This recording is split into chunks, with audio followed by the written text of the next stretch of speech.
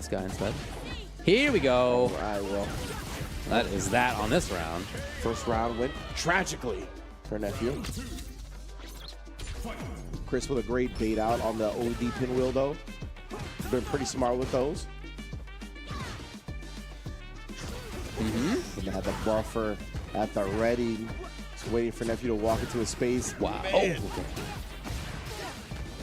Fireball as well as the OD, so just out prioritize that flip. Good start for Garnet, but man, Saltkid has shown us he can absolutely do this, knows exactly what's going on in the matchup. Where's our in? How do we get in? These crouching medium kicks are a good start. No conversion off of the hit with the crouch light kick, and that drive rush makes it a +8.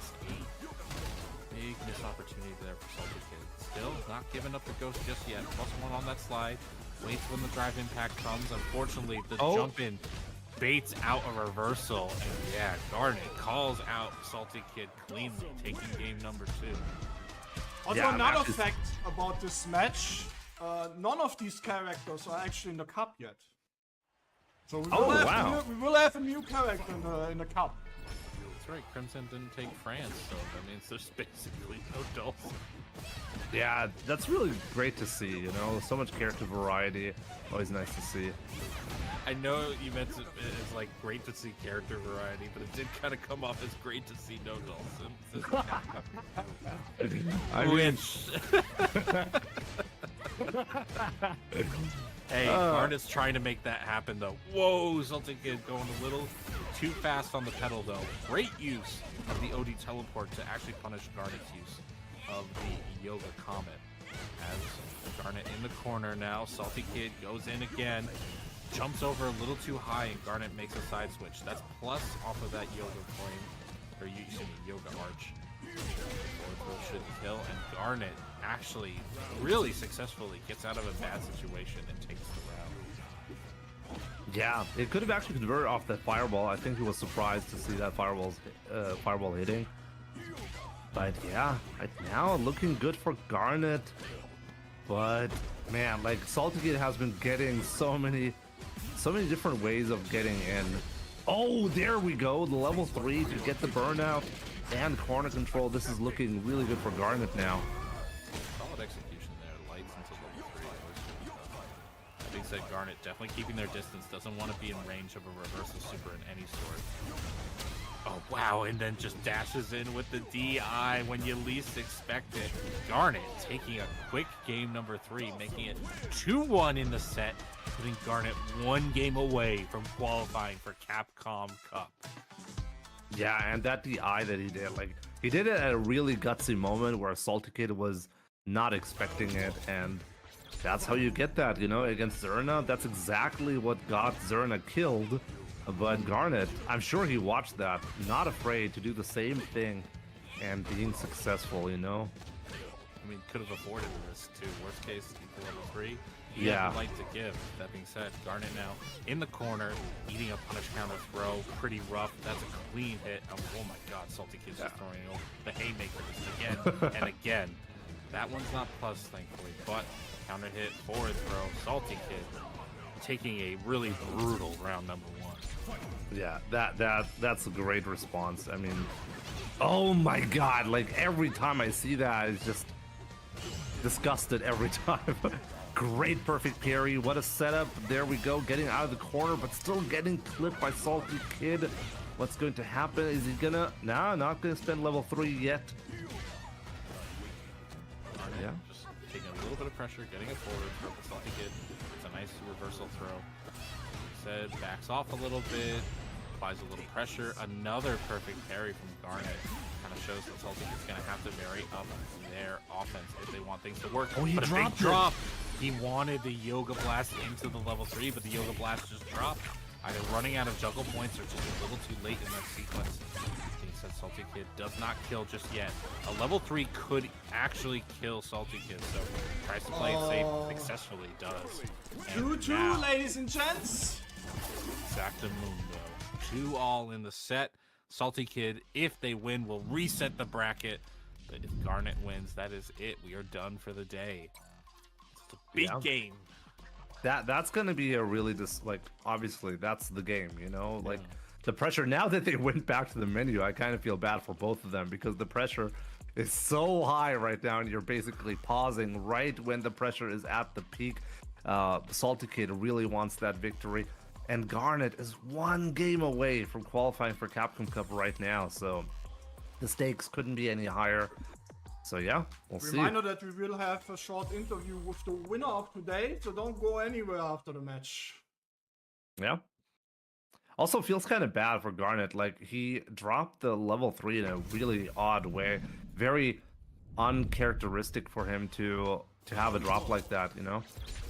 So yeah, we'll see if he's gonna shake it off and just go into this potentially final game confidently. Too far away for Garnet to do anything. Salty Kid burns a lot of what was left of their drive gauge trying to make something happen, and thankfully does meterless, but still nonetheless. Yeah, that run sets up a counter hit for Garnet. Garnet right now trying to chip away at what is left of Salty Kid's life.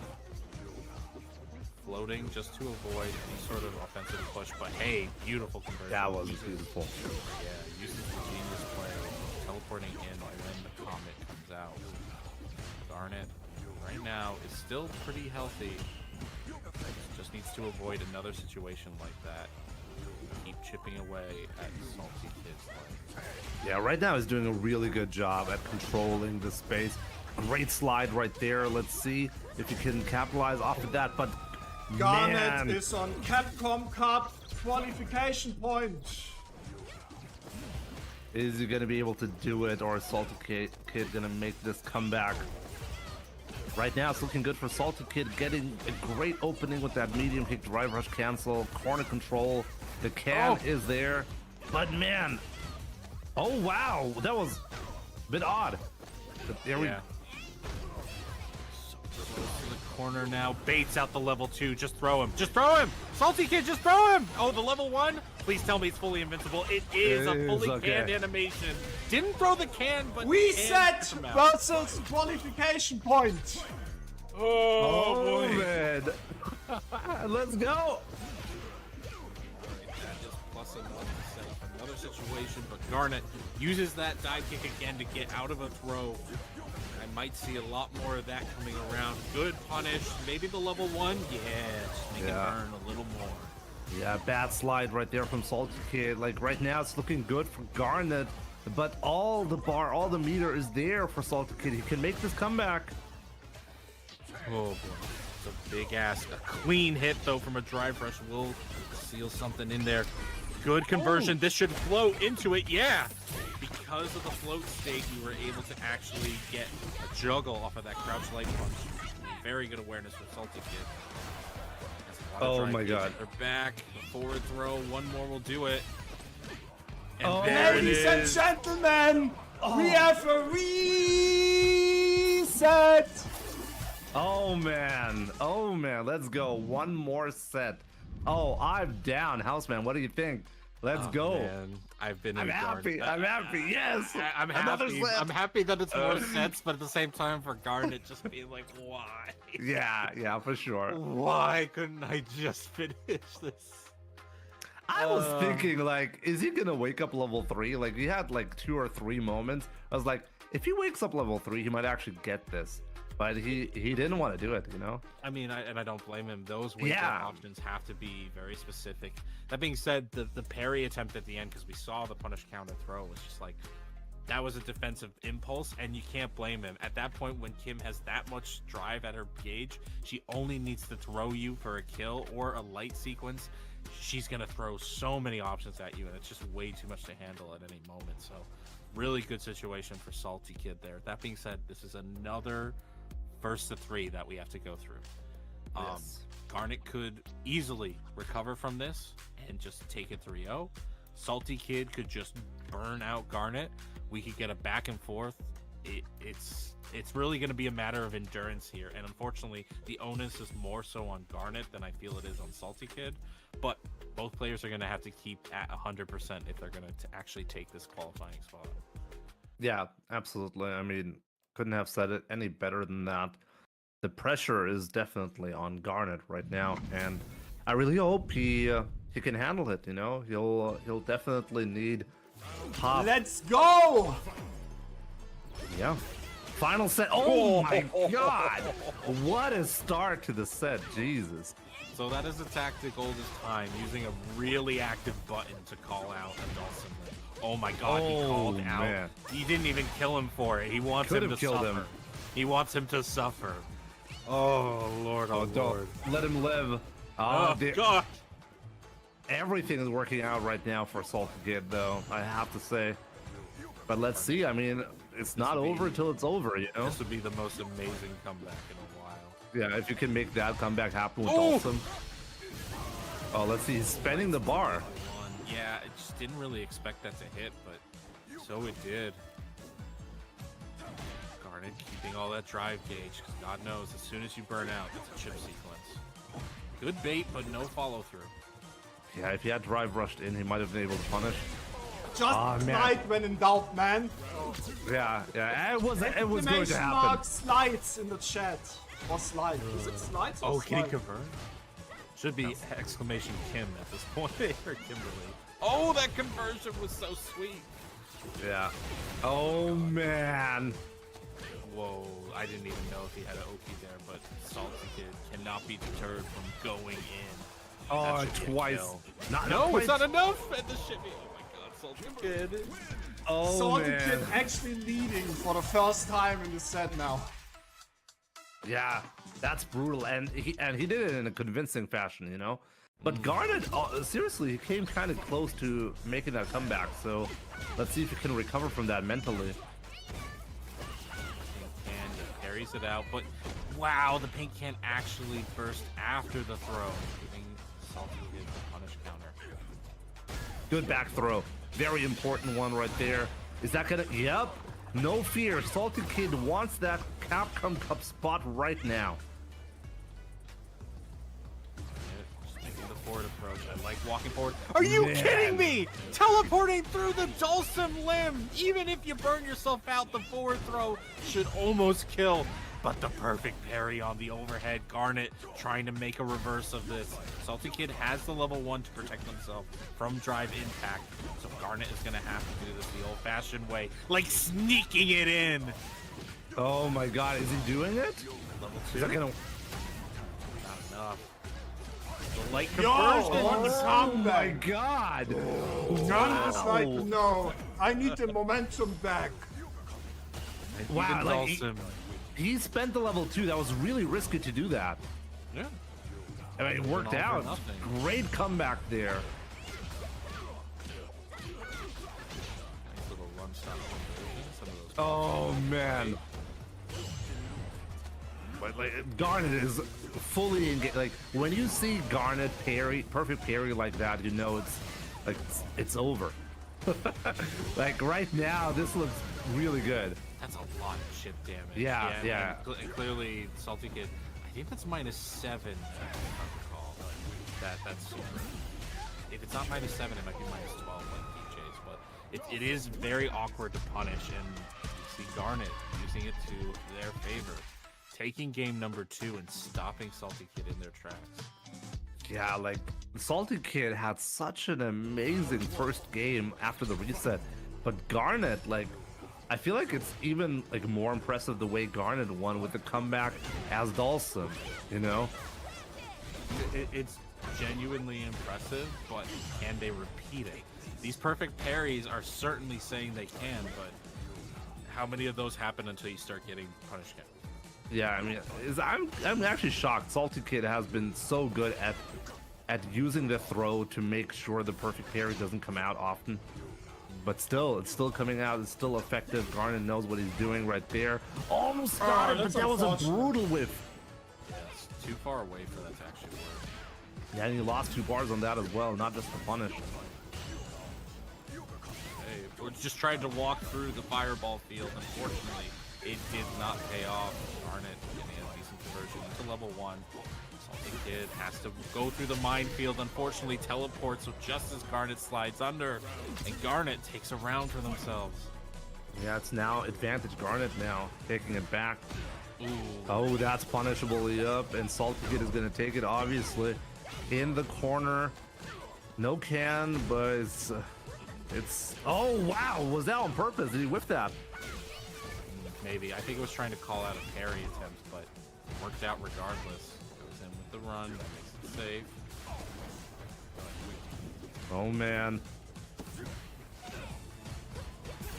Very dangerous slide, but considering Garnet doesn't have that many resources, the threat just wasn't there. Yeah, and right now I'm really scared for Salty Kid. Like, we've seen Garnet make those comebacks. Yeah, oh, man. They have to get them in the corner. Oh, what a big drop on both sides. Big punish opportunity. You see getting the nerves in here. Oh boy. Oh my god. Yeah, kill. yeah, okay. That was good. Yeah, like this is so intense. Everybody drops some stuff in this situation sometimes. Yeah, yeah, absolutely. I mean, both of these have shown absolutely insane gameplay, you know? Like, this is not a spaghetti set, you know? I think Garnet will have his spaghetti after the set, but he's got to earn it, you know? He's got to earn it first. Hold on, though, Salty Kid. In the corner. Garnet trying to keep them there. Having a good array of normals, a big whiff, but no punish. Oh yeah, that was lucky for Garnet. Oh, there it is. That's the opening. Build the drive gauge back. The Oki is not superb here, and yeah, not getting the immediate corner means that Garnet just waits it out. They could escape the situation. Instead, has to take another throw, and here we are. The dreaded corner. He's not going to stop doing it. He's going to keep doing it.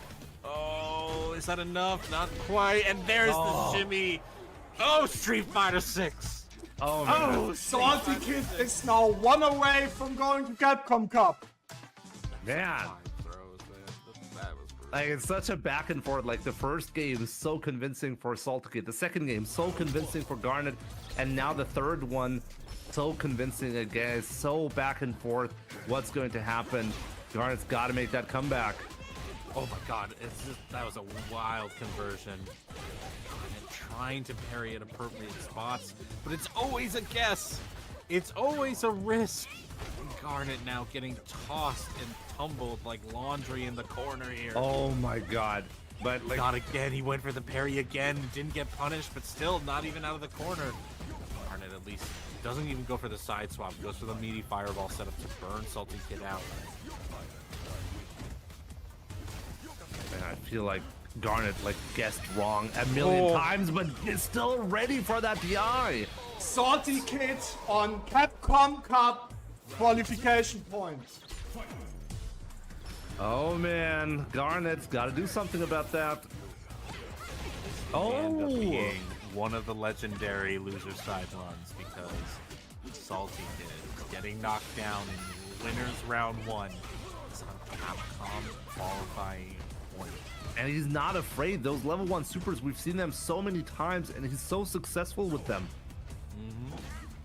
Reaching back to those days of Kim having a reversal special. Remember that? Remember when that was a thing? And now, Salty Kid running into the corner. Garnet, Garnet barely ekes it out with that DI. Eglet can get countered. Gets a clean hit to the low into a super 3. Which means Salty Kid is in a precarious situation. Again, has those supers to prevent them from getting DI'd in the corner, but the chip will add up. Yeah, but almost back. There it is. It's got it back. Oh man, any hit on both sides. There's the perfect parry. No, big drop. I don't know. Oh my god. You got Dulcim limbs at that point. You can kind of run away with it, but yeah, that was a scary drop. Oh, that's what they were going for. So that is a juggle.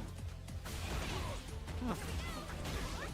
Oh man, good. Oh, not again! Oh man, and now Salty Kid has level 3. I think one more opening is gonna do it. Oh, is that it? That should be it? I think that's it. I don't think so. I think it's really close. I think that's it. I think it's it. Driving down. Not quite. There's a sliver of health. Congratulations to Salty Kid going to Capcom Cup 11. 日本16强直接16个，也不错。好来看，将军对上 Kami。提醒大家，因为双败淘汰哈 ，Niki 必须要赢2个 set 才赢。这跟打长盘的战略哈也会有差。29在有优势的情况下，在做一些抉择的时候，可以比较大胆一点哦。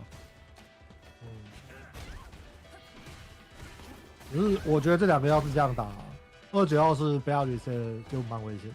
哦，的确。因为这个对决我觉得对他来讲会很吃集中力，把战士拉长了，他会相对来讲比较吃力。啊，可是。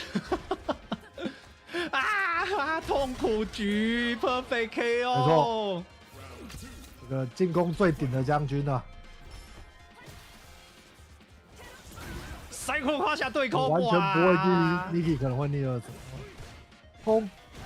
啊 ，TC 拼一个角落，没错，好起身，低空插，那边凹一切，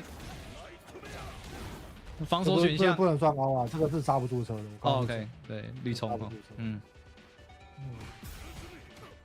然后前摔绿冲都是会被阻止的啊，上炸药。对啊，前面前摔之后绿冲。哇，故意不压呢，然后故意等炸药要炸的时候才滑，放开来再来处理。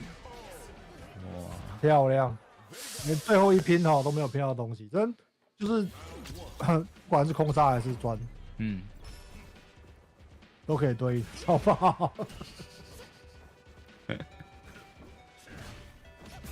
2K 有了，绿冲前摔，先拿1颗，炸起来，嘣 ，OK， 没要到血没关系，你看那个动力槽，好，这边算是解脱了哈。这边不急，慢慢来。站中角，你看他在进入自己比较不利的时候，他就开始往后退，就不断的击那个塞尔卡，想要对应那个前面的空杀。对，保持随时有机器对空的状态了哦。没错没错，对，不勉强后跳。Niki 还没用 Super SA1 去抓后跳。哇，起身了 NK。OK， 2记接 SA2， 密孔新血仇。放血。先来个灯，强大的火力。好，强点有了，往前走2 HP。那个位置太勉强。角落的话 ，Kami 的 Gal， 哇，第2时间点 parry， 拍回去。那我这个就比较关键，换到角落，因为换边了哈，局势一转，而且还可以上炸药、杀消费。楼道时间，猜错，拼赔没拼到，再猜错，我靠！啊，不给空插，哇，直接点跳了，不给凹，哇，又来一个 OD 彩头结尾，完美。29悲怨，差1场而已了。低翻，而且今天的状况真的很好哈 ，on fire。选择啊，对应啊，都做得非常的好。我曾经吐槽热狗今年季中在打比赛的时候，热狗脑放掉打就对了，这角色。可是热狗今天的表现让我看到，进攻的时候要啦，进攻的时候。这角色让我看到，如果有脑玩起来会长怎样，太可怕了，真的。如果这个打法比较像是日本这边来讲，比较像不 get 的打法。是，我就会故意拉慢一点，然后要到自己要的空间。我跟被 Miki 听到了。哦，徐米来了。哦，消费，第一次看到，硬踩出去。投正上方那个千密真的也没办法，除非他空手。Perry， 回旋。勉强带着走可以。Level 2刚刚好，可以。虽然花的资源有点多、哦，好伤，没错，但带着走绝对是好的。嗯，给灯。下来，有时候围前走的时候吃到2NK 了，哇，想拼但是没有拼到的情况下，哦，再上一次，用这样把资源用掉，自己烧干哦。哦，那这样子的话，反而给 Miki 一个机会，转起来，真的不能动，不能动，痛苦局，哇，那这样子。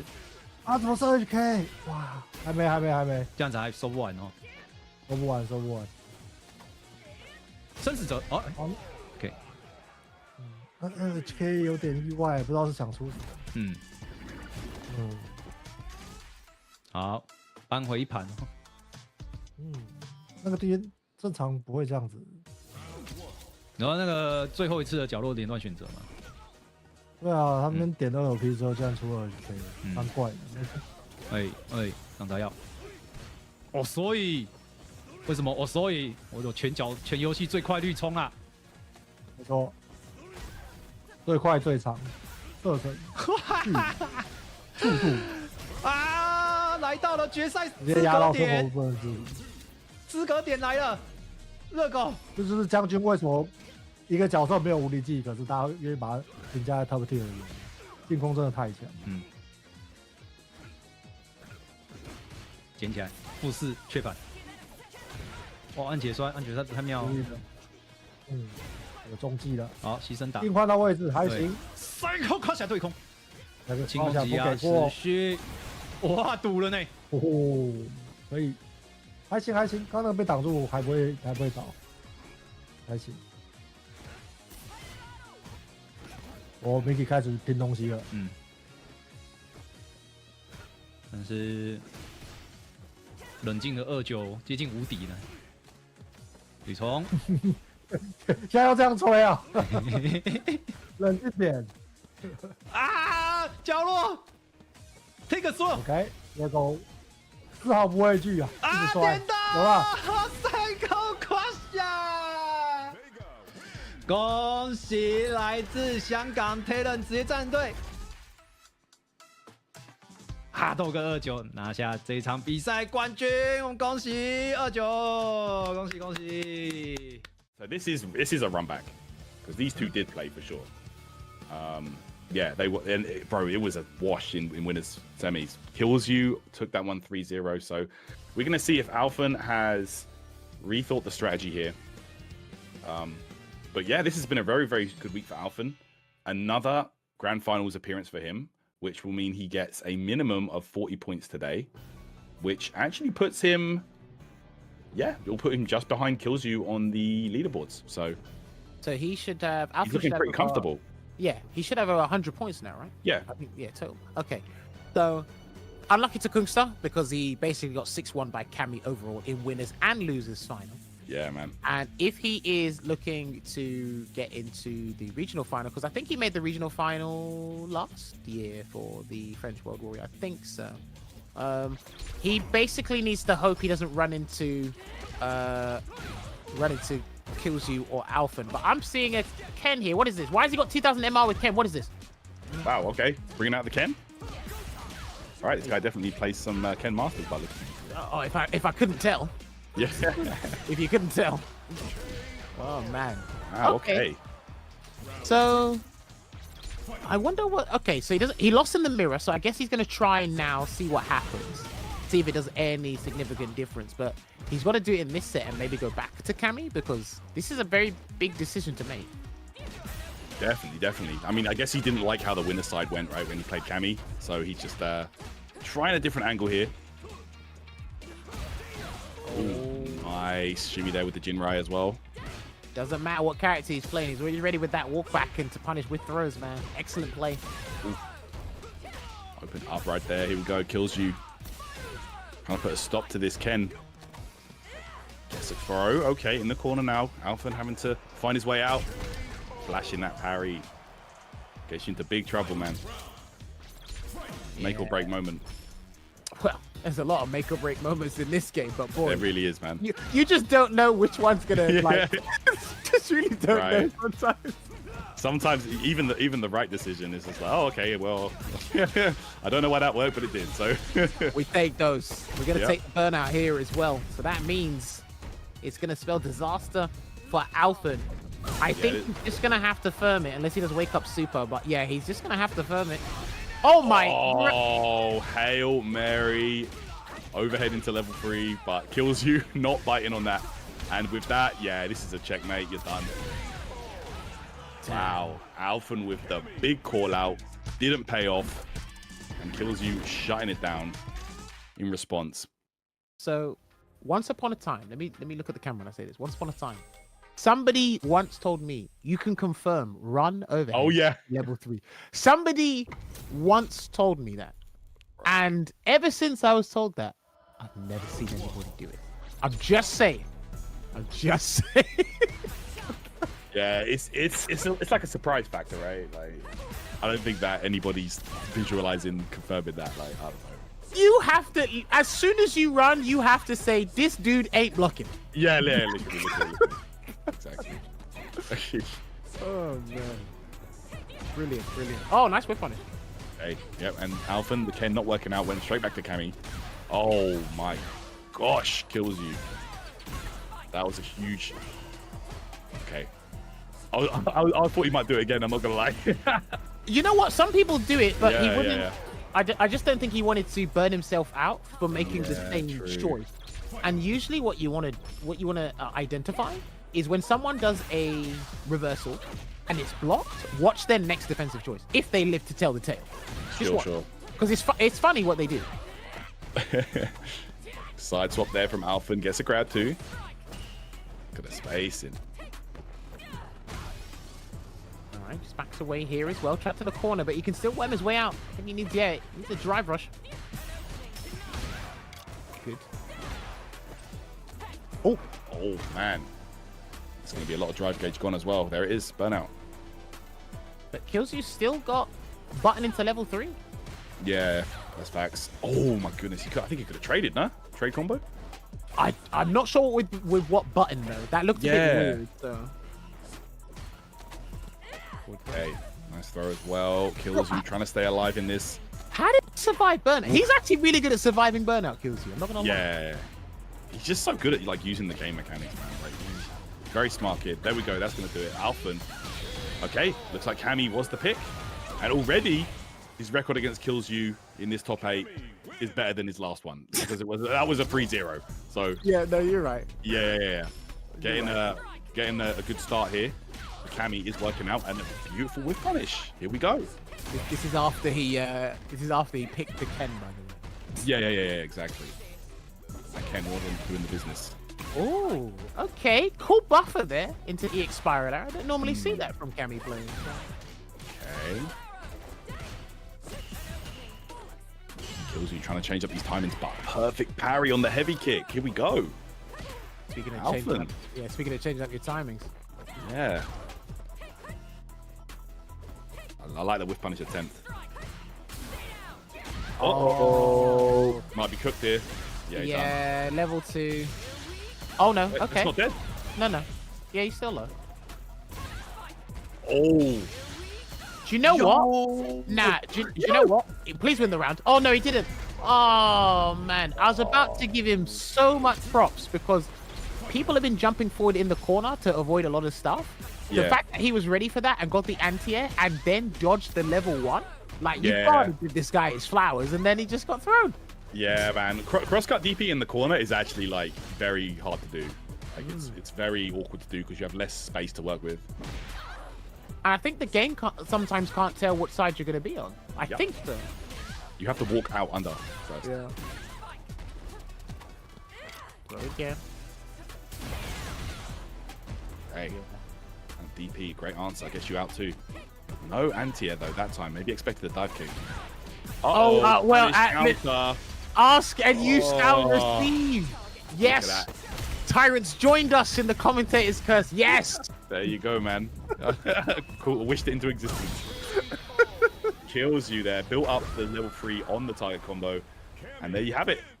2-1 lead. 1 game away from taking today's tournament, and Kills You he's no stranger to these grand finals. He's already won one of these World Warriors, and he's looking to make it too. Oh, he's trying to walk forward and grab him there. The irony that we're playing on the French stage at the very last game, or potentially the last game, by the way. Right. If they don't play the whole of Evo France top 8 on this stage, someone's plugging. They're trolling. Yeah.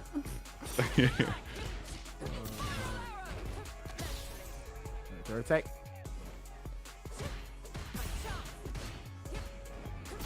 Oh, good. I like how these two basically imprison the other person in the corner. I think that Cammy's very good doing that anyway, but these guys have been accentuating that to the T. Oh, yeah. The corner control has been immaculate. Oh, he's out. No, wait, that hit. Okay, I thought maybe it would go over. I think if he was committed to doing, damn it, all right. If he was committed to doing the down heavy kick. hooligan, not the down heavy kick. Okay. If he done the fast fall, I think he would have got hit as well. Yeah. Or even the overhead, sorry, as well. I think he would have got caught as well. Mm. Damn, these guys are letting it fly. Kills You wants to get this done and dusted in the winner's side. Go forward, look at the drive rush cancel after drive rush cancel. We're coming now. Still got that level 3 as well. That's right. Kills You here. Has to defend. Alphen. Oh, the dive kick. Oh, Stuffed dude, this is Alphen bad. with This kick. is bad. Yeah. Oh, Surrenders. no. Oh, he's got him. Just like that, guys. Kills You will be your France Monaco World Warrior number 4 champion. The second World Warrior that he's won. He won the second one also. But man, he's been showing up recently. Kills You is a beast. And there you have it. Another win under his belt. Man, a Belgium affair. Grand Finals. Gaming versus Takamura. There we go. Let's do this. Yes. Let's do this.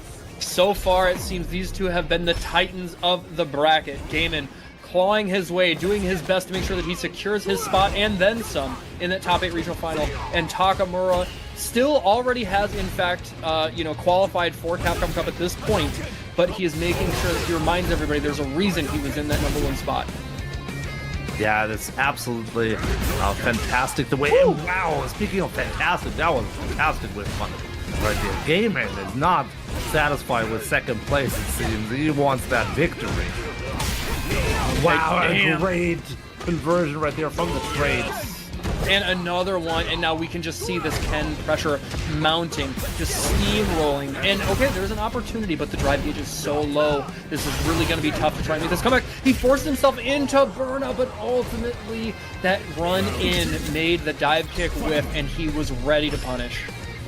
That was fantastic. Like Takamura, as you said, it's showing why he's the top dog, you know, like absolutely fantastic. Ken, like, I can't even say like what it is about his Ken. It's quite fascinating the way he's playing. It's so passive right now, but Gaiman does not feel comfortable going in. And that's because every time he goes in, he gets hit like that. Yeah, and again, Akuma low life. 9,000 health smile, it is a meme to some degree, but at the highest level, when you have one less interaction you have to worry about, it matters. Okay, there's the side switch into the plus frames. He's not actually able to take advantage. He was expecting some sort of reversal attempt and walked out of range, so he couldn't punish the perfect parry attempt. Yeah, this is really dangerous on both players. Like, if Gaiman gets a hit, honestly, he can kill at this point. Yeah, 100%. But obviously, so does Takamura. Any hit is going to kill from both players. That's going to be it. That's going to be it. Takamura is not going to let him live right there. Yes, no, finish sir. it off. The level 3 sit down and shut up. Just like that.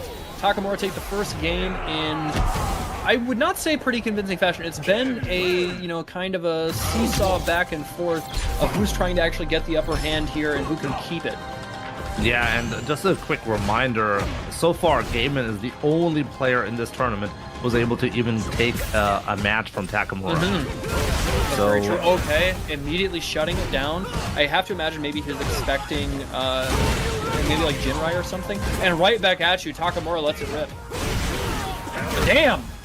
Damn, yeah. That Gaiman is not, he's not scared to do that. And perfect time to do that.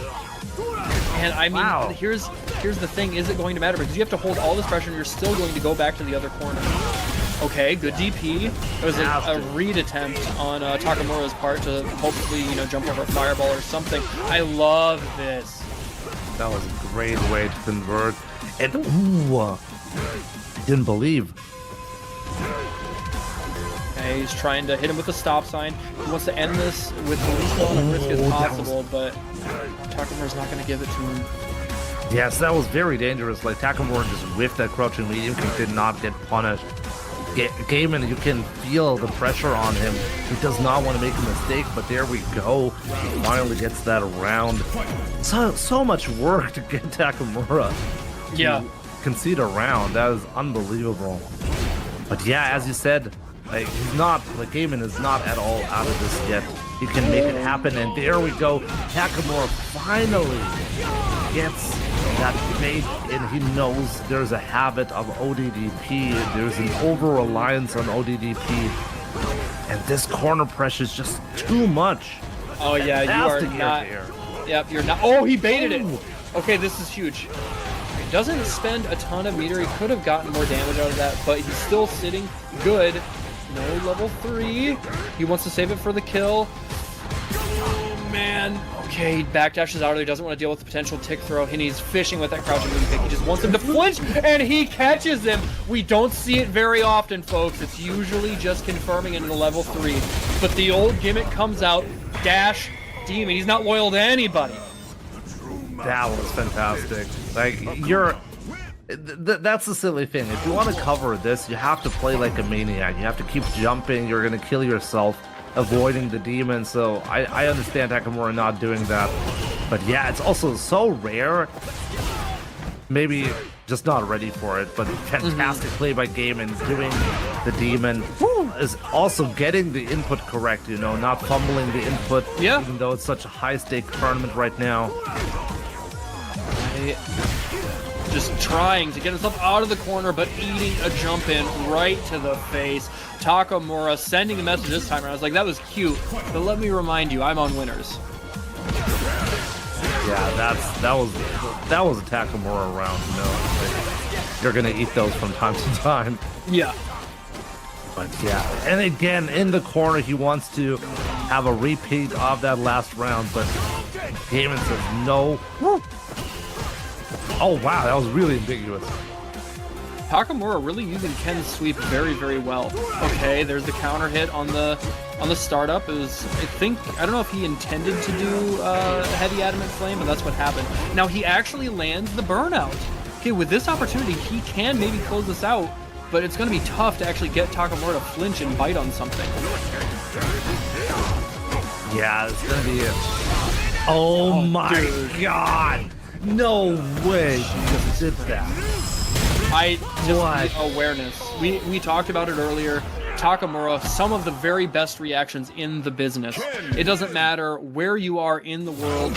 He is eyes wide open and will be churning that butter to make sure that he gets, the level 3 out, the super out, the ODDP, whatever it is. He's got his eyes on it. That was absolutely crazy. Like, the fact that, oh my god, he baits it again. Like, Gaiman has to realize that from the fierce into the drive rush cancel, that is safe against the ODDP if Takamura does not choose to do anything. Right. He's got to be careful with that. And man, he's getting punished a lot. There was no way out. That was a checkmate scenario right there. This is tournament point for Takamura. All right, Gaiman's really gonna have to lock in here to feel a bit more comfortable playing it slow. He's not been able to successfully keep out Takamura. He's getting nickel and dimed with these pokes. He's getting caught with the punish counter sweeps, and then when he does actually have to eat a drive rush, he's guessing wrong on the DP, and it's getting him killed. Oh my god! Now he's oh my god! Everything is working out. That is absolutely crazy. What? He had to wake up with something for his life. He actually hits him this time around. Okay, going to just go back to the fireball. The life is low. He's got to do his best to make sure that he doesn't make a big mistake and give Takamura the win for free. No drivers cancel. That could have been it. All right, this is tense. Who's gonna flinch first? We know Akuma can do a grip of damage, but all Ken needs is one opening, one crouching medium kick buffered at the right time, and that is it. Talking about making sure that he doesn't make a mistake, doesn't overextend. Oh my god, this is so fun. And there it is.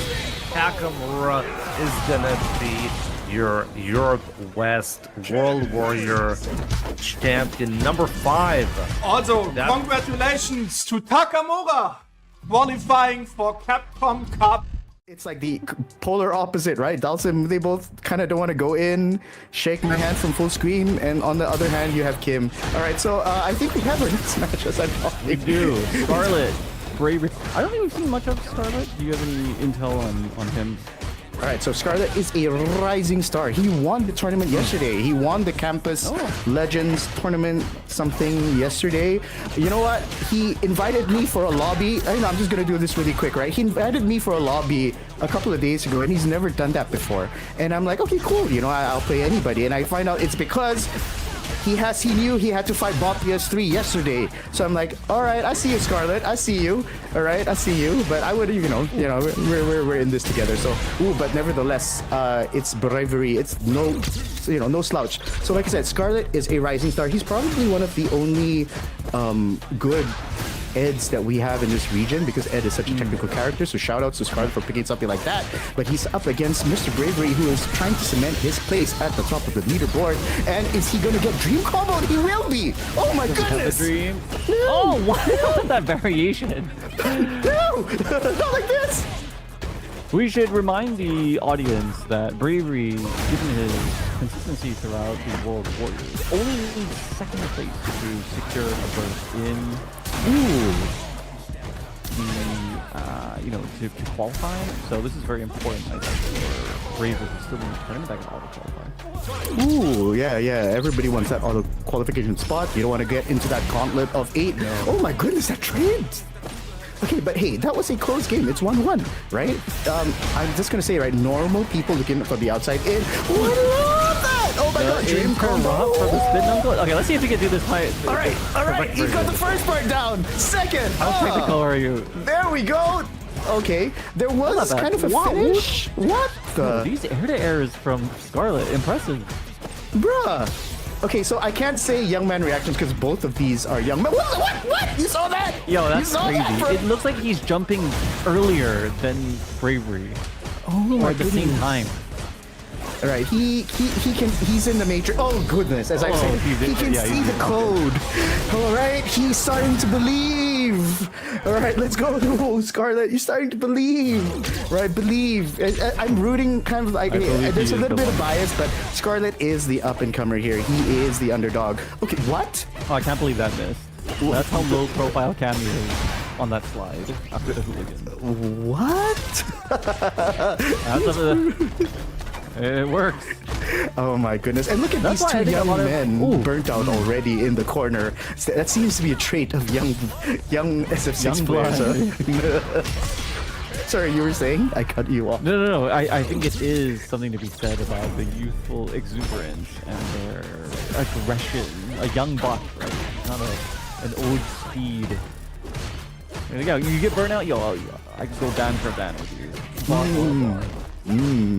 These young whippersnappers, right? They don't know fear. They haven't experienced pain. They're not jaded. They have no life responsibilities. They have no credit card debt. And they're presumably living with their parents. This is the best time to be alive because you can take risks, and Bravery feasts off of these risky interactions.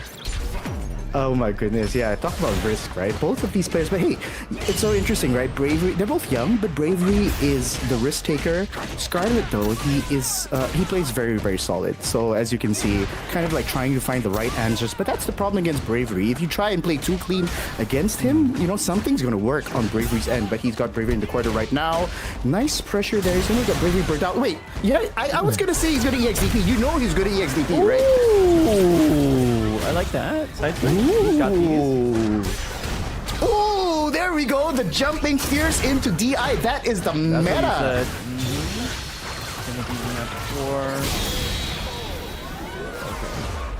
How long has Scarlet been playing? Like he's already at 2,000 MR. Like, Alright, so like stellar growth. Careful now.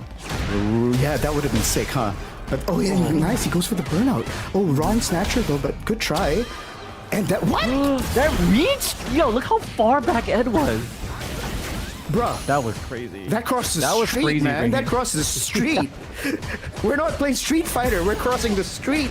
We're playing cross the street by whatever, man. But hey, right, corner to corner. Oh my goodness, he is playing with no fear. Playing within the bounds. Okay, we finally caught up to him, but that was very impressive presence and measurement of distance to get that one. Oh my goodness, I wonder if Cammy being in mid-air had anything to do with like the splat coming on. Oh, nice try. Ooh. I feel like Bravery got Scarlet to play the Bravery game. Do something on Wake Up, bro. Like, don't block is the last option. No surrender. And it plays well when it hits, but yeah, he blocked. Never give up. Never surrender. Shout out to Galaxy Quest. We need, best sci-fi show ever. But hey, oh, look at that cross. Ah! Okay, bravery things, bravery time. Oh, he just walked forward on Oki.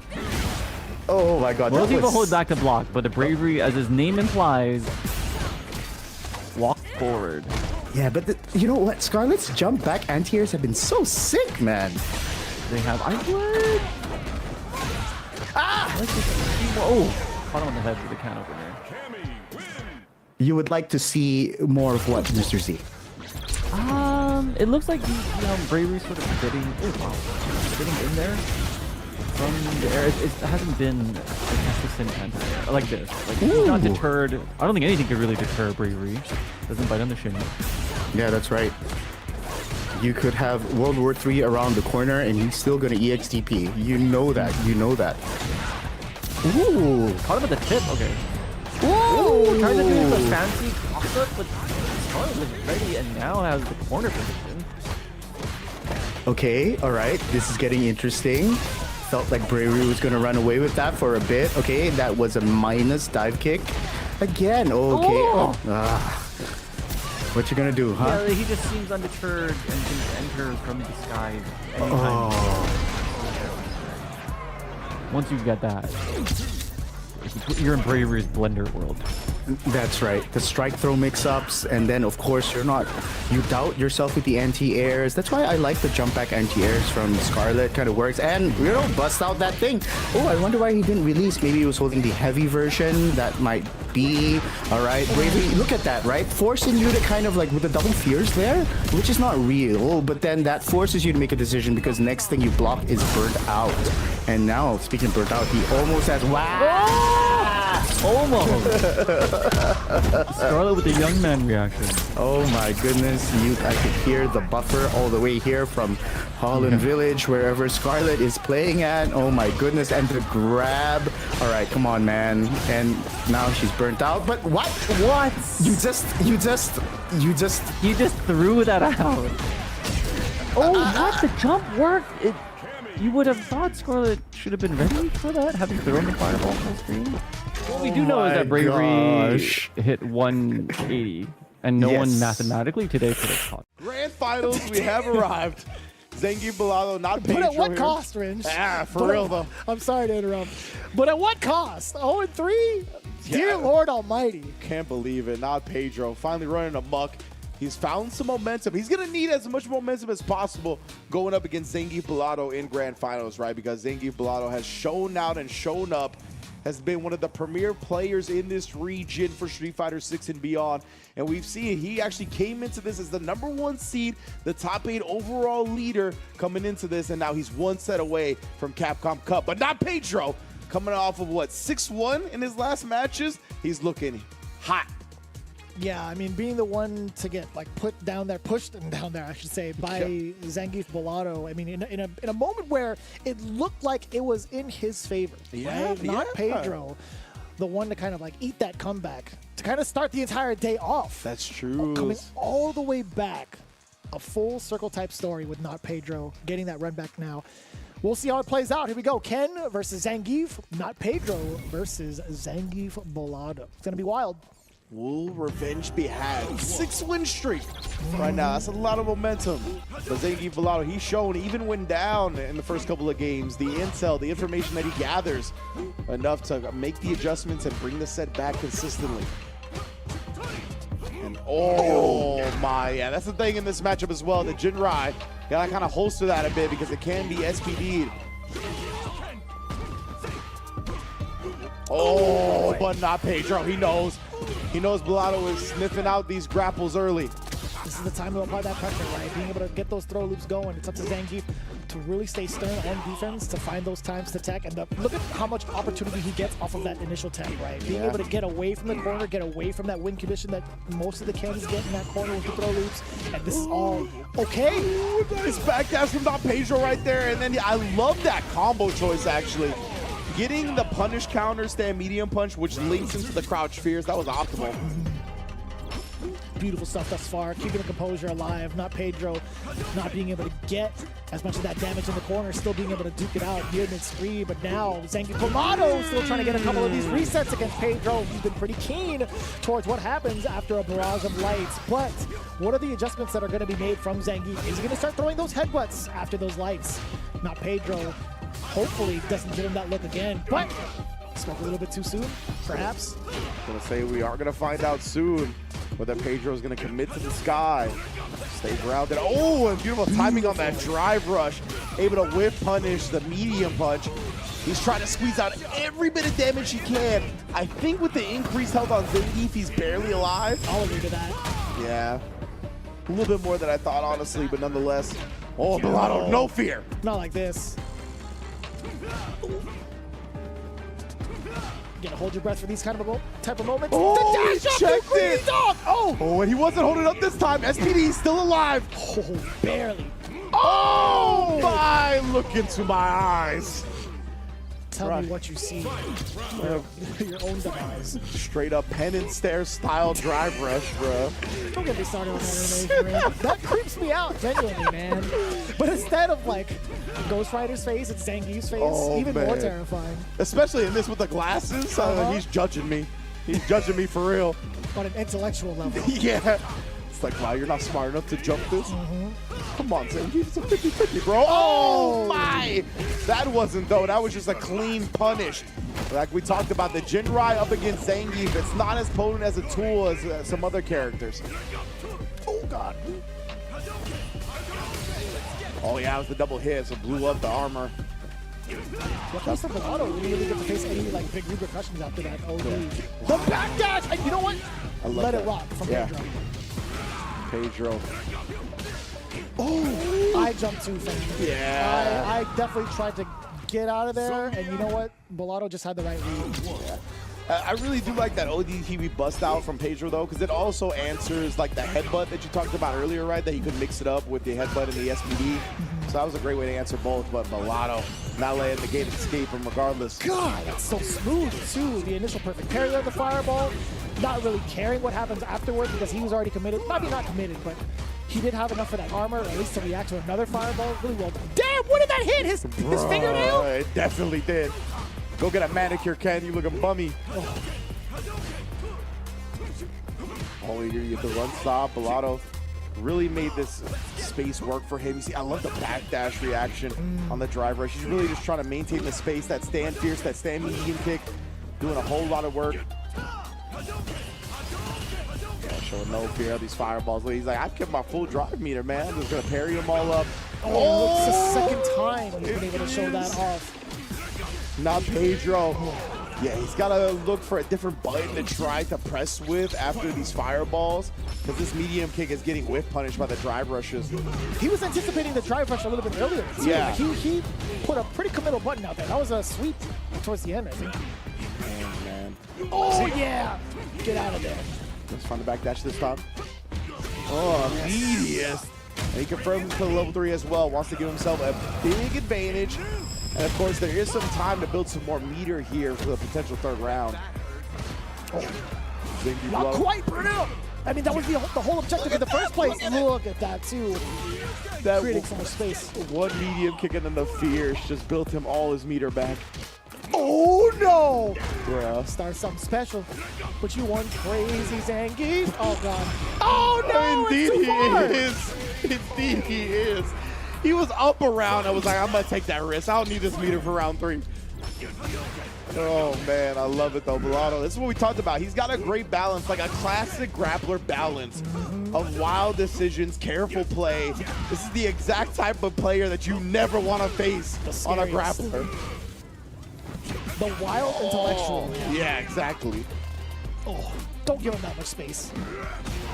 Like, it's just so scary. It's like, what? You think you kind of second guess yourself. It's like, why are you letting me out? Exactly. What are you doing? Oh, my God. And that's another hallmark about the great grappler players is their confidence level is through the roof, right? Yeah. So if you don't match that confidence, if you start second guessing yourself, if you start showing moments of inconsistency and hesitation, I mean, they just reap on that. Dude, how often do you think Zangief Bellato in between matches does like a Scott Steiner type of flex for himself? 100%. Like, he's like, I got freaks 8 days out of the week. Like, legit. That type. He's mathematically challenged. Scott Steiner, not Bellato, but Scott Steiner is definitely mathematically challenged. I don't care what promo he's cutting. Somebody got to give him a calculator eventually in life. Pedro here, you saw the little hezzy right there. He tried to catch Zangief Bellato, pressing something on Wake Up, but instead catches an SPD.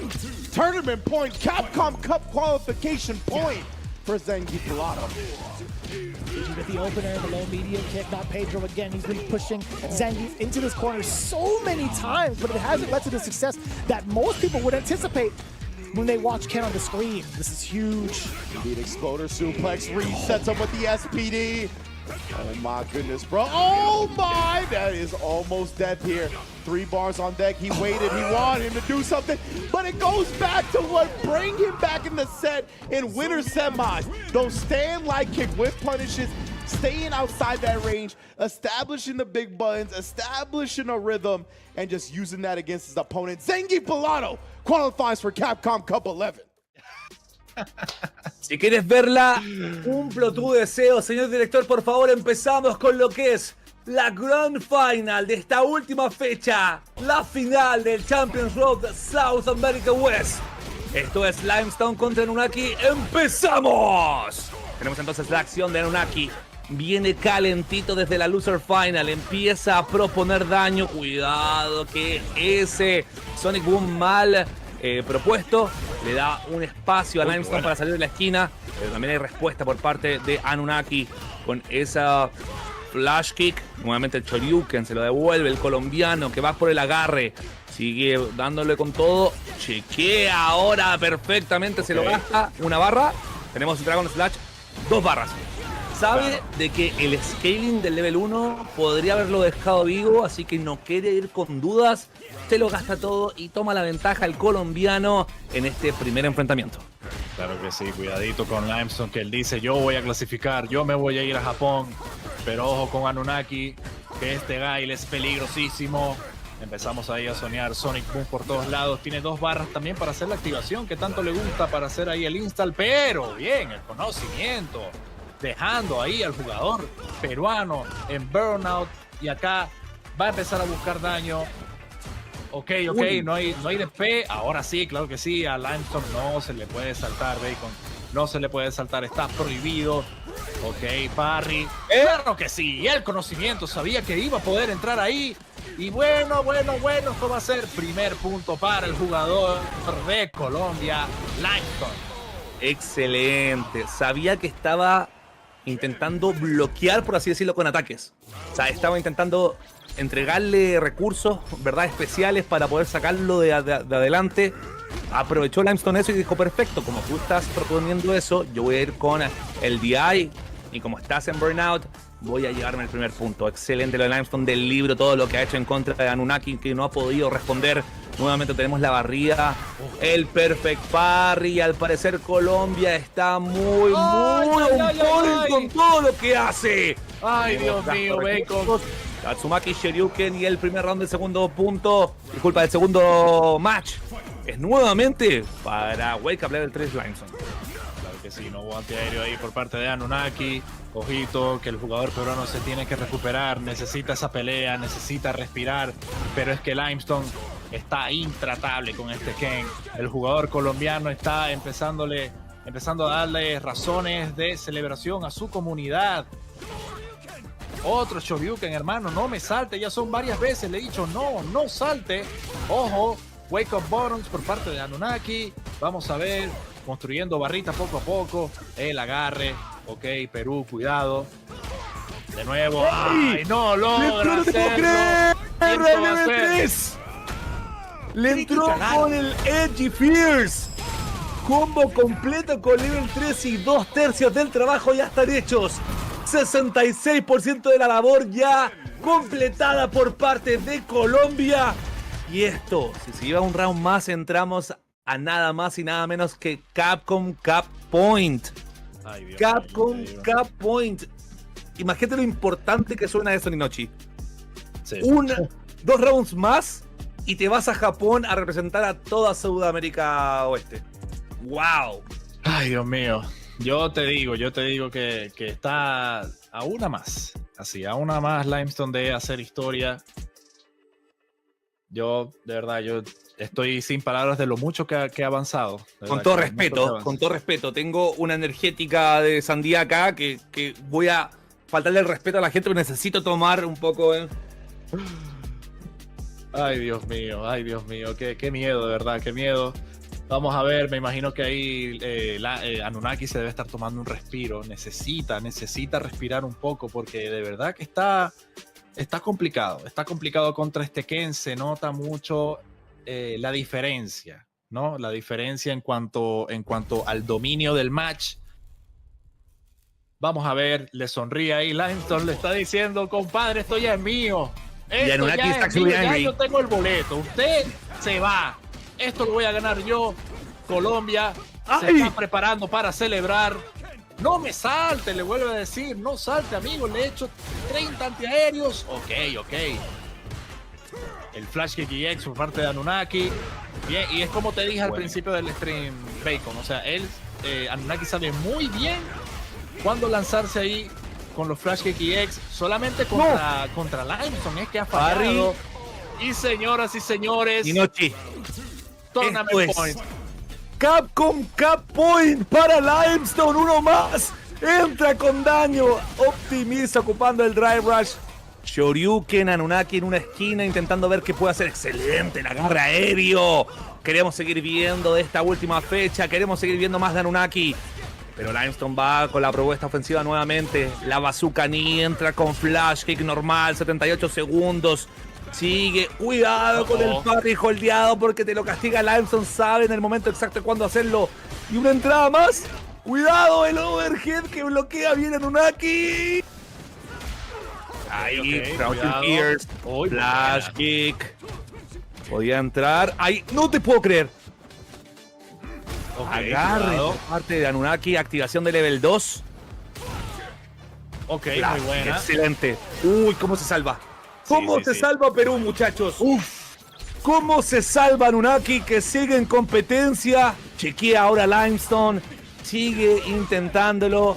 Sigue en la posición de Capcom Cap Point. Intentaba ir por el antiaéreo, pero justo llega on point Anunnaki con el daño.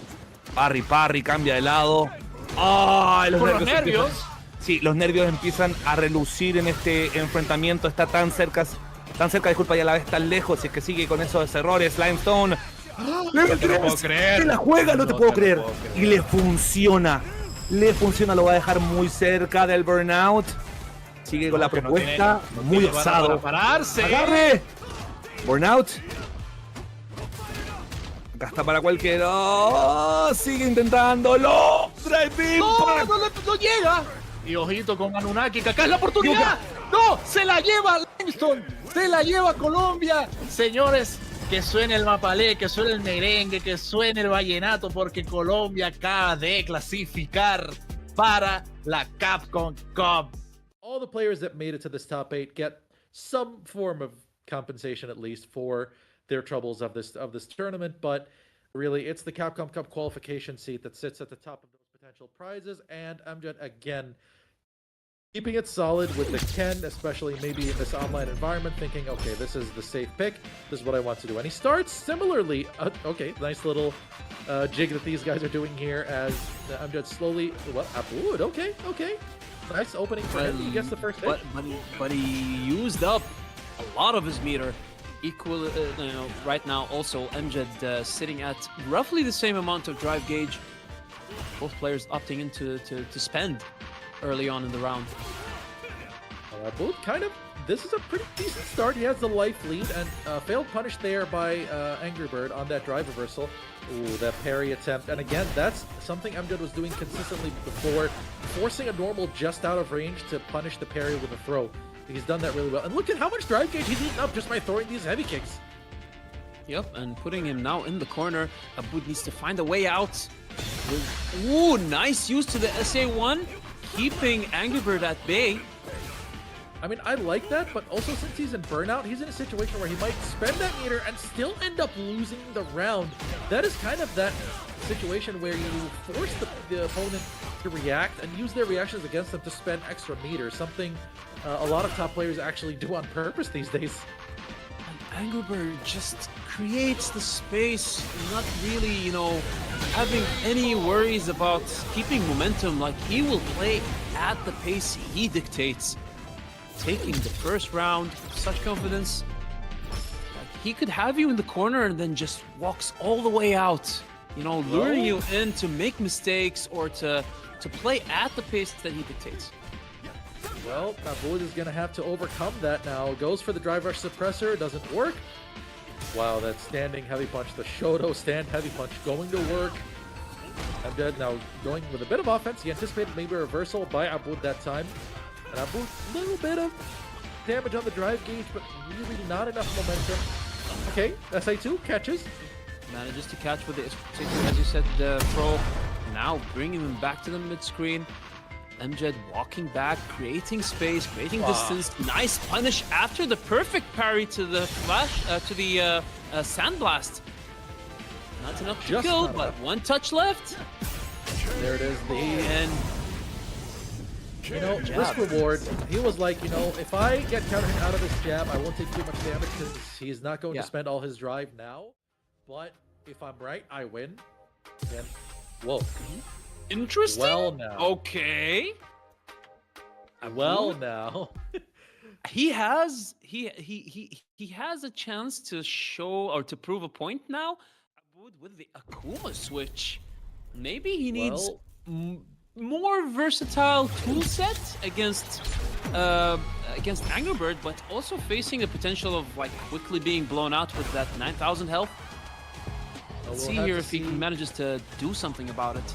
Of course, Angry Bird also being an Akuma main, knowing exactly how to deal with this character switch. What? Nice check. Look at the placement of that jab. Look at the placement of that jab on the demon flip. That was impeccable. Oh man, failed hit confirmed by Abud B-Boy. He's in a lot of trouble here. He doesn't have much to lose considering how the loop matches have gone, but this hasn't gone much better so far. Is he going to go for SA1? I think it's he's going to go for SA1. Yep, optimization. Angry Bird's strongest features being shown here, taking the first round of the second game. Abud, again, struggling to find a way in, to start something. Ooh. Heavy punch whipping there, and again, Amjad staying on point here. A bit of minor drop combo, but still, how you deal with mistakes is part of being a top player, and Amjad doesn't let that affect him too much. He's going back to full screen, kind of forcing the issue.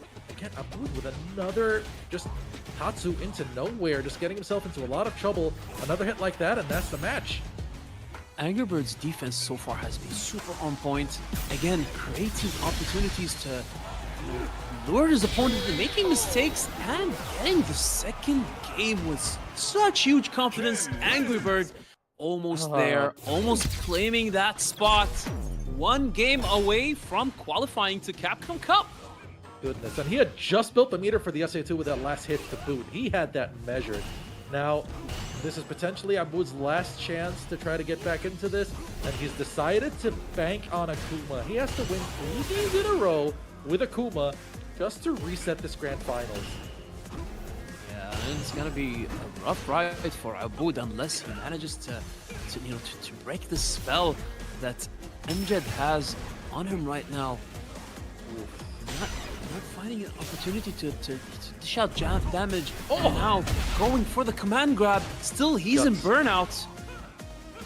Oh my goodness, he bought himself just a bit of time, but now I'm just gonna keep going with the pressure, either putting him into a situation where he chips him out, he doesn't use, or he just dies by getting counter hit. He knew he wasn't going to spend the SA1 again.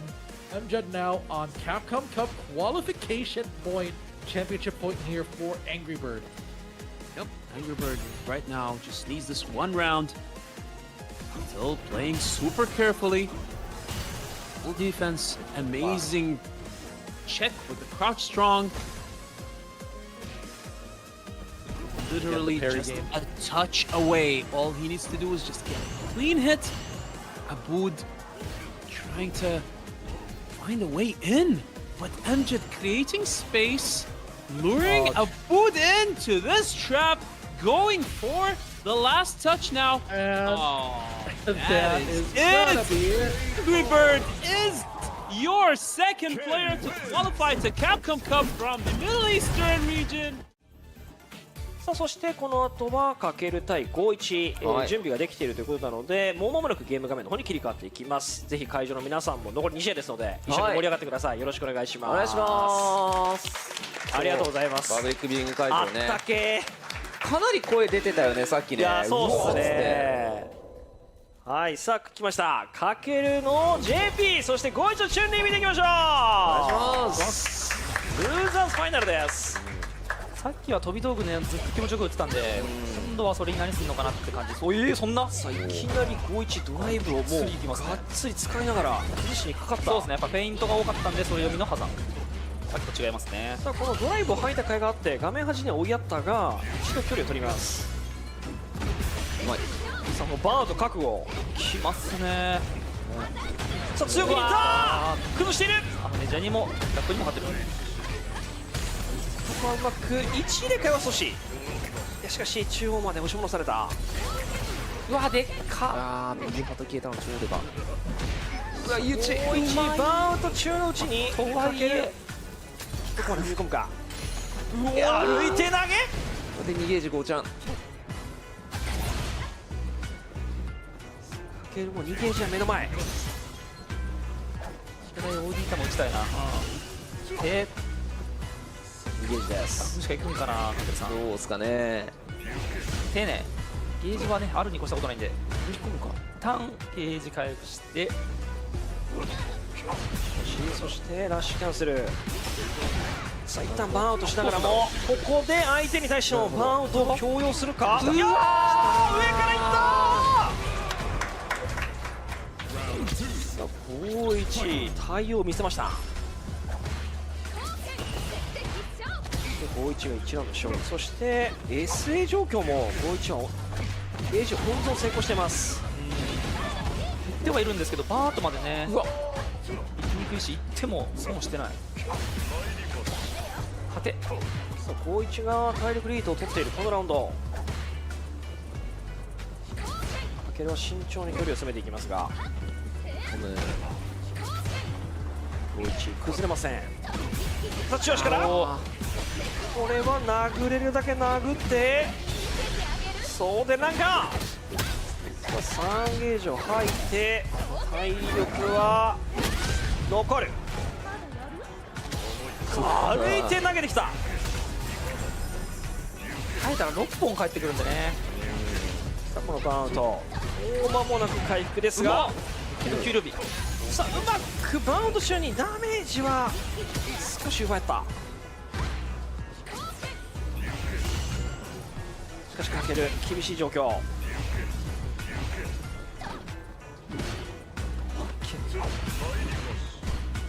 いやー逆転むずいな。飛んでくるが51崩れません。タイムアップもあるしパリ2ちょこちょこキャンセルらしいでしょうね。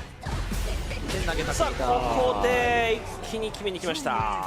6000 3倍ぐらい多分 D ゲージ使ってる量に差がありますね。そうですね、だいぶ勢いよくいっている分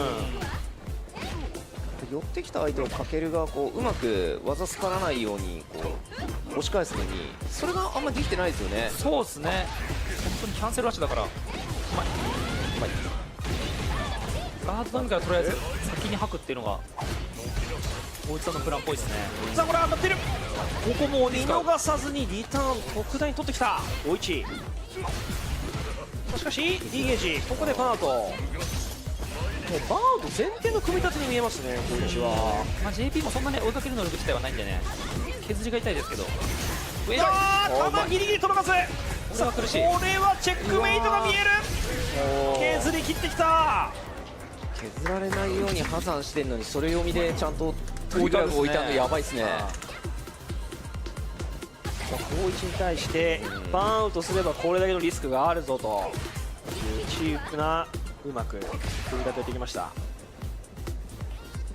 能動的にバーンアウトするとその後の攻めで時間稼げるんですけど、自動的にねバーンアウトさせられるときついですよね。そうですね。しかしここはダブルマーチを避けていた。そして51のターン続きます。使い切るんじゃないかまた。気まずい。踏み込んでくる。歩いたところには技を置いた。バーンアウトですね。さあかけるはここでインパクト、そしてバーンアウト。画面端置き攻め付き。ノイズガード崩れるが、うわー見にくい。ラッシュでのフェイントを混ぜつつもう一応崩しきりました。バーンアウトしたゴイチさんにどんだけダメージ取れるかどうかですね。もうそうですね。確かに。さあかける1セット返した11。さあ今回もやはり中足ラッシュからラインは勝った。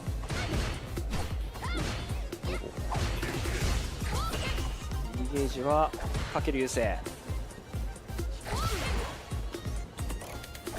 また一味違った。おおと見せかけて飛んで打撃で崩している。さあ小一残り2ゲージ終わっています。ドライブゲージ、めっちゃ速かった。ここでチャンスと見たかかける申し込んでくる。バーンアウト見てますね。ここで高一どうする。うわーでかっ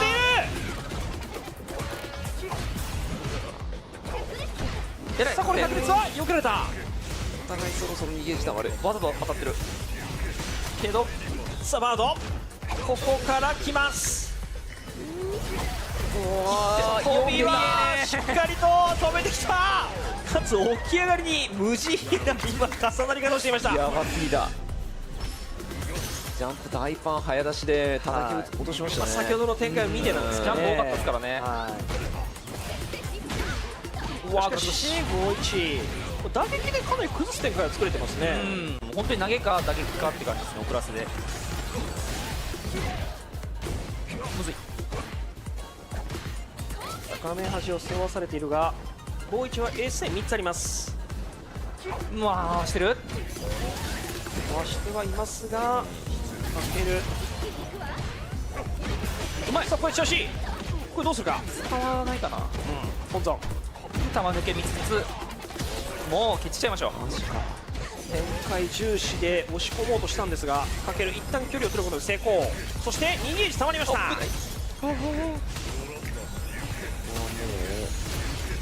ね、走っていきます。さあ来た。下段と刻んできましたね。再び膠着状況。ここは密着投げを通すがまだ足りない。さあじわじわとドライブが削れてきたところでしたがラッシュに対しての中足直前で下がってましたね。トリグラフ。さあここはうまく止めた。かけるゲージは温存。どうせ D ゲージ回復するんでしょうね。後でいいやっていう。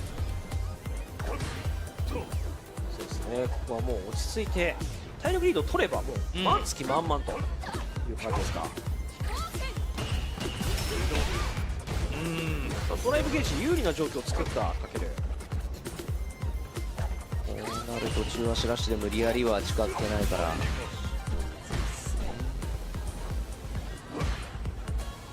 この状況、小一。うわー、踏み込むんだ。踏み込んだが、ここでかける。小一に対してうまくまだ動きを機能させる。さあ確実に次のリーサロン見た。この体力であれば惜しい。何かが引っかかってのザプレートでリーサロンでしょう。しかし踏み込んでの追突から運び。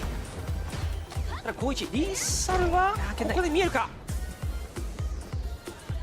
ちょっとかけるさんリードしてるんでね、どっかでゴイさん行かないと。回してる回してる回してる回してるけど打たない。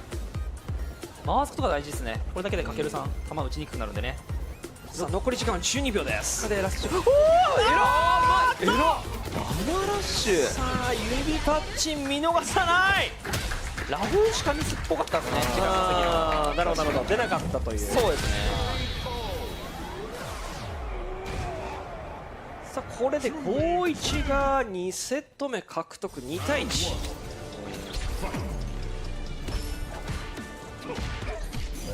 そこまで回していたにもかかわらず、そこでラッシュをしっかり出すというね、偉いですね。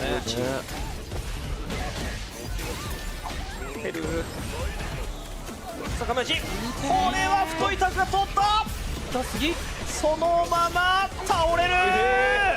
何それ、すごいおしゃれね。やはりこのレベルでもシミが通ると一気に局面がそのままいきますね。もう立ち回りでチュンリーが上から行くのはもう無理なんですね。飛んでないからやっぱふんわりしてますからね。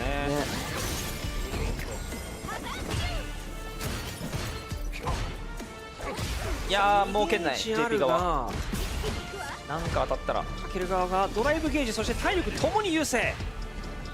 さあボイシにとってはかなり厳しい状況ですが、よく耐えた。バックじゃん。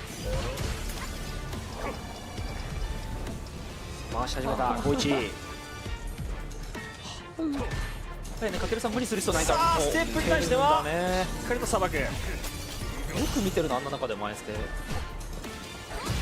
ああいう直径止めたが止めすぎじゃない？っていない。早すぎた。マイナス7なんですよね、あれね、台無しに対して。おお、そでね、カウンター CA なんで余裕ですね。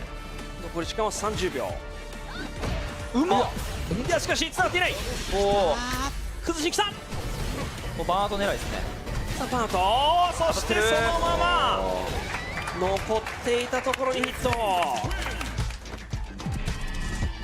さあ2対2。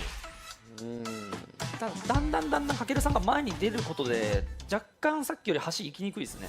確かに端を背負わせてるシーンは今のセットほぼなかったですね、こちらは。生ラッシュ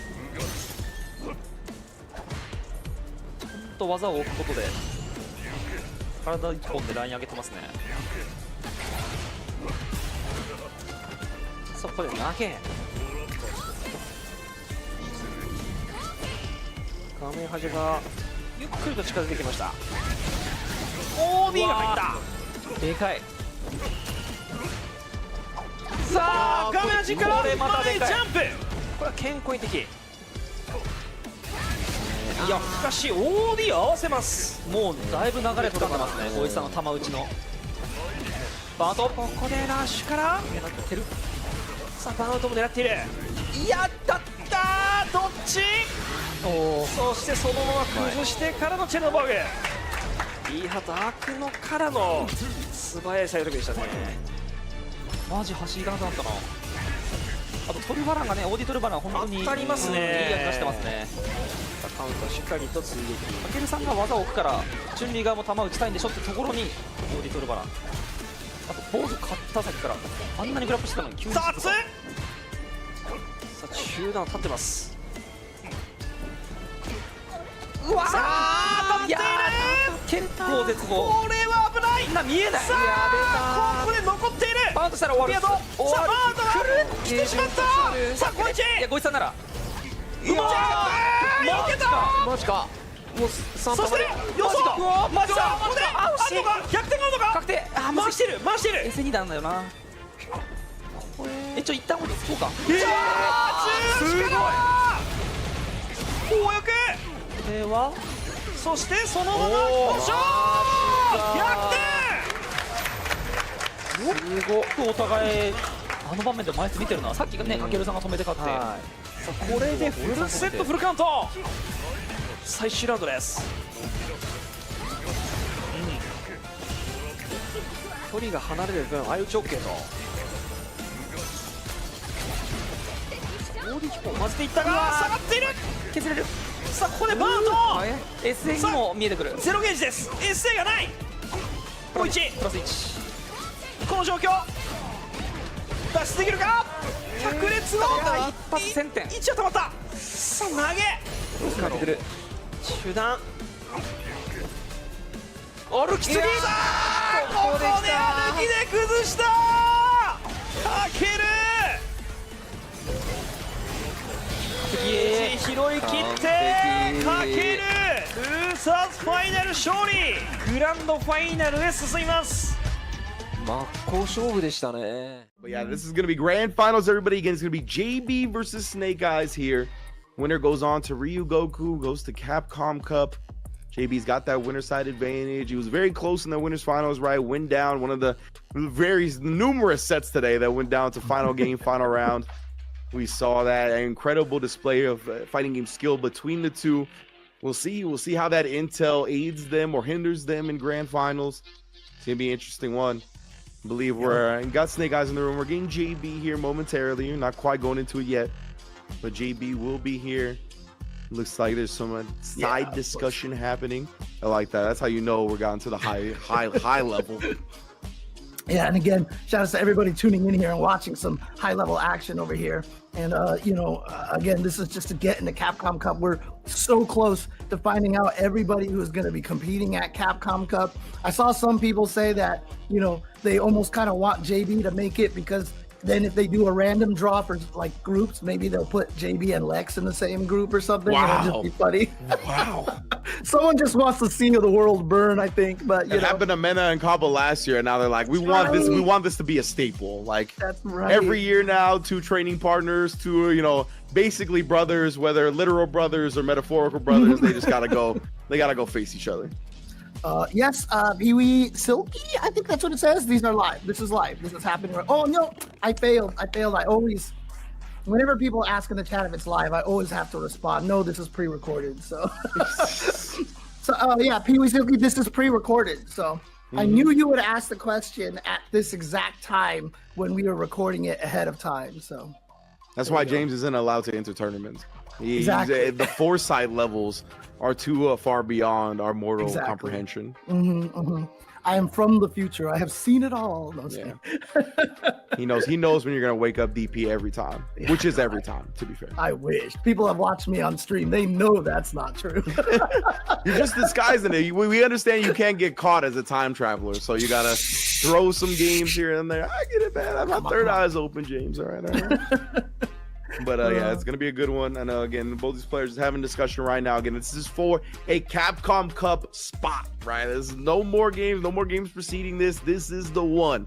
So obviously, everybody wants to be as prepared as possible to get into this one. It's going to be great. But any indication of the rest of the matches tonight, this is going to be phenomenal. Yeah, I'm really curious to see how this set is going to go because, like you mentioned, it was 3-2 last time. It was so close. And one thing about Snake Eyes, and again, I often use him as an example of this because whenever I watch Snake Eyes streams, like he'll fight some character and then like he'll die to some like random gimmick and he's like, what? That character can do that? And then like he researches it and he runs into that person again and then just destroys them. Like it's crazy how quickly this guy learns. But again, JB obviously clearly one of the strongest in the West for a reason. All right, so here we are, grand finals, NA and Canada West for the regional finals of the World Warrior to get into Capcom Cup. JB winner side, Snake Eyes loser side. Let's get it popping. JB already got the corner, already got a throw tech bait out from Snake Eyes, and now we throwing for real. Oh, and Momo again. Dude, Snake Eyes has been falling for that from JB constantly today, and JB starting with a perfect. Man, staying high, kept the stove on. Now he's got to feed the streets. JB back on the corner. You already know this is my 9 to 5. You saw Snake Eyes with a little micro stand and try to get JB to start walking backwards. And then he came out with another crouching light kick, but JB staying steadfast with that crouch block. Oh, what a whip punish. Can't get to the other side, though. Man, he is catching JB, trying to walk away from him, though. Tagging him with the lows left and right. JB holding on to his drive meter for dear life. Gets a perfect parry after the headbutt. And now gets another jump in. Snake Eyes, I don't know what happened, brother, but you're going to have to figure it out for game 2. JB 1-0. Just like that. I feel like that was both times those jump-ins connected that for some reason Snake Eyes didn't think he was all the way in the corner. And so he thought maybe JB was going to go to the other side or something, but he just ate 2 of those jump attacks like meaty like that. Yeah, I don't know if he's like trying super hard to perfect parry the jump-ins and like it's just being late, so he's getting hit. But like even then you should be holding back while you do it, so you should block. So I don't know. Oh, trying to get something out of him. But the counter hit on that standing medium punch gets all 3 chops. Awesome jump. Sending the enhanced whirlwind. He got the enhanced dash behind it because of that. Oh, not sure what Snake Eyes was doing, pressing buttons there, but he did get out of the corner. Rolls up on him. Jump back away. Get away from that throw.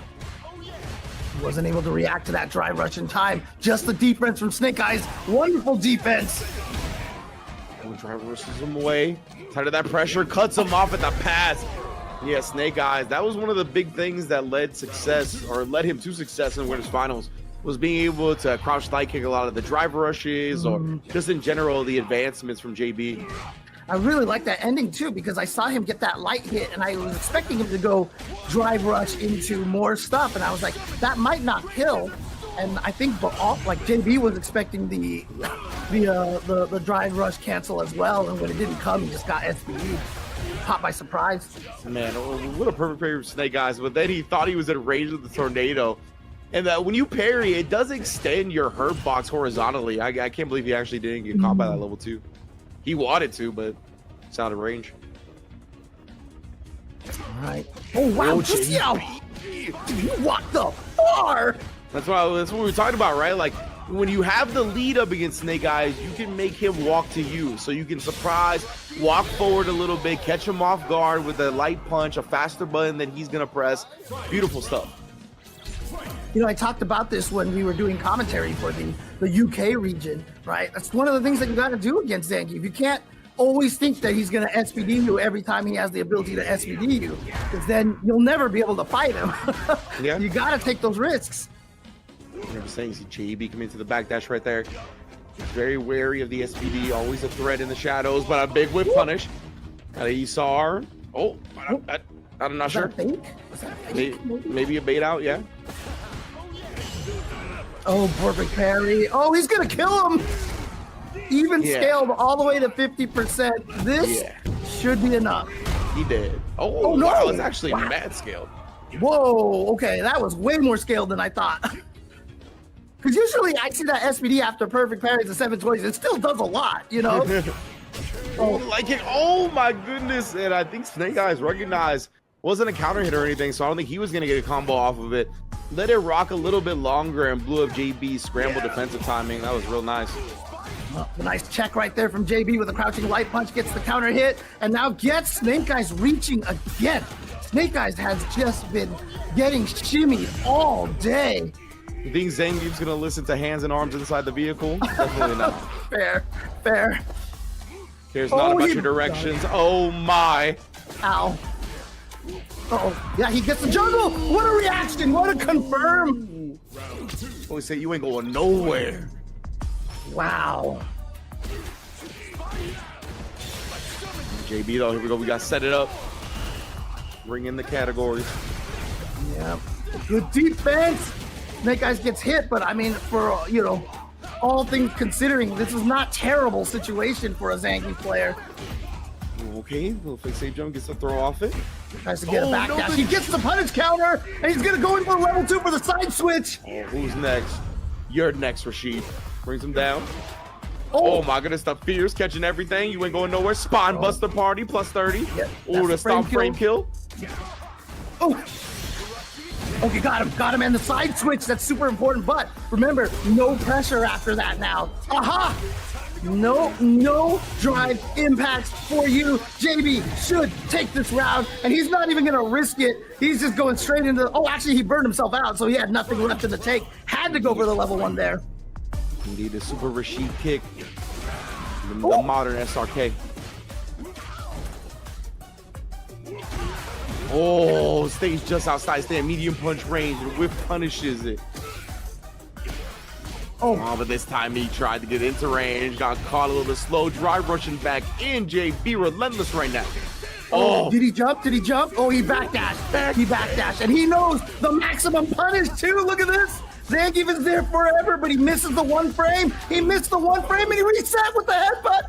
I think he would have killed with the really hard combo, which is what he went for. Oh, and he dodges the drive reversal. JB, these drive rush cancel S baits. First we saw the level 3, now we see the drive reversal. Get out of here. Yo, you got red. JB is that match game right here. Remember, Snake Eyes is coming from the loser's bracket. Even if he wins the set, he needs to win another set. But if JB takes this game or the next game, he is in Capcom Cup. Love JB's reading the situation right. He's been saving those for super clutch moments where Snake Eyes either has a big threat or needs to get JB off of him. He showed him the drive reversal on the driver's cancels before too. So beautiful adjustment. Taking advantage of the burnout. Oh, God, I thought he was going to hit the wall. Oh, now we're at the barrels over there. I was expecting maybe to see some little chickens, little baby chicks come out of those. And there's the driver's cancel again here, right? Snake Eyes. Oh, and then he cuts him off on the raw driver. He was too far for the throat chop. Oh, no, and he builds to level 2. How much can you get off this? That is the question. Oh, the overhead immediately parry is not available. Oh, I can hear the birds. I can hear the birds. They're free. They're free running across the floor, just like JB is free to get in the Capcom Cup if he can just get one more round here. They're migrating to Ryu Goku. They want to watch some sumo matches before Capcom Cup. Get the throw in the corner. Oh, he's cooking him again. He's on his way. This is what always happens in the final rounds. You know, you always see these. Oh, okay, this is important here. Back throw. He meaties. He just tries to bait something out. Oh, he wasn't ready. Yeah, he tapped the parry. He wasn't expecting it afterwards. Hey guys, it's a big SPD here. He's right back in the match. Snake Eyes actually do this. Can he make the cover? He tried to bait it out again. He tried to bait the drive, but you're right. He's gonna get the hit. Not gonna get the level 3 just yet, but the Isar is coming out. What's the mix-up now? Oh, and he tried it again. JB going to Capcom Cup 11 in Ryu Goku, Japan. There you go, Rashid with the Isar coming in there. I mean, look, we've got the Russian Cyclone. Nah, not good enough to fight the Arabian Cyclone, baby. So there it is. JB is going to make it into Capcom Cup. Right now, we're basically going to have like a grand on time. These are the top 2 players of this region. This basically has been this way the entire World Warrior.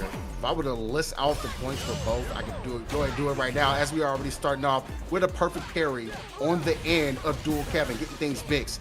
Dual Kevin with a first place win on the 2nd World Warrior, first place win of the 3rd World Warrior, and a 2nd place win on the 4th World Warrior, only losing to Jack on that 4th World Warrior there. And Jack also with 2 second place placements in the 1st and 2nd World Warriors. So again, this is pretty much just the number 1 and number 2 seed going off at this point, Afro Samurai style. This is the number 1 and the number 2 headband going and out and duking it out, even though the number 1 headband is already going to the promised land. The number 2 is trying to just get a little practice in before December 7th happens. Absolutely, kind of agree with that. Pretty much just all practice at this point, like Allen Iverson always talking about. Talk about practice, man. Not the game. Not the game. Not that fierce. But practice, man. Level 1 for the reversal after he calls for the drive rush. Beautiful stuff right there from Jack.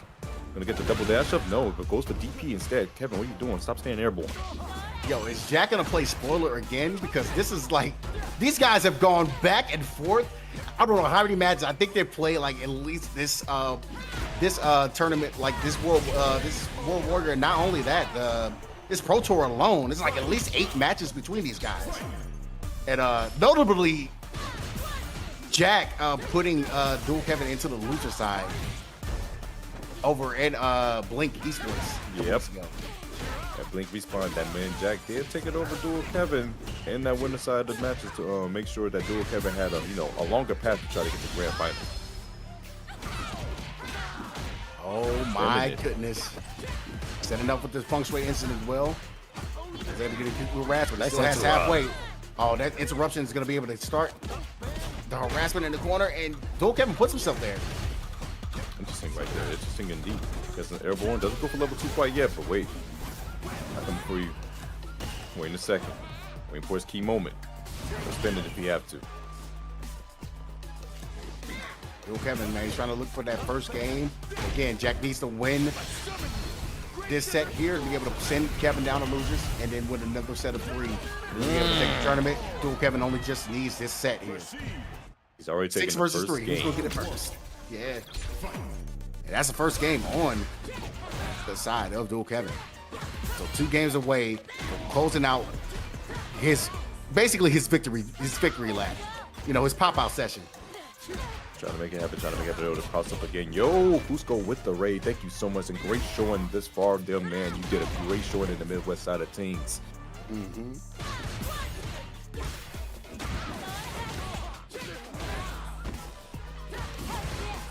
Oh, jab check. Wait a second. Get aside. Yo. Big bait. Boy. No, jumps the DI, saw it coming and said, no, sorry, Bob. I'm not going bird watching in the cave. There's elephants to look at, man. Why I'll go bird watching? There's pretty elephants in the background. Chill out with all that.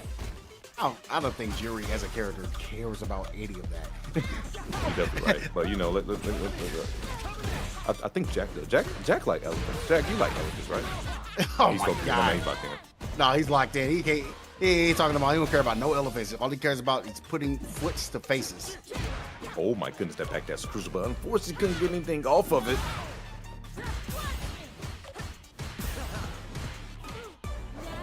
Oh, gets short, but wait a second, punish with the sweep.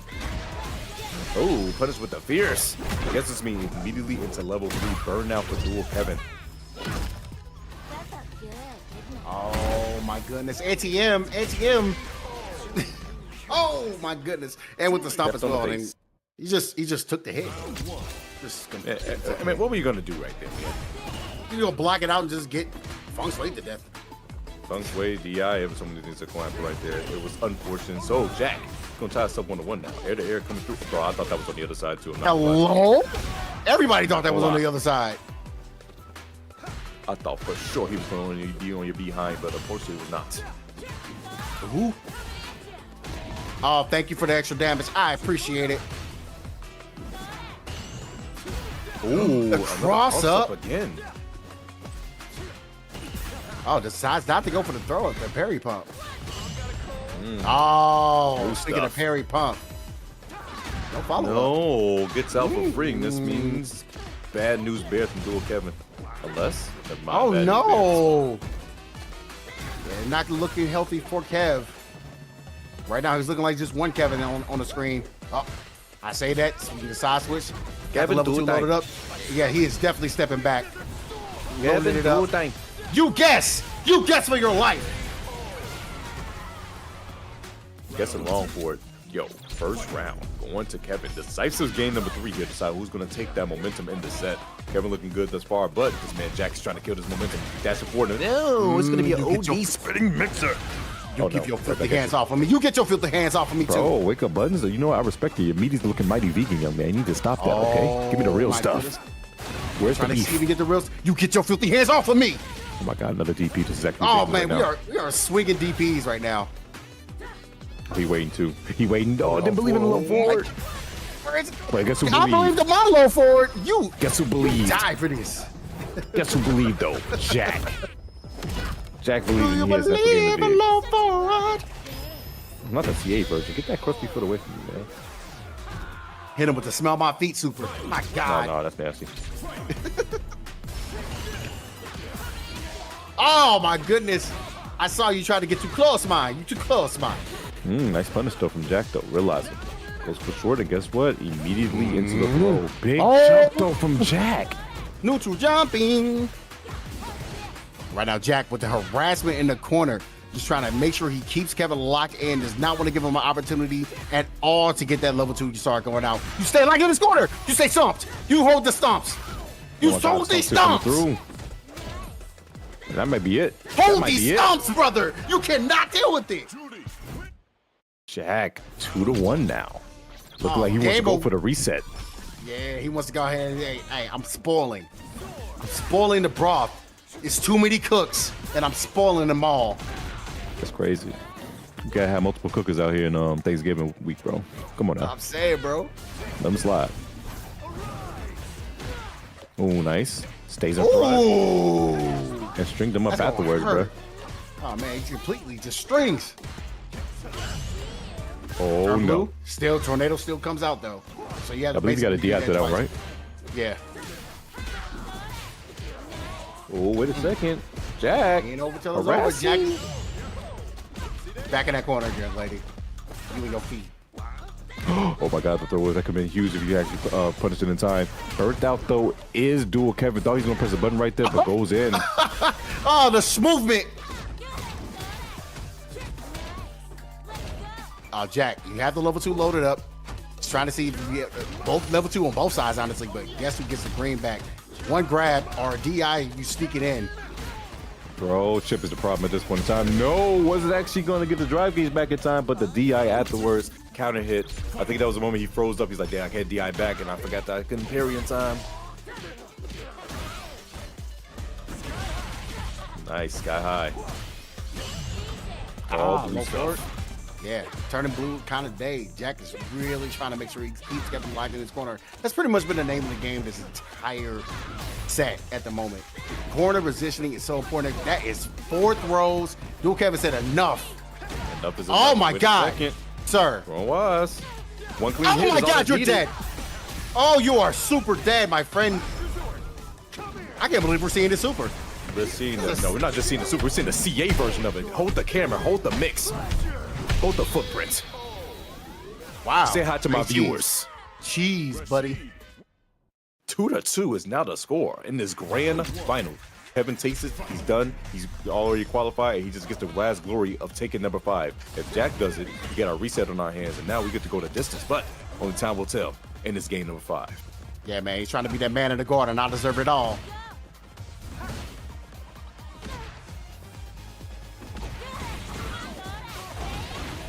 That's the version right there from Jack. Got off of momentum.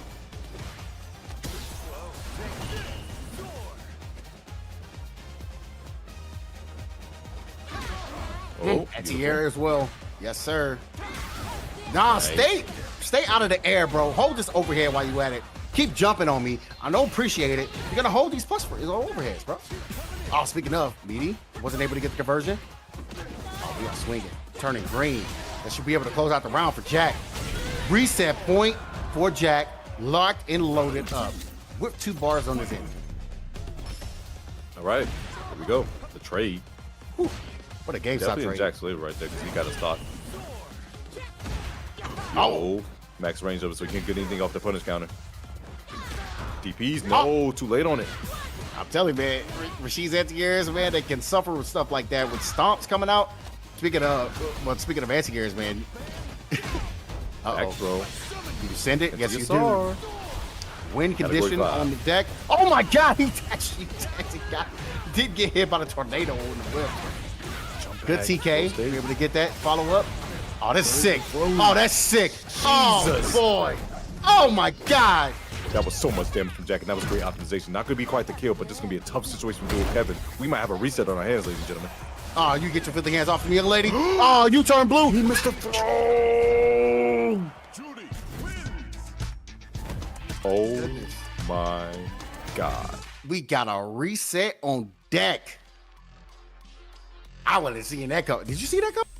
I didn't see that coming. Absolute cinema. absolute goddamn cinema. Yo, the reset coming through because the perfect pair was a tad bit too high. It caused that man Dual Kevin to miss the throw, and that means Jack got in with the clean punish. So this now means that we have a reset, another fresh first to 3. Dual Kevin's is on the loser side of this tournament for the first time. Ooh, shimmy God, and Dual Kevin, yeah, on the loser side. First set that he has lost. He's just trying to get things loaded up here. Nice tech. Ooh, but that second hit's been a bane of some of these people's existence tonight. Holy. Yeah, pretty much. And Roundhouse is completely clipping people. Oh, good way to turn blue. I like it. Even the option of just getting only just a parry situation, we had to avoid that wall crush, does so much wonders. You should be able to actually net you the round because you know how long this goes. Boom. Rashid kick.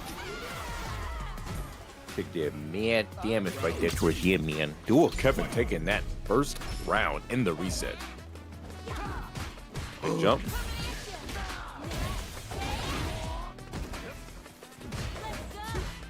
Locked in that corner though.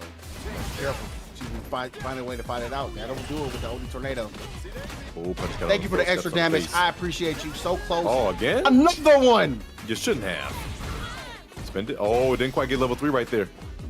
Last it wasn't needed. Oh, yeah, the anti-air finally working. That actually is like praise the Street Fighter gods for that anti-air. Got the guitar set up, and you got the least whole 2,000 damage here. And the throw is actually what it's going to do. It's going to be Chip at this point in time. Wakes up with level 3. Never mind. Punish count on this too. So you know what this means? This is CA action. This is 4,500 damage. Jesus Christ. Smell my feet. Jesus.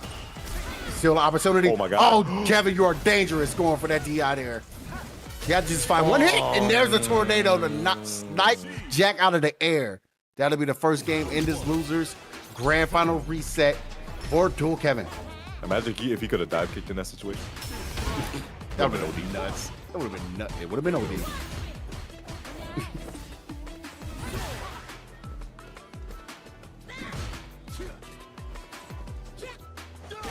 Oh, overhead coming through. Wasn't quite meaty, but check the toes afterwards. Nice tech on the throws in that time. Ooh, wait a minute. TPs, and guess what? The foot coming down on the head. Oh, the absolutely. Cap. Yeah, man, they call her Mrs. Get Off. You know, they call Kung Fu Kenny Mr. Get Off. They call this Mrs. Get Off because he get off at her feet. Look at that. Give me the low forward, get off. Wait a second, that hit. I mean, counter, hit, big damage. Oh, try to go step back a little bit. Oh, they squabbled up. It's time to go on the burnout. I told you about the jump in from the streets, man. You don't get burnt mess with these girls from the streets. You can't be doing it. Stay away from them. You don't need it. Time to bring it in. Try to go for the overhead. No, thank you. Yeah, this is all house money at this point.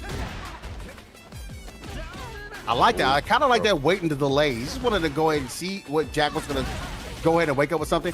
No dies for you. Dual Kevin seems to be ready with the spinning mix and anti-airs all day. And once again, setting up for the level 2. Oh my God. You got to hold that. These air-to-airs are really messing with Jack. I'll take another 2,000 for you. Time to guess. Do it again. Almost did it right there. Try to go for it, but the throw is going to seal the deal. Dual Kevin ties us up in rounds. It could possibly go up 2-0 in the set. Unless Jack has a little bit more gas in his tank. We'll find out. I don't know, man. We'll see if it's running on E. He's been doing a really good job of keeping the pedal to the metal, but he's got to be able to like find his way to make sure he stays out of the corner. Oh my God, that DP was so late. Dual Kevin is doing a great.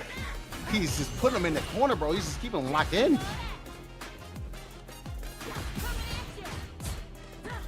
Bring him up. Oh, no way. No. Someone check him. So matter of fact, I'm about to drive up to Wisconsin right now. Give me a second. I'll be back. Bloodstream.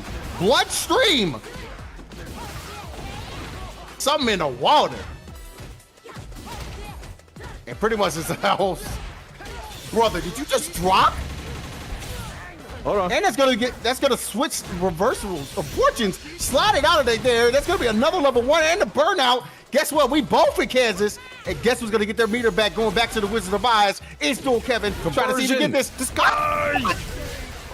This guy, no, they're ridiculous. Everybody's ridiculous. Freaking Okay. birthday! Oh, I gotta go to Indiana 2. Never mind. I gotta go to Indiana 2. Check out Kevin Blood. It's too much. Yo, it's too much. Legit, something is water. That's crazy. That was too much. That was actually ridiculous, bro. It's actually insane. What is Someone it like clip this? that sequence. Just that sequence alone needs to be clipped. That was sick. Put that on Capcom Fighters on Sunday, please. Oh, gets a little forward, but didn't believe. Didn't have the most drive gauge he can give though. Yep, gotta hold the burn out. But guess what? We'll be able to still find his way out the corner. Oh my God. All right, I guess. Nice try reversal. Agreed. Still in the green. Be a little still tired. Right now, Dual Kevin is parched. A little tired. He's gonna be back up. You got the electrolytes again. It's a throw. Right, give me the toss. And there's a level 2. Did you send it? Yes, you do. The win condition coming out to play. 2-0 right now. A tap and a hit and pretty much bad. Nice Nice DI there. I think he was afraid of the red going through the tornado. I would have did it. Big I would have jump. did it. I would have did the DI. Jack taking that round and game number 3. Trying to tie us up. Harass him with the plus range, though. I like it. Wow, we are really going to be trying to go for those throws. Walk speed has definitely been very telling as well for both these characters, man. Definitely. I feel like that's what makes them really, really, extremely good characters, your walk speed in this game. Because, man, getting away from the throws like that and not having to worry about taking that pressure damage there, it's very important. Extremely. That could be close enough for the opponent right there. Damn patient though in school, Kevin. And guess what? Finds the blue stuff. Blue. The pin is blue. Oh no. Oh no. Jack said, I need to get some of my meter back. I need to get my blood back here. No, he need to put himself on the board. He's trying to put himself on the board with the game. Trying to little by little. Oh.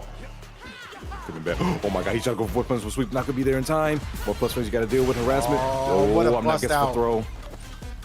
If I'm doing Kevin, Shut be right careful on that jump back.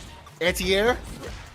Nice Decided not to go for the level 2 again. He's still just trying to make sure he keeps his meter. Throw. Find a way to get it, and he's not gonna find it. He actually be able to get the kill with the throw. I thought he was gonna have a smidge. I did too, but we are at a 2-1 situation right now. Bandit still is on Dual Kevin's side. Ain't over to the said and done. Yo, the big whip punch coming out of Dual Kevin though. Take a toss. Get in there. Shimmy, shimmy, ah! He knew you were gonna try to put something again. That's why he waited right there. Another throw is gonna be there. A perfect he's on the just basically horizon. yes, he was. Dual Kevin trying to build up that meter for that level 2 to be able to get the almost checkmate. And it's on tournament point at the moment. But Jack with that jump in. Send to level 1. Trying to get as much life lead as possible with the corner as well. Jump out. And he jump out for free. That's what, no, takes a throw. Beautiful stuff right there. Kevin can smell it on the verge. He's so close, but wait a second, Jack. Stop trying to stomp me. No more stomps. Okay, so he got stomped still. The chiropractic action on the back with the back throw. Oh my goodness, The locked ball in on is in the corner. There was Everybody a counter back there hit like, right there. Jesus, why you beating this woman like this? Oh no. Nah, bro. Ladies, wait. we gotta go. Level 2? No sin. Nope. Goes blue. Oh my goodness, I'm telling you, man. No. That's right. No. Not like this. Not like this. One more sequence. Not like It's this. gonna be able to close that out. Dual Kevin is gonna be able to take Midwest number 5, solidifying the win and the victory lap. Taking it to Capcom Cup. Wait. My God. Oh, it's done. Hey, come on now. Hey, 50%.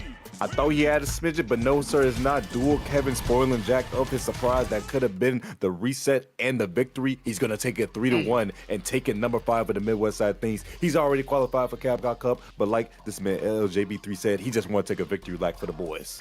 DJ, arma contra Gran toda acá. Vamos a ver qué nos trae este set.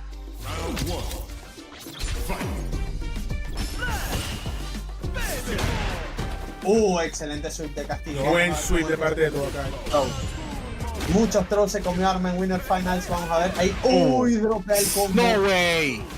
Dropea el combo. Es el juego 1. Pero Arma no tiene las mismas libertades que tiene Toakai. Les recordamos Grand Finals. Es un 1-3. Sin embargo, Arma, como viene del lado de losers, tiene que ganar 2 sets de 1-3. Si Arma gana 3 juegos, el marcador vuelve a 0-0 y tiene que ganar otro. Pero 0-0, nada. Ronda para Gran Toakai. 1. Una situación totalmente cuesta arriba. Javo. Totalmente cuesta arriba y no se la va a poner fácil Gran Toakai. Ya lo está poniendo en claro. El primer throw tiene un plan, está caminando muy bien y está caminando mucho. Algo que en este juego es difícil de hacer. Lo que está haciendo Toakai. Jugar caminando, jugar con pokes, muestra la experiencia, la veteranía que tiene este jugador. Muy buen throw, aguanta el mix. Back throw. Apostó al parry y no, señor. Toakai no come eso. ¡Wow! ¡Qué buen check! Dominante Toakai en la primera pelea. Dominante. Totalmente. ¿Qué tiene Arma? No, es que ya de por sí Toakai se está mostrando como una muralla impenetrable, Javo. Sí. Está fuerte. Está muy fuerte, está muy mesurado. Está jugando con mucha responsabilidad. Cada botón tiene mucha intención. Vamos a ver si Arma puede irrumpir con el plan, con el ritmo, porque si hay un jugador que te puede hacer, que te puede sacar de tu zona de confort, es este. ¡Uy, qué punish al Sobat! Excelente spacing con ese increíble botón que es el Medium Punch de Bison. Hay que ser valiente para hacerlo así, Oh my god, ronda de Arma. Esto lo hemos visto miles de millones de veces. KO, primera ronda para Arma.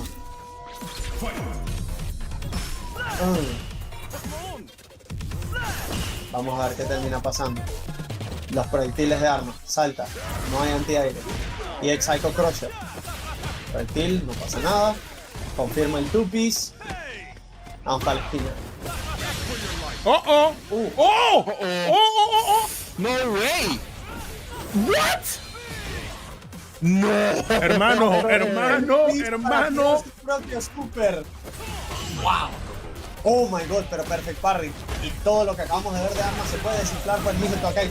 Arma dice, no, este es mi momentum, esta es mi pelea. Siguen con los botones. Y ex Psycho Crusher, como les dije. Backthrow. Cuando todo falla, why not backthrow?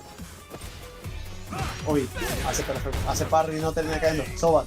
Throw. 1 por 1.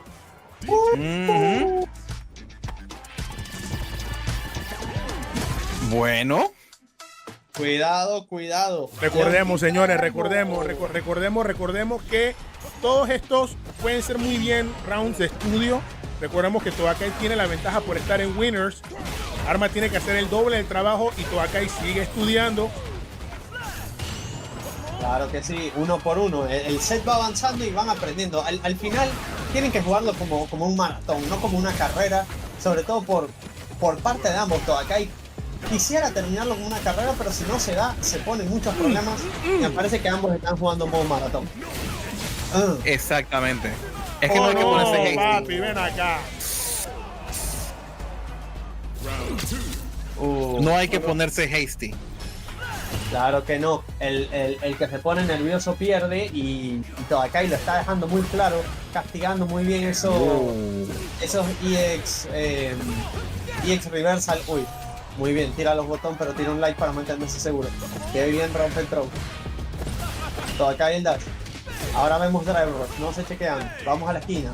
Un throw, viene otro. No. Uy, cómo camina ahí, cuánto nervio. Toakai no confirma el medium point. Y ex Psycho Crusher el proyectil. Lo tiene leído. ¡Qué bien! Buen confirm por la media, hermano. Y no lo quiso, no quiso irse por la level 3. No, señor. No. Buenísima. Ina se la jugó de todas Armas. Vamos a ver cómo la saca. No, papá, no. A level 3. Un solo low, 2 papá. por 1.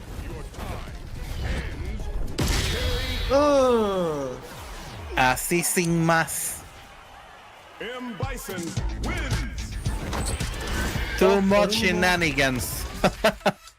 We gotta stop that. No, Qué no, locura. es que, o sea, ok, esto es un juego, pero Todakai is not playing, viejo. Es más malo que va. Ya está prácticamente, ya está a 2 rounds. Primer throw. Backdash. Castigo. Creyó que lo tenía a Arma y no, es castigo para Todakai. Todakai se lo está llevando esto de forma muy dominante. Reset. Vamos a ver qué termina haciendo Arma. Driver hacia la esquina. Oh, delay button. Otra vez lo resetea. No castiga el backdash. Arma está poniendo esto para su favor. Uy. Sweep. Uf. Mucho cuidado tienen ambos. Arma tiene la ventaja posicional. No hace antiaire. Uy, no termina confirmando. Uy, esto puede ser todo. No creo que mate el level 2. No creo que mate. No va a matar. No va a matar. Positioning sí, pero no hay burnout. ¡Oh! Lo No. Claro que sí, llega DJ. Excelente conocimiento y castigo por parte de Arma, que sobrevive a algo que parecía muy duro. Ahí, vamos. Primer throw.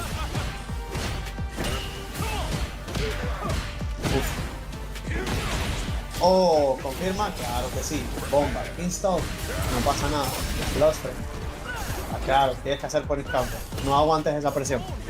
Arma buscando el juego de proyectil. Sabe que eso no es la forma de ganar por el EX Crosser de Bison. Sigue dañando. Arma está jugando muy agresivo. Claro que lo va a castigar. Tuvimos toda una conversación de ese botón. Todo acá. Claro que está listo. Burnout para Arma. Vamos a ver cómo termina llevándose la ronda todo acá. ¿Qué pueden hacer ambos jugadores? No hay antiaéreo. Ni press. Cuidado. ¡Qué valentía! Todo acá que se recupera del burnout. Sale de la esquina. Vamos, están buscando 3. Y está a 1 round, mi hermano. Point. World Warrior Point para el gran Todakai. ¿Será esta la ocasión? ¿Será esta la vez que clasifique 2 veces subcampeón? ¿Podrá al fin cerrarlo? Vamos a ver. Pasan segundos y no se tocan, no pasa nada.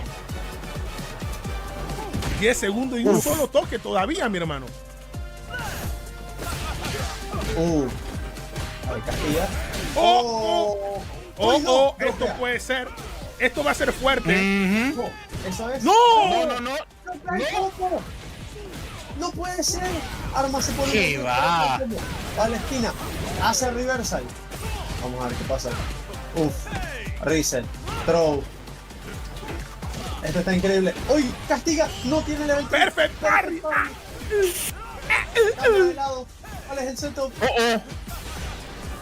¡Oh, no! Y esto es, mi hermano. Se fue. La media agachada se hace. El medio agachado se hace presente de nuevo. Gran Todakai. A run back from the winners finals, I believe. This is now grand finals with Xian sitting in the advantageous side, so he only needs to win 1 set. Mind RPG, who we just saw take down Yagami, needs to win 2. So let's see if he could do it with DJ versus the Bison matchup we've seen earlier today. Now, if you're Mind RPG, what adjustments might you make against Xian, who had already beaten you once today? Exactly why I asked you. What a great perfect parry. Burnout in the corner. Oh my god, wow, reaction! What reaction? Okay, stand on point. Young man reaction. Already in the corner. Yeah, this is the sort of set. And whoop whoop!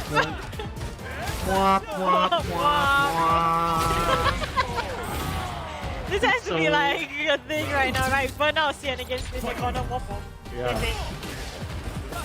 Opening slide, get in there, opening him up. Alright, 9 with the... okay.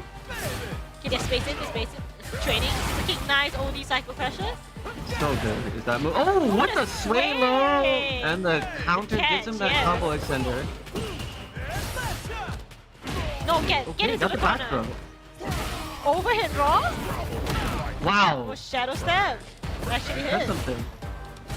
Blocks the overhead this time to Xian. Xian being very patient. Yeah, very patient. But this might be Mind RPG's round. No, one sliver. One sliver. Someone And said he's burning that. out, and here comes Yen. Oh no, no more bomb. No, no, Oh my gosh! Oh, sorry, the CA. Yeah, CA. Oh, go by a pixel.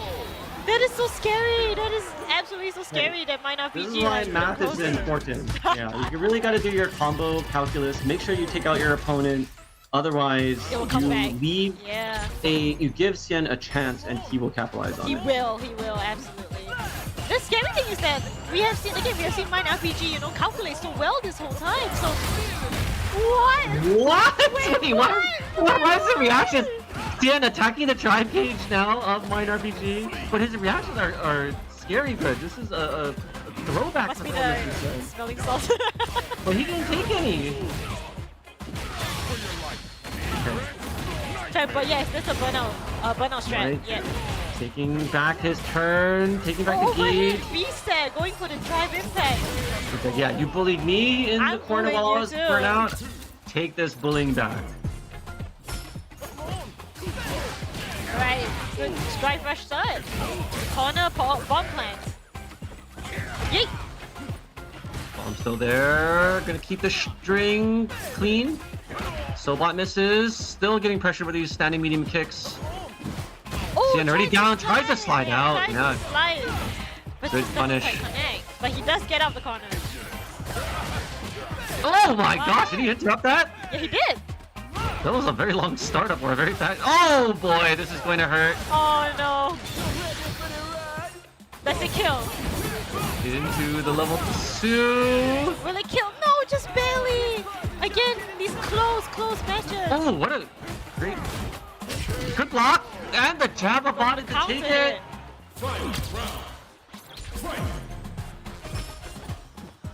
Neutral jump. Xian's done Neutral some jump. pretty scary things now with his reactions. I wonder if Mine is second guessing his approach now. He's already blown up the Psycho Crusher and the DI. Really fast reactions from Xian. Save cycle pressure. Trying to go for the swing. Low. They're both Yeah. low on drive bar. I want them trying to attack the drive bar. See what Xian does it with the empty jump into the throw punish. Oh boy, one bomb. Another. Does he bait it out? He Finally. does. Wow, the level 3 was baited out. Oh. Let me smell these fingers. I don't need no salts. Let me smell these fingers and lift my nose bridge. Like, just yeah. And he lifts the other side of his glasses. Both sides are now fully adjusted on that beautiful nose bridge. Mine RPG with the opening gambit and the throw. Wow, the sweep! What was that? What? Okay, interesting. We'll take those. Throw in after the target combo. After that, what about it as a Mine RPG? The jab, the pressure. Yep, jab it out. Nice air to air from Mine RPG. Can he finish? The bomb. Oh, doesn't matter. That was enough. What a great air-to-air, showing that he's not going down despite going down 2-0 against his opponent. I didn't hear no bell. I didn't hear no bell. Yep. It's not over yet. He's jabbing it out. All right. He got the low forward. All right. Going for another low forward. Wow, and the bomb combo extender plants another one. He's in burnout. Whoa, he's like, auto-jabbing. going for Wow, look at level this 3. gesture. Yeah, incredible. This Mine RPG, you know, woke up this match and was like, oh wait, I got it. So that's one for Mine RPG. M. Bison wins. Round 1. Oh, they just go straight back. They're going straight back. Back to back, back to back. Here we go. Nice opener from Mine RPG. Corner carry. Nope. Bomb, stay in there. It's still in you. EX has the plus range to hide it. Ooh, tries to shimmy with a sway. Doesn't bite. Ooh, does punish counter the scissor kick. The spacing was just right. Yeah, medium Sobot gets a throw after. He's taking the throw after the 50-50 a couple of times. Nice NT. Wow. Whoa! And get the combo extender. Very nice, yes. Conversion. Ready, so ready. Good block, good block. Ooh. For the low forward. Hit from Cien. Gets a Sobot. Oh, what a sick anti-air. What? Cien is looking to close it out with level 2. I don't think it's enough. Not enough, not enough. Still needs something after it. What? Double burnout! What is going on? What? Come on. What? What? Has to bait it out? No! Oh my goodness.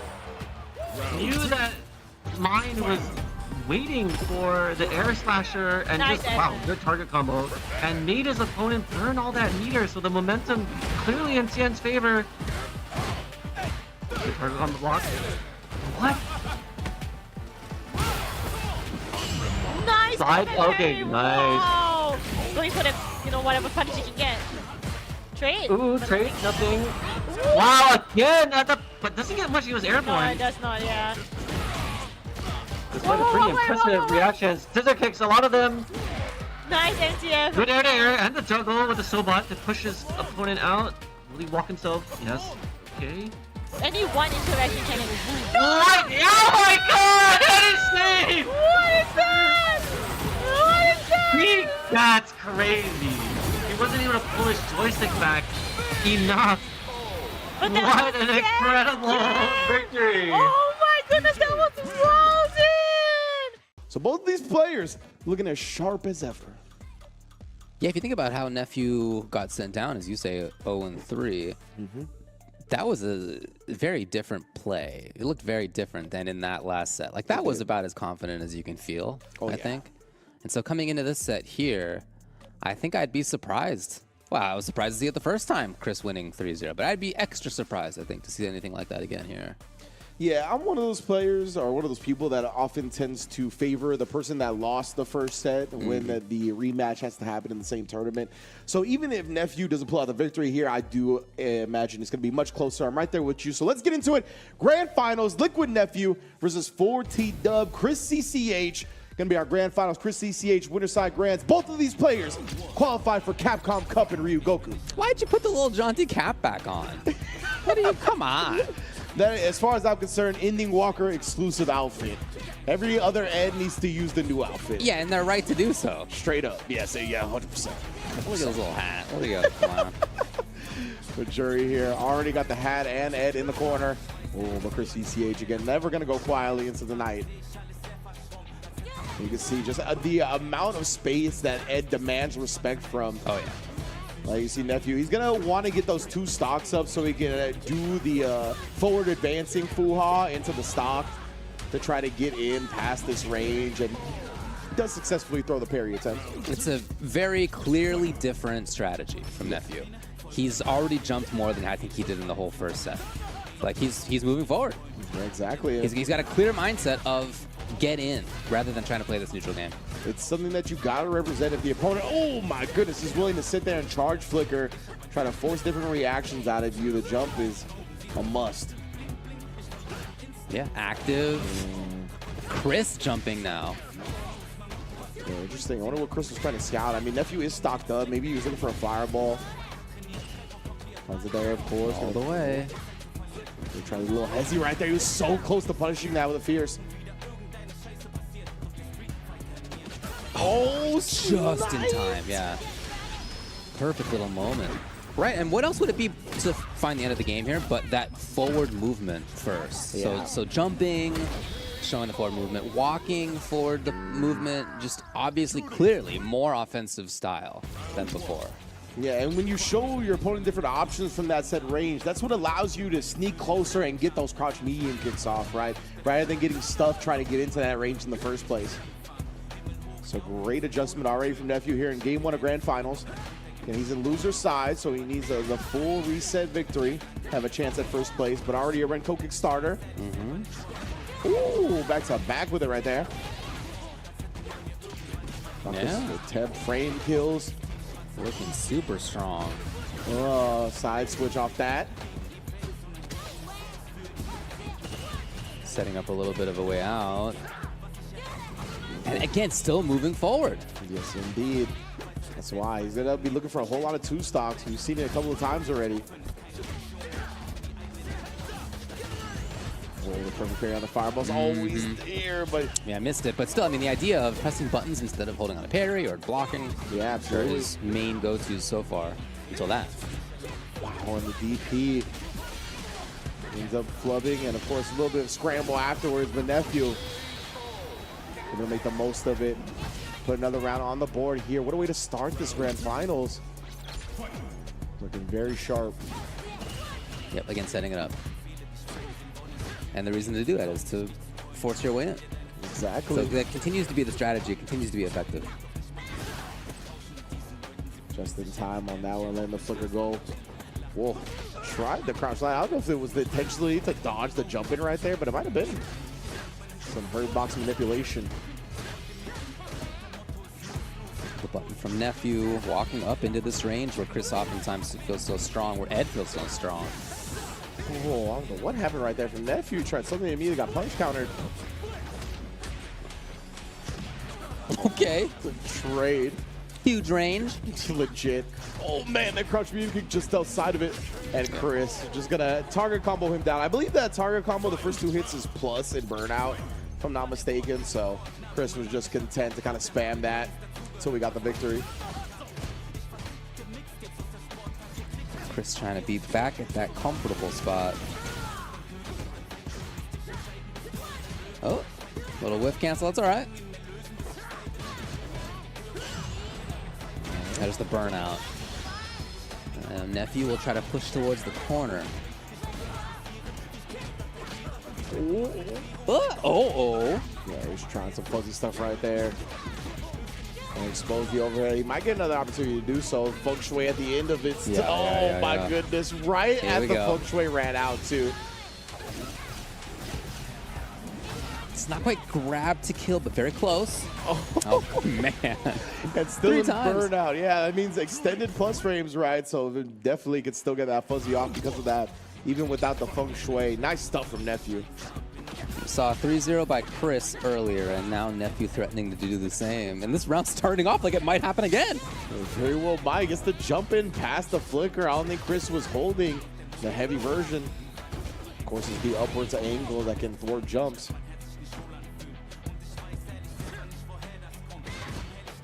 Looking for the confirm. Again. They're just harassing. What if Nephew's going to be willing to risk a DI maybe against some of this flicker pressure? He doesn't need to, obviously, since he's up 2-0, but the driver's forward fierce to get over the fireball. Huge, and Nephew burns himself out and gets punished with that drive reversal. Ooh, there was a button there. Indeed, so scary. Actually does get out an empty jump so he can take the throw on landing. Very smart. Oh man, you still gonna get chipped out anyway, brother. I don't think so. Is that it? Yeah, okay. Just barely holding on for dear life. As you do get chunked by chip or whatever it may be, your burnout meter does regain faster. So he got it back just in time before he got burnt out. Or excuse me, before he got chipped out. It's a lot of offense from Chris now. Oh man. And just schemed and waited. Grab for the kill. Yeah, I love that, covering all his bases too. Nephew was like below the 2-bar threshold, right? So he was gonna burn himself out with an OD, so he just covered it with the level 1, or covered it with a fireball. It's a lot better from Chris. Saw a bit of a different strategy from him there. It was more offense on his side. Yeah, a lot more forward movement. If you go back and look at the winners finals, it was so much about that mid-range control. Absolutely. Nephew looking much cleaner in that space, looking much more comfortable. Oh, and then we already know the fierce. Another follow-up for you. Showing all the routes off that starter, but Chris is gonna bust out. Trying to look for confirms. Both of them. Yep, there it is. The single hit confirm on Fierce has been so big for him today. Yeah, super clean from Nephew here. Now on reset point. Just like that.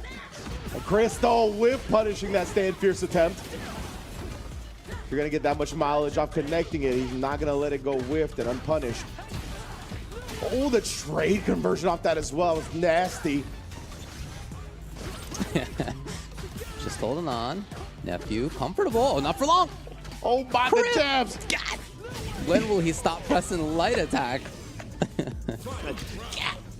Oh, man, for real, though. Just the jab uppercuts. You don't see people throw jabs like that either. Very unorthodox from Ed. The man, is it paying off? Still safe, of course. Yeah, he even tried to parry afterwards. Good on Nephew for going with the medium. A little bit tougher to parry, or perfect parry. Well, Nephew just blocking it out. Okay, the hit comes. This means Oki. Ah. Ooh, yeah, not only escapes the corner, but punishes that stand fierce attempt. Chris CCH was looking for the money button. Still Nephew's turn. It is. Oh, man, Chris doesn't get caught flinching. Does try to jump in and get something started, but shut down again and again. And Nephew here is going to be able to reset the bracket like that real quick in the first set, too. 3-1 KO. Well, I love his changes, the adaptations and strategy. More offense, more forward movement. A lot more insistent about that. That's great, and it worked out, obviously, throughout that set. But also in that set, by the end of it, especially the previous game, we saw changes from Chris too. Yeah, where absolutely. he was playing more offensively. So in this now final set of the tournament, I think we're probably gonna see more of that from Chris, is my guess. And then what's the counter adaptation? We saw the start, right? This more mid-range control. Yeah. Adaptation by Nephew into more offense. Adaptation by Chris into more offense of his own. What's the choice now? Yeah, I wonder, right? Like, how does it go about it? Because Nephew did win the set, right? So I wonder what he's thinking about changing, what he's trying to stay ahead of Chris on. Because, yeah, as you mentioned, Chris definitely got more aggressive towards the second part, or towards the latter half of the first set.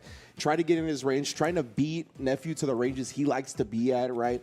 And I think that's going to remain Chris's mindset, because Ed is really good at that, considering the range he has.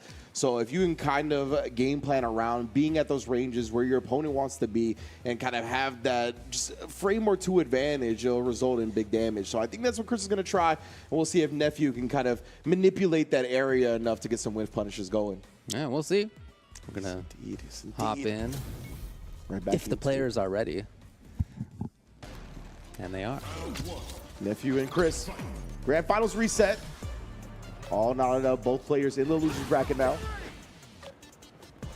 Not many people watching in the background. Oh my goodness, no, cleared out. Man, except for my man working out here. Yeah. Can't even get a full push-up. I mean, he's done how many millions of push-ups in this game over the last year? I can't do it anymore. Yes. I've been doing push-ups literally 24/7 since June 2023. Gonna be ripped. They're gonna be looking like Akuma at 39. That's a callback for you. Chris CCH gonna be with a side switch, level 2 built up as well. It's very dangerous now. He might risk an OD blitz here. Oh, instead an ODDP is the choice. And Nephew is gonna punch it outright. He's not afraid to use that EXDP to get through stuff. We see it pretty often with him. That's for sure. We've seen it since the Chris T set in this top 8 as well. Yeah. More than willing to pop off and represent it. He might need to here again, cornered up against Nephew, but instead backdashes. And that's going to give him the full screen for potential DC combo. He gets the starter. Oh, but she ran into it prematurely. It ends up working out for Chris. He's got the corner anyway. Oh, the pinwheel representation from Nephew here. Not trying to let Chris get any more momentum. Right. Would have burned down on the cancel. Jump in, connect. Huge read from Chris CCH to call it the fireball from Nephew. Built another level 2 in the process to close the door on the round. Expertly calculated on damage too. Yes. Man, this character, his meter build still very much intact, even with the normalizations. Like, look at this. He'll have another level 2 by the end of this round as well. Yeah, Nephew knew. Put himself at the red spot. Catching the light kick. That's not an easy button to whip punish right there. Nephew had the timing ready. And how does Chris avoid the burnout here? He's going to be on a pixel. Good luck. Oh, takes the hit. Took the nope, hit. You get hit. Yeah, exactly. Just ran out of good options. Like, there's just not a lot to do there. 100%. And good on Nephew, right, for keeping his eye on the ball right there, just doubling up on the projectiles, shutting down the level 1 at every corner. Now Nephew with the first true lead in this set. This is the reset grand finals.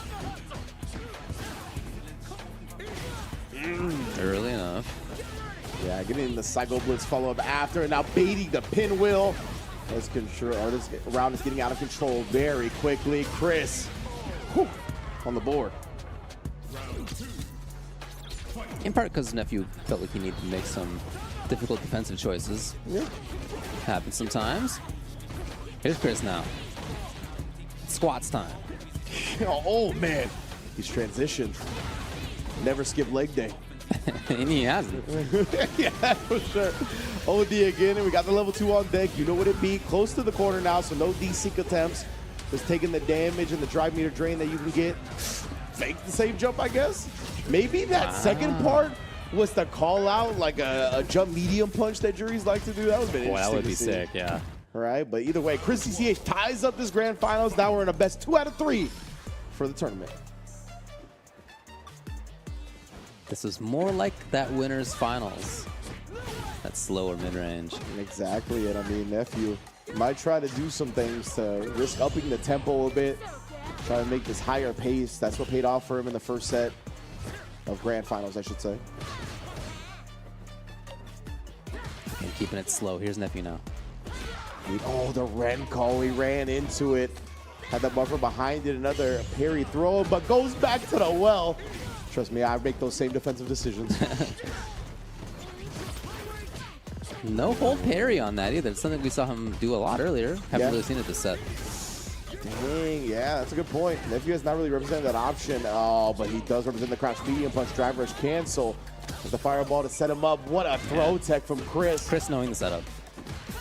Yeah, if you don't know that setup right, you see the fireball looming. You're just going to want to block the fireball. You get thrown for free. But Chris having the wherewithal right there. Just jumping over the level 2. Mm-hmm. Oh. Yeah. I like that a lot there. Yeah, the flicker was a very powerful option in that instance. I think he just saw the backdash and let it go. So he might have been looking to charge to get some damage and some plus frames on him to bring him close. His nephew. Oh, he perfect parry, but he kept the streak tight anyway. Looking for the confirm. Yeah, there it is, walking up. Chris's defense coming to play. Yeah, back to the wall still. To be ready to block overheads after teching from the air, it's extremely difficult. Nephew's still aware. Not letting the easy escape happen. He's got the cage set up. Yeah, just keeping him locked in this corner. It's cool to see where Nephew's starting these attacks from. He'll back off outside of flicker range and then get things going. Like whenever he has those 2 stocks up, like that is one of the primary ways to get in. Oh, yes. And Chris, I think anticipating some movement from Nephew, but instead just fierce in the face. Okay. Nephew's gonna go for that drive gauge. Won't quite be burnout. Yeah, and the OEDP being slower on Ed's side, I think he doesn't get as much freedom to use the OS. Like you can cancel from mediums and still block. Usually you have to cancel from heavies to be able to block the DPs in time. All right, what do you got, Chris? It's not going to work out in this game. 2-1, Nephew 1 game away. Okay, Neff. What a turnaround this has been from winners finals. Overall, having what, like a 5-1 lead in this grands right now. This is wild. 5-2,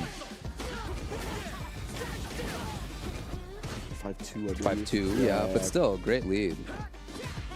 And Nephew has been showing out. Now he's 1 game away. He's gotten the second stock as well, so can feel a little bit more free about approaching.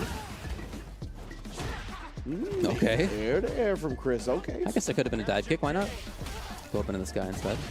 Here we go. All right, well. That is that on this round. First round went tragically for Nephew. Chris with a great bait out on the OD pinwheel, though. He's been pretty smart with those. And they had the buffer at the ready. Just waiting for Nephew to walk into his space. Wow. Okay. Fireball as well as the OD, so it just out-prioritized that flicker. He's able to follow up behind it. Very active is Chris. He's going to try to go coast to coast on this one. No. That's all right. Still a lot of damage. Definitely still a good look. And yeah, I mean, that saved him from dying. Yeah, true. If he did not drive rush out of that parry attempt, it would have been punish counter, much like you see the Snatcher. find true, and it is 2-2 for the tournament. About as close as it gets. And again, both of these players are qualified for Capcom Cup already. They have proven that they're among the best already. Wouldn't expect anything other than a close set here. 100%, and Chris, man, after that tech throw, just committing to the jump, knowing players like to throw their projectiles after the tech throw. Huge reward and having that significant lead, but we finally see a DI represented up against those flicker block strings. Tried to get the back throw reset in the midst of it. Oh my, and then popping off with the plus frames. Nephew doing everything. These air-to-airs have become really consistent and really strong for Chris. Again. Yes, indeed. I love it. He knew! The heavy flicker. After the trade, he knew how he was going to try to escape the corner. What a representation to be on set point, tournament point. Feeling like an absolute genius after that call. Most definitely. Thinking 2 seconds in advance. Even before that, as you highlighted the air-to-airs, just to maintain the corner, right? He really prioritized keeping that positioning advantage over everything else. Now he's got the OD Psycho Blitz into the level 2 once again. Ooh, I like that little mid-screen juggle. Okay. Oh, and just a walk back. Able to get the landing frames on that one. Nephew gets the perfect parry. Some breathing room is here, along with the Renko kicks. Pick up. No. Oh, boy, he was very cautious. Yeah. Worried about something coming out of Chris. And now Nephew would love to not block. Yeah, you see him looking for the confirm on that stand Fierce. Yeah, exactly. You know it goes into level 1 or whatever he wants. There's some distance, but Chris is starting to block string him up here. Gonna hinder Nephew from just freely making choices. Now he's above the 3-bar threshold. He can feel a little more comfortable. He had the 2 stocks, trying to find his way in again. Okay. The perfect parry on that. He's just gonna take the throw. Trying to make sure he's got the punish on deck here. Looking to set up a lot of drive gauge successfully too. You often see people do the drive reversal out of there. Not this time. Nephew in trouble. Another air to answer him, and yeah, the chip is adding up very quickly. Goes into the level 3 after the minus frames. Thought Chris would go for a chip kill, but he waited patiently. The disciplinary actions from Chris CCH result in a tournament victory. So again, he has qualified for Capcom Cup by points, by doing well enough in this to get top 8, to put himself at top of the leaderboard, but to get the W2, that's great. Yeah, 100%. That's the exact way you want to go into Capcom Cup, right? Of course, qualifying is great. That's the main priority. That's the #1 goal. Did that getting in the top 8 due to JB falling short. But the fact that he still wanted to make sure he sent the message, play at his very best, sharpen his skills, and just look as strong as he did. Big ups to Chris CCH, being able to, again, not only qualify for Capcom Cup, but take the 5th and final regular season World Warrior for US Canada West. And again, it is a super region with some of the toughest competition in the world. And for him to play as consistently as he did throughout the entirety of the season. And again, self-admittedly, he had struggles in season 1. He didn't have the best mindset going into this game. And the fact that he buckled down, grew up, and made sure that he put himself in the right mindset, found a character that he really gelled with, and is now back at Capcom Cup where he belongs. It's a beautiful thing. I saw him retweet. Oh, I guess it was just now. I saw him retweet a tweet that he did earlier in the year when he picked up Ed first, and he was like, "Man, I gotta stop playing Ed. It's like it's like when I was playing Sakura in SF5. Yeah. Like this is just not the right call." Who's gonna carry the torch going to Capcom Cup? Oh, jump! Oh, and he wants out! Noah the Prodigy, welcome to the Capcom Cup. What a long road that was ahead of Tokido, he is your champion of CPT Japan. Opera with the reset in Grand Finals. And Shuto now books his place to Capcom Cup. And the grab takes it from Meta RD and Team Bandits. $1 million is going to be awarded to Uma. They gets it low, and there it is. Punk gets his retribution. The anticipation that we all been waiting for. The Bandits, your SFL Season 6 champions. The trophy along with a ticket to Capcom Cup 11.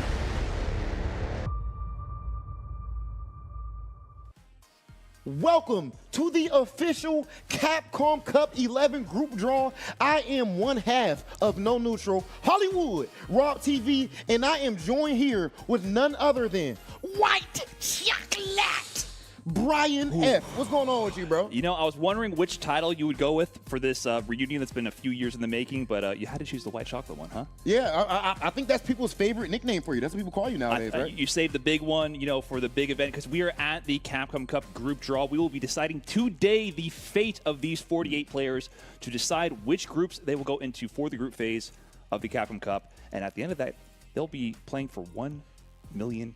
Oh my goodness, $1 million. A whole milli, Brian. That's absolutely insane. The stakes do not get higher, ladies and gentlemen. Now, with that being said, we need to go ahead and take a look at exactly who qualified for this year's Capcom Cup. I promise you it is stacked top to bottom. Looking at some of these players right here, some of the players that jump off the screen, immediately, of course, we see my man's Lex, bro. Of course, from New York, Cloud9, the only time we've had two brothers being in Capcom Cup, him, and of course, we'll talk about his brother later on. He is doing his thing over there in the UK. We've got Kills You putting in work out of France, absolute dog. And of course, some of y'all might actually not be aware of this, but even though Big Bird and Angry Bird, of course, we see Angry Bird winning Evo and everything, these are two of our most consistent, two of our best players in the world. They don't have a Capcom Cup yet, Brian. They don't. They do have a new sponsor recently picked up with Team Rejects looking to do work at this Capcom Cup. And I think their main story with this group of players here is we have a lot of returning favorites. We have Phenom, who's been a mainstay at Capcom Cup for many years now, one of the most consistent players of all time, Mr. Crimson. But we also have new faces and new players rising up to become the more dominant players in their scene where things might have seemed a little stagnant or like kind of like a consistent top dog running things. We're looking at Diver taking over the spot in Spain and Portugal.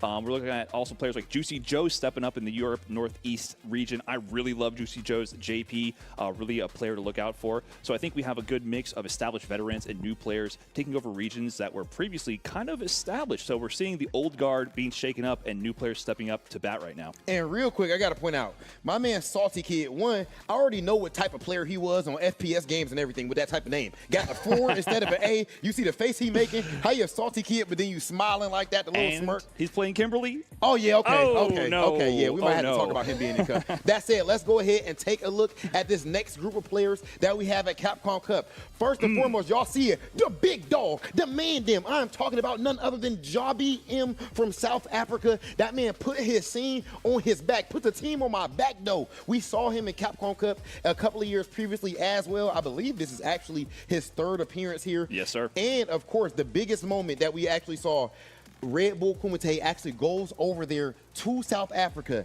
We have a David versus Goliath. So people think Jobby M versus Tokido. He gets it done in front of his peeps. Very happy to see Jobby M here. Xiao Hai, absolute tearjerker at EWC. Yes. Brought his wife up on stage. Had me crying a little bit up there, Brian. It was something else. Oh, yeah. Xiao Hai means little kid. He had the speech and everything. One of the biggest victories he's had in quite some time, but he's looking to get it done here at Capcom Cup as well. And also, we have players who are really shaking up the meta, like I mentioned before. I'm looking at like Soul out of Oceania. Originally from Kuwait, moved out there, and we're not seeing Travis Styles or ROF, or not even Freezer, who was like the dominant player for a little while in the points, rocking his Honda in that region. We have Soul repping Aki, stepping up to the plate to take that spot. We also have players like Bravery. I want to give a shout out to Bravery. Also his third Capcom Cup. He's always been playing Kami for many years at the end of Street Fighter 5 as well, and now here into Street Fighter 6. He actually qualified out of Asia Southeast from Singapore in the points leaderboard, meaning he had a more consistent record throughout the season than Cien, who Cien is also like a phenom, one of those players who's been in every single Capcom Cup, including grand finals of the very first one, up against Sako back in the day. He's had such a legacy in Capcom Cup. He got to grand finals in the very first one. I think he's looking to finally get his big W at this one. But of course, to me, I got to be full biased here. I'm looking at Kakadu over there, my man Kakadu, back to JP, qualified out of the Japan World Warrior region in the #1 spot in the points. He had one of the most dominant seasons in Season 1, but just fell short in actually getting his qualification spot. Top 8 at EVO, second place at EVO Japan. He won Gamers 8, which turned into like Esports World Cup later on. Showed the world the power of Perfect Parry, and now he's showing the power of JP in Season 2 as well, back to his old main and doing big work here in Street Fighter 6. Yo, chat, I got to ask you guys, first and foremost, look at Hot Dog picture, look at Fudo's picture. which one do you think is more effective going into a tournament? You know what I mean? Feeling good, smiling like hot dog, or being Fudo looking like you about to turn into the Hawk or something like that? Fudo's mean mugging, you Fudo know? looking serious. He's looking, you know, people like to meme on Fudo being kind of like Harry Potter looking a little bit, looking a little meek over there. Nah, this man means business. He came back and won World Warrior regional finals in Japan for the second time. He won it last year as well. Had a really good run at Capcom Cup. Eliminated Mena RD as well, who was looking to possibly get his third Capcom Cup finish last year. So Fudo, I don't know. The mean mug, it's doing it for me. Now let's go ahead and take a look at our next group of players. As you guys can see, my man's Zangief Bolado. Absolute dog. We just saw last week that he was announced as one of the players that will be performing at Red Bull Kumite. And of course, we seen him at UFA. He gets 5th place, takes out Lex, and then he also takes out Big Bird. With the lights the brightest, he was able to get it done like that. 5th place, extremely strong finish, and he almost went even further than that. That said, my man's Grand Todokai fighting out of Panama. We've seen him doing his thing for a few years now, but I remember last season, Todokai, he kept being so close. 2nd place finishes. I remember even, I want to say, I don't know if it was Kusanagi. I forgot exactly who stopped him last time, but this time, it don't matter. He the big dog. My man is officially in Capcom Cup. Absolutely love to see it. And we might have just a slight bit of bias looking at those 2 players on the bottom right side of our screen. That is the Midwest favorites right there, Jack and Dual Kevin, the standard representatives of the Midwest region. And also, this slide, it once again reminds me, we have such a mix of established veterans, both to the Street Fighter as a whole and Capcom Cup specifically. We have 2 Capcom Cup champions there in the center with NuckleDoo and Idom returning to compete. But amongst this, we also have brand new faces. We have Limestone, Salvatore over there, and also Blas. Blas out of Chile, qualifying from the South America East region, is officially the youngest qualifier ever into the Capcom Cup. Only 15 years old, doing work out there in Chile, playing his Ed, playing his Ryu, playing his Terry, playing his Ken, going over to Blink Respawn, getting that 7th place finish. I mean, he might be young, but he shows a level of talent beyond what I've seen for the years he's been playing. I would absolutely be terrified to have him in my group. Wow, I'm not going to lie to you. Blas being the youngest player ever, already qualified at 15 years old. Brian, I know you compete in everything and you're not in Cup. I'm assuming you must be like, what, you 14, 13? Yeah, I'll catch up to him soon. You know, just give me a few more years. All right, guys. Now, that said, we have one more group of players to look at here. And, of course, last but not least, oh, my goodness. Oh, my goodness. Is that in that green jersey with the abbreviation FLY, FlyQuest on Punk the God, the Evo champion, reigning and defending. And with that being the case, he has the chance to be the first person ever to get Evo and Capcom Cup in the same year. The closest we had, of course, was Momochi in the past, but it was like the year following up. Yes.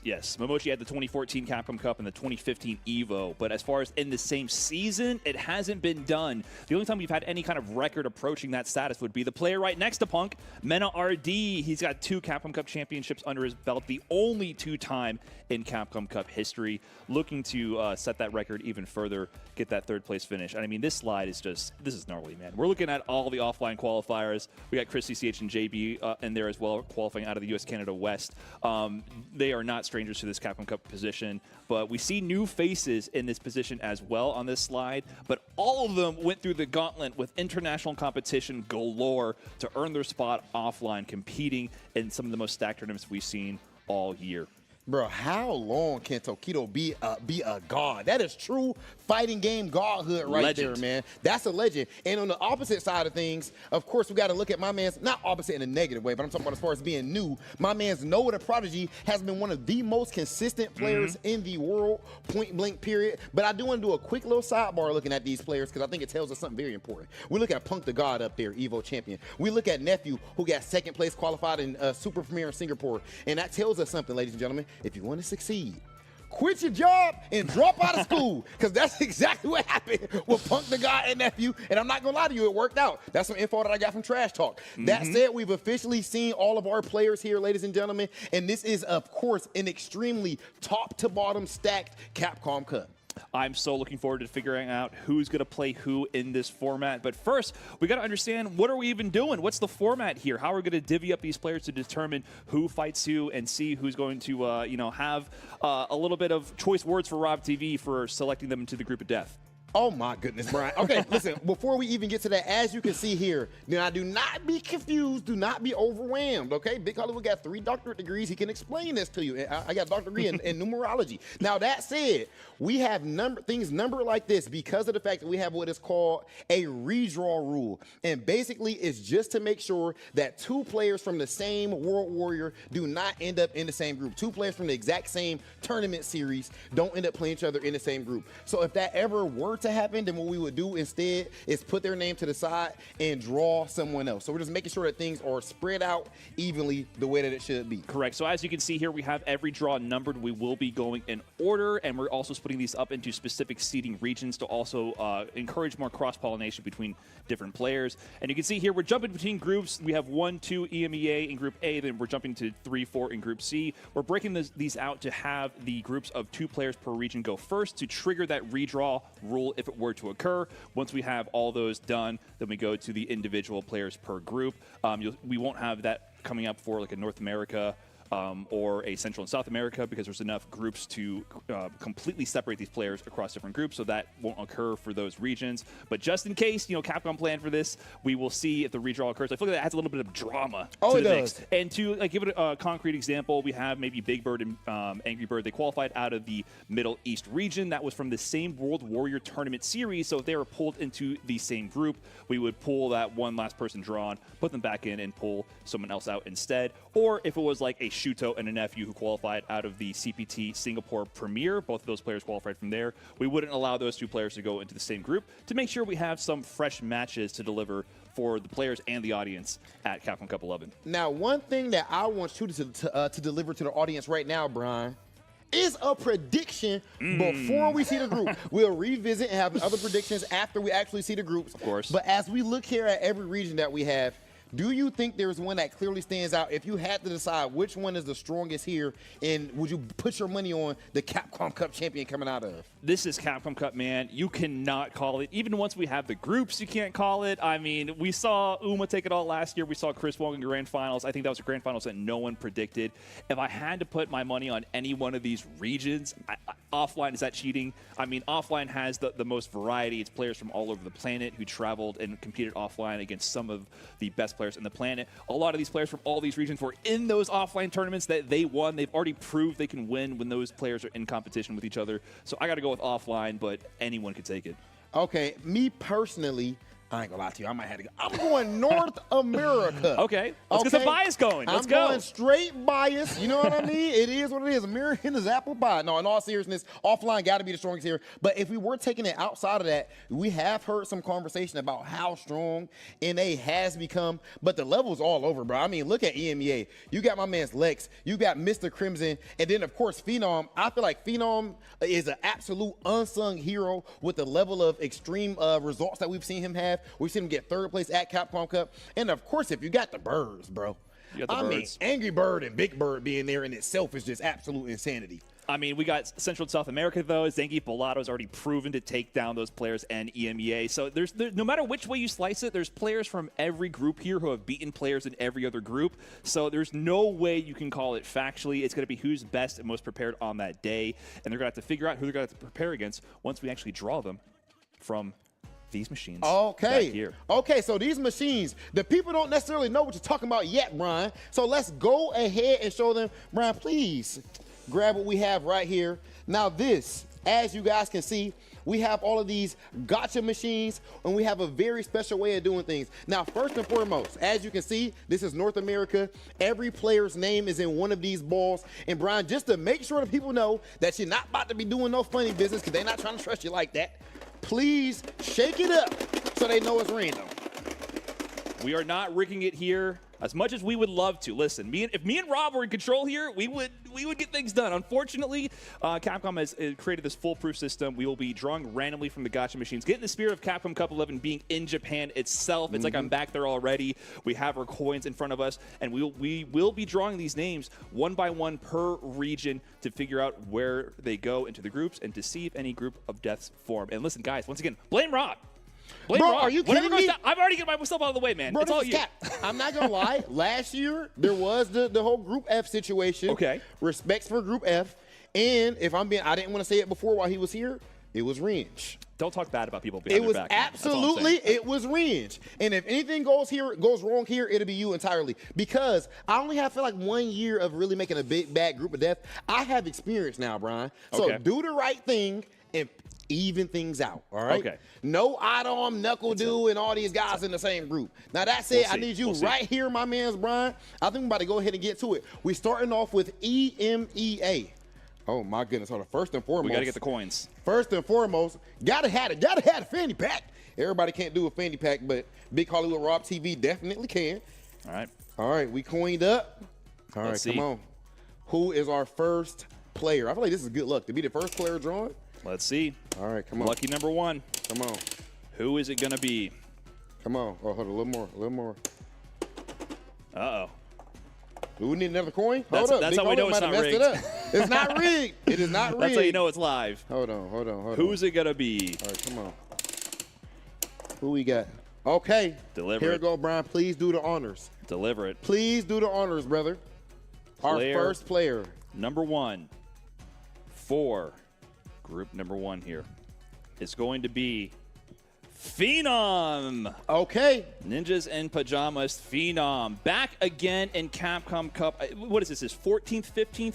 Oh, gotta be. It's gotta be, Gotta be. right? There he is in Group A, number 1, Phenom. One of the most consistent players of all time. I feel like he wins so consistently that people sleep on him. It's almost They take it for boring. granted. They take it for Exactly. granted because he's just so fundamentally sound. I mean, what people really know him for is how he talks about his favorite character, Ken, on Twitter a little The bit. toughest character So- to use in all of Street Fighter 6. Absolutely, Needs absolutely. buffs. I mean, that just speaks to how strong he really is, right? He's able to get such great results That's as Ken true. in Street Fighter 6. But he is of that caliber, believe it or not. You might not know that seeing his Twitter feed, but he is player number 1 in Group A. But Rob, who's going to be joining him? And you player can number see 2. with that NIP right there, those guys are the Street Fighter League EU champions. Yes. So he is on a high right now.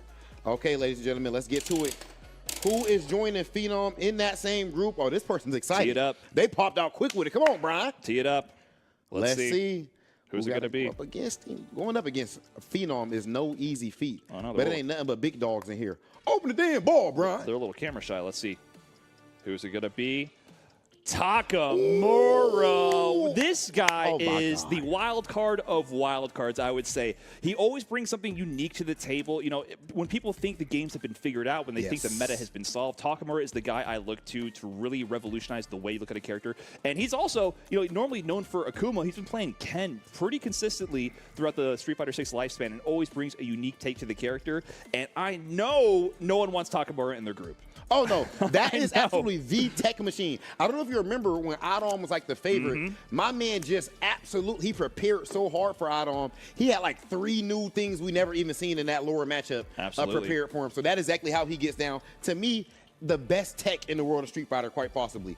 That said, ladies and gentlemen, we are now, as you can see there, we're actually skipping over from Group A to Group all C. the way to Group C. Yep. So the way that it's numbered is actually the order that we're drawing in, of course, because of the redraw rule. So All let's right, see. Let's get into it. Who's up next? First player in Group C, Brian. First player in Group C. We have in Group C. Oh, yeah. Name, please. Oh, yeah. We have Gigi Hallible. He's back again. What is this? His second This qualification is, I at believe this it's his point? second cup. Yeah, he's been a longtime player out of Germany, been super strong, rocking his Ken. He also rocks a lot of different Shoto-type characters, but maybe most known for his win with Manon in last Capcom Cup. Look, you got to do that sometimes, man. You got to just go ahead and bust out the crowd favorite character. And that tells you something. He understands how to play the game outside of the game, Brian. You got to entertain the people. And Hallible's definitely nice. He came over here with Random. Remember, it was Random, and then, of course, they both came over here with Salt Mine League. Absolutely amazing to see him back in Capcom Cup. That said, who we have to find out exactly Who's joining him? who is going to join Put him that coin in. Let's see. in Group C. Let's go gambling. Ooh. What do we got? What we doing? What we doing, Brian? Let's see. My man Hallible, the first name we have in Group C. And I'm going to make sure I go ahead and shake the machine up. Jabi M, South Africa's finest. Oh, this guy has been cooking it up for quite some time. This is his 3rd Capcom Cup, I believe, at this point. So. Came in at the tail end of Street Fighter V, also there in Street Fighter VI. Now rocking exclusively Terry. I saw a direct quote on Twitter. You know, he used to be known more for like Chun-Li, played Karen back in Street Fighter V. But Terry came out and he's rocking exclusively Terry. He said on Twitter, I can't help you with Ryu. I play Terry. Like, he made it very clear. So I'm really excited to see what he brings to that character because I personally play that character a lot. I think Terry's a lot of fun, and so he's going to be bringing something unique to this Capcom Cup. Hey, you notice the GG right there? Ooh, come on, man. GG's. That's the official. You already see how that's about to go. We'll see who's going to say GG's after that set in that group. Now we'll see. That's it, yo. Jabi M. I'm gonna say right now on the stream. I don't believe you talking about, oh, I'm only going to use Terry. He switches characters so much. He does. He's effective with all of them, though. Yes. But he switches characters so much. Let's see. Please do not give him a bad draw. He tweeted me. He was like, you owe me from last year when you drew me and Ren. Please do not give him a bad draw, Maybe he Brian. jinxed it. We don't know. Let's shake it up, Rob. Yeah, Let's let's go just ahead. prove to the people. Come on now. This is random. Y'all see Let's these, go get y'all it. see Come on. these goddamn biceps now. Come on. That's a good shake. That's a good shake, Brian. Get that coin in. All right, come on. Let's see it. Who do Let's we got? see it. All right. I got a feeling about this one. Oh, yeah? What you I feeling? got a feeling. What you feeling? I think this person got a decent chance to be the Capcom Cup champ. You think so? I think he got a decent chance to be the Capcom Cup champ, Brian. Right there in your hands right This now. might be the winner of it all because it's Aegis Mr. Crimson. See? I mean, that's not a bad call. That ain't a bad pick. That ain't a bad If pick. you had to pick somebody to win it all, Mr. Crimson could be the one. I mean, he came into his own really late-stage Street Fighter V to become arguably at a time the best player on the planet. It was arguably. Him and Adam were the only people in contention during that time right there. And of course, we know him to be the Dawson extraordinaire. I mean, extremely offensive, absolutely redefined what it meant to really play Dawson. And one of the players that showed us like, yo, New France is just at a ridiculous level. He was one of the players that spearheaded that. Yeah, he's been one of the most consistent players out of France for quite some time. Killzoo is actually the qualifier this season out of the points. Mr. Crimson won the regional final, but that region has been for so long dominant, and he was just like adding to that narrative of France being one of the regions to look out for. You know, we talk a lot about like a Japan and Asia, maybe an NA, but in EU and France specifically. Oh yeah, Mr. Crimson is really trying to make a case for his region. Okay, and we're about to see who is about to try to stand in Mr. Crimson's way. Let's see, I'm not Rob. gonna lie, it's no easy feat whatsoever. Let's see. But somebody got to do it. Somebody got to do it in nice a roll. Nice Immortal roll. Worlds of K-Dot. Come on. See, Brian, you got to hit that gym. You got to hit that gym, Brian. I'm You got to show I'm getting muscles. beat by the gotcha balls right here. Let's see. Next up, Diver. Okay. Diver from Chile, qualifying in Spain, rocking the ad. Diver's one of the players I was referring to as kind of like the new guard, right? So we saw out of Spain for quite some time, it was like Vega Patch representing in that region, and then Samuel, who took it over Vega Patch in the last regional finals for Spain last year. And this time, Diver takes it over Samuel. So we're seeing the level of the talent change over time. So Diver's going to be in his first Capcom Cup appearance, really rising to the occasion to see if he can, make his mark. You know, Brian, shoot for the million. people used to think you were a diver when we used to play each other in tournament. I was yeah? smoke you so bad. They're like, oh, there's got to be a dive. There's no way. We're good Yeah, 'cause friends. I'd be Listen, drowning. man, no neutral dive type situation. But, Yeah. you was trying. It's true. That said, ladies and gentlemen, let's go ahead and move on to the next group. I love you, Brian. Let's see who we got here. Come on.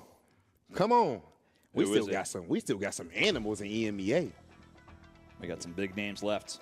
Like Juicy Come on, Juicy. Joe. Come on, I Juicy. am a Juicy Joe fan for sure. He qualified out of the Europe Northeast region along with Phenom. Phenom always dominating that region for so long. Juicy Joe's kind of making a case for himself. He was getting some wins here and there over the man. Rocking JP, wasn't scared to stick with him after some adjustments from Season 1 occurred, and he only further optimized and developed his JP. Some of the nastiest conversion setups and mix-up and really strong fundamentals. Had some good showings at some offline qualifiers as well for Esports World Cup. I am looking out for Juicy Joe in Group G. I think he's going to be a menace. You ever steal a little bit of Juicy Joe check before? Oh, yeah. That's the ecosystem. That's how it's supposed to go. Oh, yeah. You got a good idea, I just go steal get all the shared tech. around. That's the only way to do it. Of course. That's it, ladies and gentlemen. Come on, we about to see who is going to join Juicy Joe in let's Group get it. G. Let's get it. Let me get a little bit of that. All right, Yeah, shake it up. Come on. Who do we got? You know that shakeup probably just changed the course of history, right? That could have been the $1 million shakeup You right there. never know. That really could have been it. Dang, that's rough. All right. Next up in Group G, we have Kills You. Oh, Carmine Core kills you. What we were just talking about. One of the strongest players, one of the most consistent players out of France, has been for quite some time, also in that late Street Fighter V era. I remember he had a really deep run at EVO 2022 where he dropped a clutch moment against Daigo. He almost got a big win over Daigo on stream at EVO. But I think since then, he's developed and really come into his own. He even got second at Kings of the World after he was already qualified. So he's showing that it's not just online, it's offline as well. So Kills You will be joining Juicy Joe in Group G. Shout out to Kills You. That's someone who I also always bring up the fact that he was a pro gamer as well in another genre of games. So in order to come over, it was like from sports games. Right. In order to come over from sports games to fighting games, you still that godlike, that says something about you. Yeah, he used to play and win when it wasn't his main game, is what he used to say. Now Street Fighter 6 is his main game, so I'd be extra terrified of what Kills You actually brings to the table now that he has his full focus on this game. Okay, and now we are focused on our next competitor out of EMEA. Let's see who it's going to be, bro. Wait, is my math correct? What's going on? Are we down to we're getting down to some big names in this group. Okay. We're getting down to some real big names. Hold on. Yeah, it's some crazy names. My process of elimination. I'm thinking about it here. We might have to spread the wings of this paper here. Oh, you're right. Not quite. Instead, we're holding down back with C9 Lex. Originally from New York, moved to the UK, and didn't tell anybody until we saw him beating up some UK players. Yep. Suddenly, out of nowhere, we saw Lex winning World Warrior events in the UK, and he's been one of the top representatives in that region and actually qualified via the point leaderboard. He was the most dominant player in a region with players like Ending Walker, with Problem X, with Broski. Lex is the player who qualified out via points. Solo playing Guile. I mean, that's just been who he's been rocking with since the Street Fighter V days. And he's in Group H now. And we still have his brother, JB, to be called later. Well. I'll tell you what, though, man. Lex, his improvement, he was already good in 5. But his level up has been absolutely insane, brother. Yeah. And Street Fighter League as well. He's also still competing in Street Fighter League US, so he has a lot of Street Fighter ahead of him. Okay, that said, ladies and gentlemen, we are only with a few names left. Oh my goodness, we might have a redraw rule here. Knock on wood, but we might have it in the first. Let's see. Yeah. If we have oh my gosh. Is Broski's name going to turn up right here? Oh my gosh. Let's see. Come on. Well, let's see. I don't know. Yeah, this is interesting. On this, we might turn up right away. It's getting a little risky. Let's see. Do we have a redraw already this early in the stream? Broski, oh my gosh. Both out of UK World Warrior. That's a redraw. That's a redraw. Wow. In the first seeding group. So we see the rule in action here. You know, I thought this was pretty exciting. I wasn't sure if this was actually come to be. Yeah, I didn't know if we would even get one. Wow. Okay. So we got to put that one back, put it aside, and draw the next name. Okay, yeah. So, guys, and again, we just have to make sure that 2 people from the same tournament series do not end up playing each other. So right now, we're just going to set him right here to the side and draw another name, and then we'll reinsert him. He's out of the cup. I'm sorry. Yeah, he's sorry, out. Broski. He's DQ, bro. We lost your name. It's over. Here, let me just set him back here. Yeah, he'll be fine. All right, come on. All right. Who are we putting in there with Who's Lex joining instead? Lex instead of Broski? I mean, we're getting real low on I names can't believe here. that actually happened right there. That's fire. Right. We weren't sure. This is not planned. We do not know. Here we go. Joining Lex, Angry Bird. Okay. One of the most dominant players in the world of Street Fighter, period. Angry Bird, the EVO 2023 champion. He's back in action in Group H. Bro, absolutely one of the most insane players that we have in the World Street Fighter for so many years now, bro. Him winning EVO, I feel like he had one of the most emotional EVO wins that we've seen point blank period. And then, of course, even Gamers 8, he ended up getting second place going up against Kakeru there, if you remember. My man's Angry Bird, absolutely insane. And, of course, Street Fighter League EU World Champion. For MVP, you did he lose? I think he lost maybe 1 set or 0. So, yeah, so he was super dominant in Street Fighter League EU, so he'll be competing as well in Street Fighter League Worlds for Team Ninjas in Pajamas. You know how sick you got to be in MVP contention for 2 different Street Fighter leagues? Bro, he's definitely won MVP over here in US as well. That said, as you guys can see, right? God damn, Broski, I'm sorry. doing you bad. You're I'm sorry. out. Broski, I'm sorry. I know the stream is watching this right now. I'm sorry, Broski. I didn't give you no bad luck. Listen, we're supposed to be subtle when we rig Capcom Cup, Rob. So I'm putting Broski right here, back into the joint. And of course, shake it up. We gotta shake it up. Shake it up. All right, come on. All right. Let's see what we got here. Insert my coin right here. Come on. Gotta drop your core, the real FGC thing. All right. Okay. Who we got now? This is not the same group now. We're on to a new group, ladies and gentlemen. It will be Salty Kid, PHX Salty Kid, rocking that Kimberly. I know no one's happy about having a Salty Kid. No. Bro, I've told you, bro, if you put a 4 in your name and you for the A and you play Kimberly, my man's out of Belgium and everything, you know exactly how he's about to get down. I feel like he's pulling up the Capcom Cup without a care in the world. In all seriousness, much respect to my man Salty Kid for qualifying for Cup, and he's going to be a force to be reckoned with. Which group is he in right now? He's in Group B, so there's no one currently else in that group right now, so we'll have to wait and see who's going to be joining him from like the Asia and Oceania regions. So it's going to be a lot of stress for everyone seeing if they get placed into that group to be joining this menace here, Salty Kid. And just like that, I believe we're only down to 2 more people in EMEA. Really? Let's see. Yeah, yes. Looking like only 2. I wonder who those 2 are. Okay. Let's see which one of them is coming out next. Who enters the battle for the $1 million at Capcom Cup, Brian? Who could this possibly be? Oh, they're camera shy. Let's see. Come on, pop out. They don't want to know. Sometimes you got to pop out and show naysayers. Let's see. You feel me, Brian? I might be feeling you. I don't know if this capsule's feeling you. Let's see who it is. All right, what we got? Wait, how did he get back in there? Rob, we're supposed to rig it. I made a mistake. We're supposed to kick him out of there. Okay, Broski, you get to play at Capcom Cup. You earned it fair and square. Broski, you have been drawn. You will be placed into a fresh group there. Group D, Broski leading the charge there. Yeah, Broski's been having a phenomenal year, right? I mean, he switched to Aki. He is probably the most known Aki player on the planet. Content creator extraordinaire, amazing streamer and content creator, and cooking up. His level in Street Fighter 6 just seems to keep climbing and climbing. Character specialist, he found a character that he clicked with and is just pushing her to the limits. So, bro, his Red Bull Kumite run, oh my goodness, that was the stuff of legend. The whole crowd was biased in person and watching home on stream, just seeing him cook up with that Aki. Much love to my man's Broski, content creator extraordinaire, and obviously we already do know who this last name is, but just to give him the respect, you know what I mean? Let's give it to him. Just for the formalities, go ahead and pop that name open. Who could this be? It is. I'll give you one guess. None other than the Big Bird. Oh, yeah. Also, just recently joining Team Reject along with Angry Bird. Big Bird, one of the most consistent players of all time. 2nd place at EVO this year. 2-time 2nd place finisher at EVO. He won, the DreamHack Sweden qualifier as well at the Esports World Cup. One of the strongest players we have in the scene for so many years now. One of those players who started very young as well and continued to be a top performer.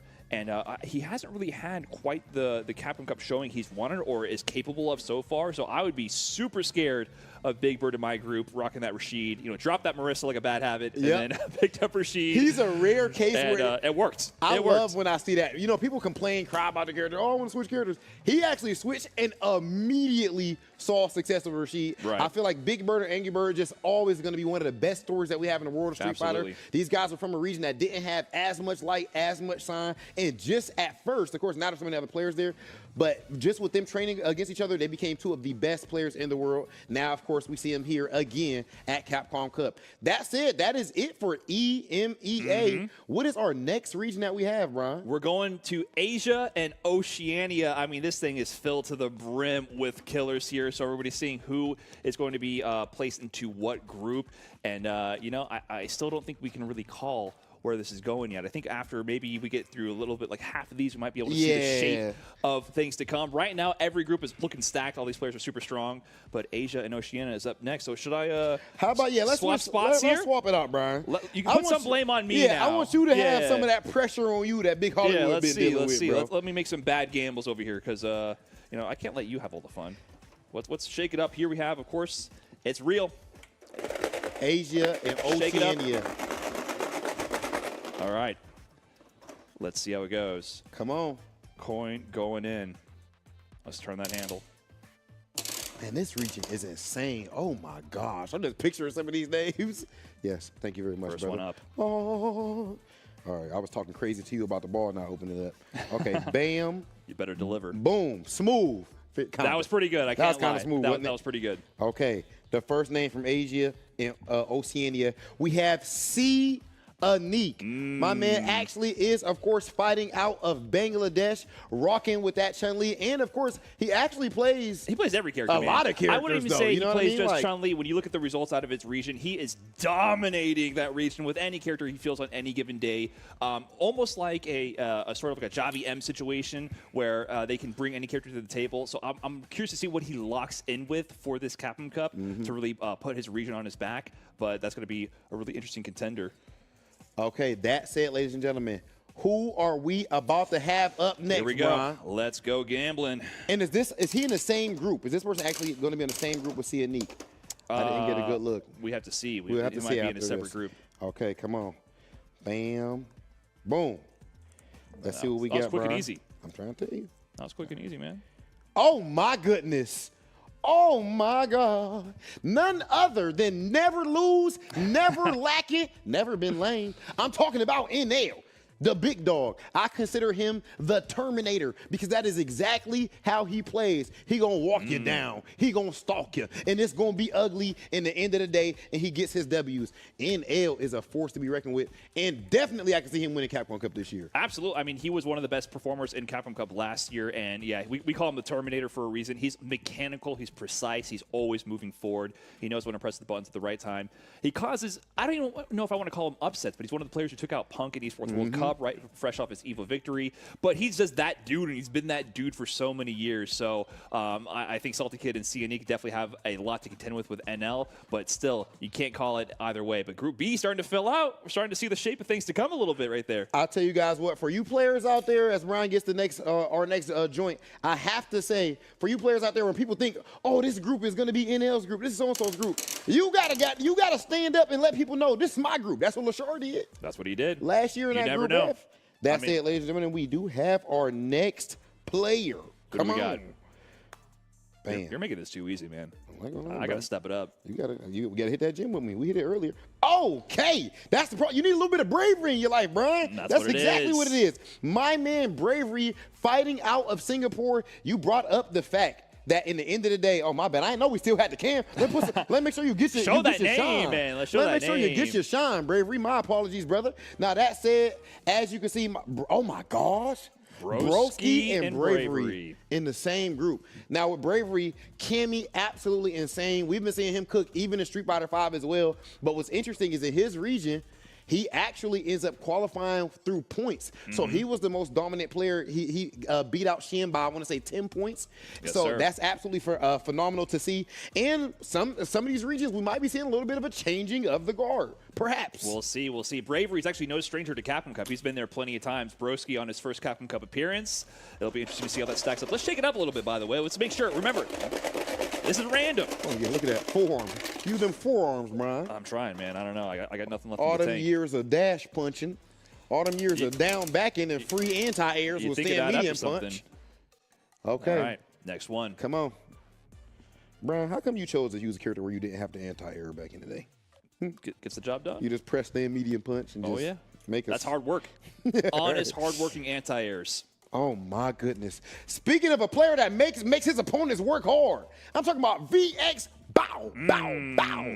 This is an absolute beast. We've seen him even in multiple years now of Street Fighter League putting in work. We see my man's Bison. I'm talking about VX Bow. I feel like he just walks up there, no fear, nothing but confidence, and he knows that he is going to get the job done.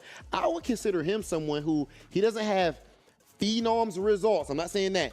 But what I'm saying is I do think he's somebody who might be a little bit People need to put a bit more respect He's on his approaching name. that. I mean, he was the player who caused one of the bigger upsets as well in the final Capcom Cup for Street Fighter V. Eliminated Punk in the Cody mirror where he was inventing new tech to get things done. Fire. With the zonk. Yeah, and now he's playing, and Bison played some JP. He picks the dirty stuff, dude. Yeah, he does. This group is looking gnarly. Broski, Bravery, VX Bao. I think everybody is stressing about everybody in this group. Each one of these players is like, man, which that's how you know you got a good group. When I know all those players are stressed out right now about each other. But we're going to the next one. You see that group we're going to? Group F.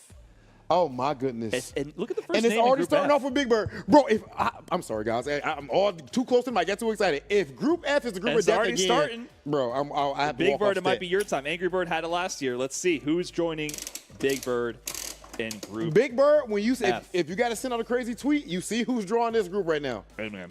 If this is crazy, you see who just did It's the little thing. Schrodinger's capsule right here. We don't know the result. It could be anything until Rob opens it. So. Okay, come on. Let's see. Oh my gosh, I might want to peek a little bit. Oh, that's how you feel, Brian? Oil King. Oil King. Woo. Oil King. We're putting the and Big Rasheeds in Bird. one group?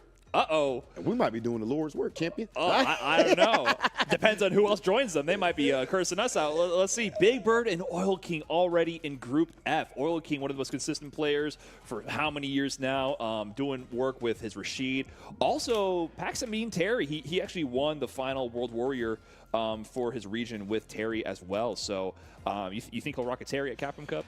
You know what? I honestly could see that happening, but I mean, in the end of the day, you got level 2 at Rashid. Why you playing around? I agree. Don't play around with us, bro. Don't overthink it. Group F looks That's not gnarly. the time. Oh my goodness. Let's see. Group F really might be the group Let's of see. death. I don't know. Let's see who's joining them. Being in Group F might be a curse, bro. I ain't gonna lie. 3 that years might in be a row. Curse.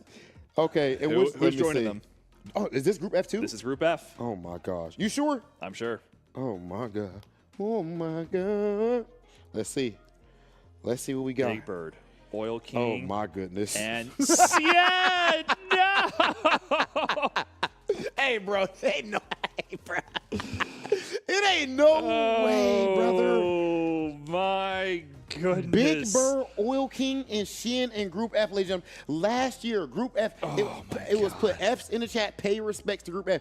It's not to that point yet. But Brian, you definitely just added Oil King and Shin to that group right there. So you're not making it easy on any of them. I'm sorry.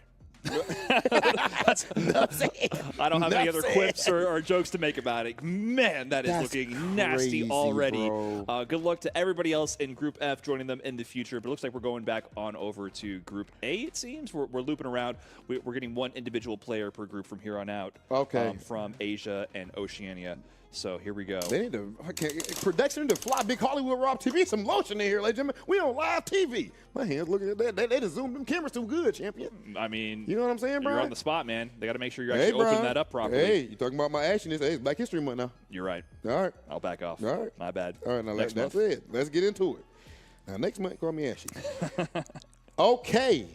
And we have none other than Hot Dog 29. This is an absolute innovator. I love watching my man's DJ go to work. I mean, his DJ, we know about the Bison, everything. Of course. Hot Dog. I remember when the V-Trigger 2 setups came out. He was one of the most innovative players that we've seen. North American Regional Finals, absolutely getting it done. And he has also been on a tear in Street Fighter 6. I believe Hot Dog is due for another big-time Really performance. underrated player, I would say, especially in the first season of Street Fighter 6. He had really good performances, a couple top 8 finishes and like top 16s as well in the 3 offline events that we have, but didn't quite make it into the cup, didn't quite get to have that showing. So he's in here now, qualifying out of Asia East, and I feel for Phenom and Takamura, that's going to be a gnarly group as well. These groups are looking stacked. Ooh. All these names... I don't know. Hold on, let me see. Where's Phenom? Which group is Phenom talking about? Group A, Phenom Takamura, Hot Dog 29. Oh my gosh! Oh my gosh! We got multiple death groups. Yeah, I don't think we keep harkening back to the death group, but I think it's going to be everywhere. All right, let's shake it up. We got a few more here. Yep. Come on. Oh, it's getting good, Brian. The group is filling out. Oh my gosh! Up next, who do we got? All right, let's go gambling. All right, do the honors. Let's do it. Bam, boom, kablow. None My other. guy. Yes, sir. My man's Kakeru, bruh. That's fire. Of course, you were hyping up Kakeru with good reason. His results, his performances throughout Street Fighter 6 have been insane. Starting things off, of course, with what he did back there at Gamers 8, showed us what perfect parry really could be. And I will argue, we have still never seen anyone use it to that level of effectiveness ever since that day. He actually went just like Ultra Instinct mode. That was absolutely insane. It was like a Nikali V-trigger popped in real life. My man's Kakeru qualifying in Japan, the land of fighting game godhood. And if I'm not mistaken, he qualified on points. He was the point leader. He actually got second place in the final World Warrior event with the point spread is super tight. It's between him and Higuchi, and he barely squeaked out ahead. He got second in that event. Going back to JP for that tournament because he's been playing since the adjustments. He's been playing a lot of Akuma. He's been playing a lot of N Bison. He got second at Topanga League. And then so he had a really successful year leading up to this, second at EVO Japan as well. And then at the very tail end, back to the JP. And he's also frequently the #1 Mai. You know, Mai's been out for about a week or two or so, and he's #1 Mai on the leaderboards as well. So he just understands this game inside and out. He's making me think like of a Punk of the set play kind of dirtier character style. Like he adapts to every character that comes out. And so, of that type. Of that, yes, that Punk is more the archetype. footsie archetype. Kakeru seems to gravitate towards the slightly grimier play styles. Yeah. And he's been doing work with every character, so I know that he's going to be doing a lot of work in that Group C. Jabiem and Hannibal have their work cut out for them for sure. But on to the next one. All right, come on, Brian. You already messed up one group, Brian, with Group F. At least it's looking like that. It's all Rob. Rob called this You all. already messed up one group, it's looking like. All right, come on. But it's good entertainment for the people. It's provocative. Get the people going. Okay. Oh, yeah. Oh, Beast yeah. Fudo. Fighting game god. Yes, sir.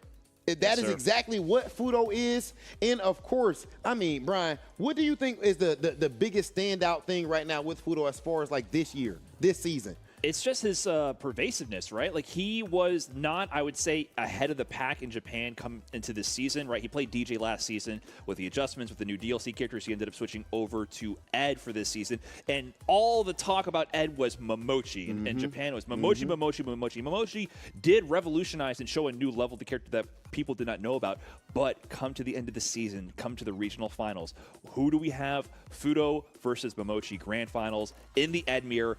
Fudo takes it. So that longevity, that persistentness, that ability to always adapt to the meta and the times and get the job done. I mean, he's an EVO champion. He's been in grand finals multiple times. Consistent Capcom Cup high place finisher. Who knows? It might be his year. He might be due one. I know some people have been watching Fudo for even before this, but for me, I've been watching Fudo since I was watching that Fei Long, bro. You know what I mean? That Fei Long back in Street Fighter 4, and he's been dominating ever since that time all the way up to now. Absolute legend. 2 left. Only 2. 2 left out of Asia. We running through Oceania. Let's mix it up one last time. Yeah, pop that coin in. Pop that coin in there, Brian. Just like you were doing on your Japan trip. I rehearsed for this, practice for this moment to. There you go, tilted. See? There we go. I know the tech. I know the meta. Yes, sir. Come on. Only 2 names left, ladies and gentlemen. Let's go. Let's see who we have here. Okay. You're smooth with it, man. You got to teach me the technique. I don't know. You, brother. Oh, yeah. Oh, my. You see him? None other than Xiao Hai. Now, again, we see my man Xiao Hai give us the most amazing, the most rousing speech that we've seen in Street Fighter 6 so far back there at Esports World Cup. I mean, this guy's absolutely insane, an absolute animal. I feel like, you know, at that point, what did he say? But today, I am Xiao Hai. That was fire, bro. 10 out of 10. It's like it been from a movie script, but this is not a movie. This is real life. My man really is playing at that level. Xiao Hai, one of the strongest players we have here, and Group G is not happy to see that pick. Don't nobody want to see Xiao Hai. There's no way. Look at the groups. Nobody want to see. Look at Group H next. We have Lex and Angry Bird. Like, there's no way you slice this where this is not stacked. Yeah. This is actually brutal. Hold on. Are you trying to take some weight off of you messing up Group F? A little bit, maybe. You shot out here. Maybe. All the groups is tough. Maybe. All the groups Don't is blame me. very difficult. Don't at me. That's all I'm saying. Like, leave me alone is all I gotta say. And now we only have 1 player left in Asia, Oceania. I'm not sure who the player is. I think actually. I know you who it You is. remember Process off top? elimination. You remember off top? Let me see. I believe I know. Let's see. Oh, yeah. Yes, sir. Oh, yeah. Soul. The Soul player left actually. There you go. Like that bar? I liked That it. little something. I liked it. That little something for you right there, Brian. Now, of course, my man Soul putting in work with that Aki, absolute big dog, and he's over there in Oceania. Is actually where he qualified, but he is actually from Kuwait. Right. And he was actually able to qualify over ROF. He qualifies over Travis Styles. And this is like the theme you've been talking about, Brian. Yep. Some of these guys coming up, it's not just the same people we're seeing winning over and over again. Nope. Soul is an absolute animal. That is not an easy region to qualify from. No, but he has a tough group that he's going into. He's joining Angry Bird and Lex and Soul. He's the other Aki player, the other dedicated Aki main out of Capcom Cup right now. Lex is one of the players playing Broski every other tournament, right? So we'll see if Soul's going to be prepared for that matchup. We know Lex is going to be, so he's going to have his work cut out for him. But I know that he can cause some big upsets and get the job done out of Group H. But that about wraps it up, man. We're done with Asia and Oceania. Wow. These groups are... Okay, hold on. Okay. First and foremost, before we move on to our next group, which is our next one? We actually have Central and South America coming up next. Are you ready to say which one looks the craziest yet? Or maybe after this next one? After this next one, it'll be easier. They're all looking crazy. I mean, maybe Group F is a little so wild, far. but I'm looking at Group G. I'm looking at a group, even Group D. I'm looking at Group H a little bit. Like, these groups are looking gnarly. Group E. Group A is wild. Which letters did I forget? What's list them yeah, all? Right. How many did I put down? All right, go ahead, Brian. Let me go ahead and switch spots with your champion. Let's step up. We are about to go ahead and get our competitors from Central and South America. Let me go ahead and grab a coin first. Y'all know how this thing goes. Let me first give it a little. Shake it up. Little something, Brian. All right. Yeah. Who is first into the fire? Into the fire, in the flames. Let's see who this will be. All right. Okay. Up next, it's going to be Salvatore. There we go, Salvatore. He's been doing a lot of work out of the South America East region. He qualified really in a really stacked region. I feel like, he's from Venezuela, but he qualified out of the region with all the Chilean players, right? We have Blas out of that region who qualified via the point system. Salvatore ended up taking it in the regional finals, beating players like Crime. We talk about Blas. Crime is like his partner in crime, literally. They're both on Team Black, both like 15 years old around that age. We saw Crime get like a third or top 4 place finish at Blink Respawn. But out of all those players, including like the Capcom Cup qualifiers past years, Dookie and Shaka, Salvatore is the one who takes it over them all. And where does he end up? Group A. Oh, man, we were just talking about how crazy that one is. And, of course, Salvatore rocking that Cammy. Absolutely going to be fired to see that. Me, personally, I like the footsies. Some people be crying about Cammy and all that type of stuff. For me. See, that's your problem. That's your problem. You just want to hold down, back, and dash. Right. I like to see that nooch. Shout out to all the Cammy players out there. Now, that said, some of y'all just be jumping all day. I ain't going to sit up here and lie to you. I mean, it's pretty good. I ain't going to sit up here and lie to you. She got that dive kick, man. You better be holding up forward. All right, come on. Use the tools. What we got? Oh, smooth. You like that? That was pretty good. Not smooth, bad. silky. Not bad. All right, who we got? Let us see here. Okay, next up. Yeah. The man has been waiting quite some time to be in this position, Grand Tota Kai. And this is a really interesting one because me and you personally have seen Grand Tota Kai's journey throughout the years. He had been traveling for so long in the Street Fighter V era, supported by his family. And we saw the progression firsthand. I played him in these CPT tournaments. I played him internationally. I played him when I was in DR and bracket. And every year he got stronger and stronger and stronger. He came so close to qualifying in the 2023 season as well. And now he gets it done in the 2024 season for Capcom Cup 11. And there he is in Group B. Woo! What do you think? He's got the JP. Where's he? Group where? Group B. He's over there. He's got the JP. He's got the Bison. He's going to be in there with NLC and Eek and Salty Kid. Hey, Tota Kai ain't pulling up to play in that group at all. I'm not going to lie to you. No. Tota Kai, I love that you brought that up, man, as far as his journey.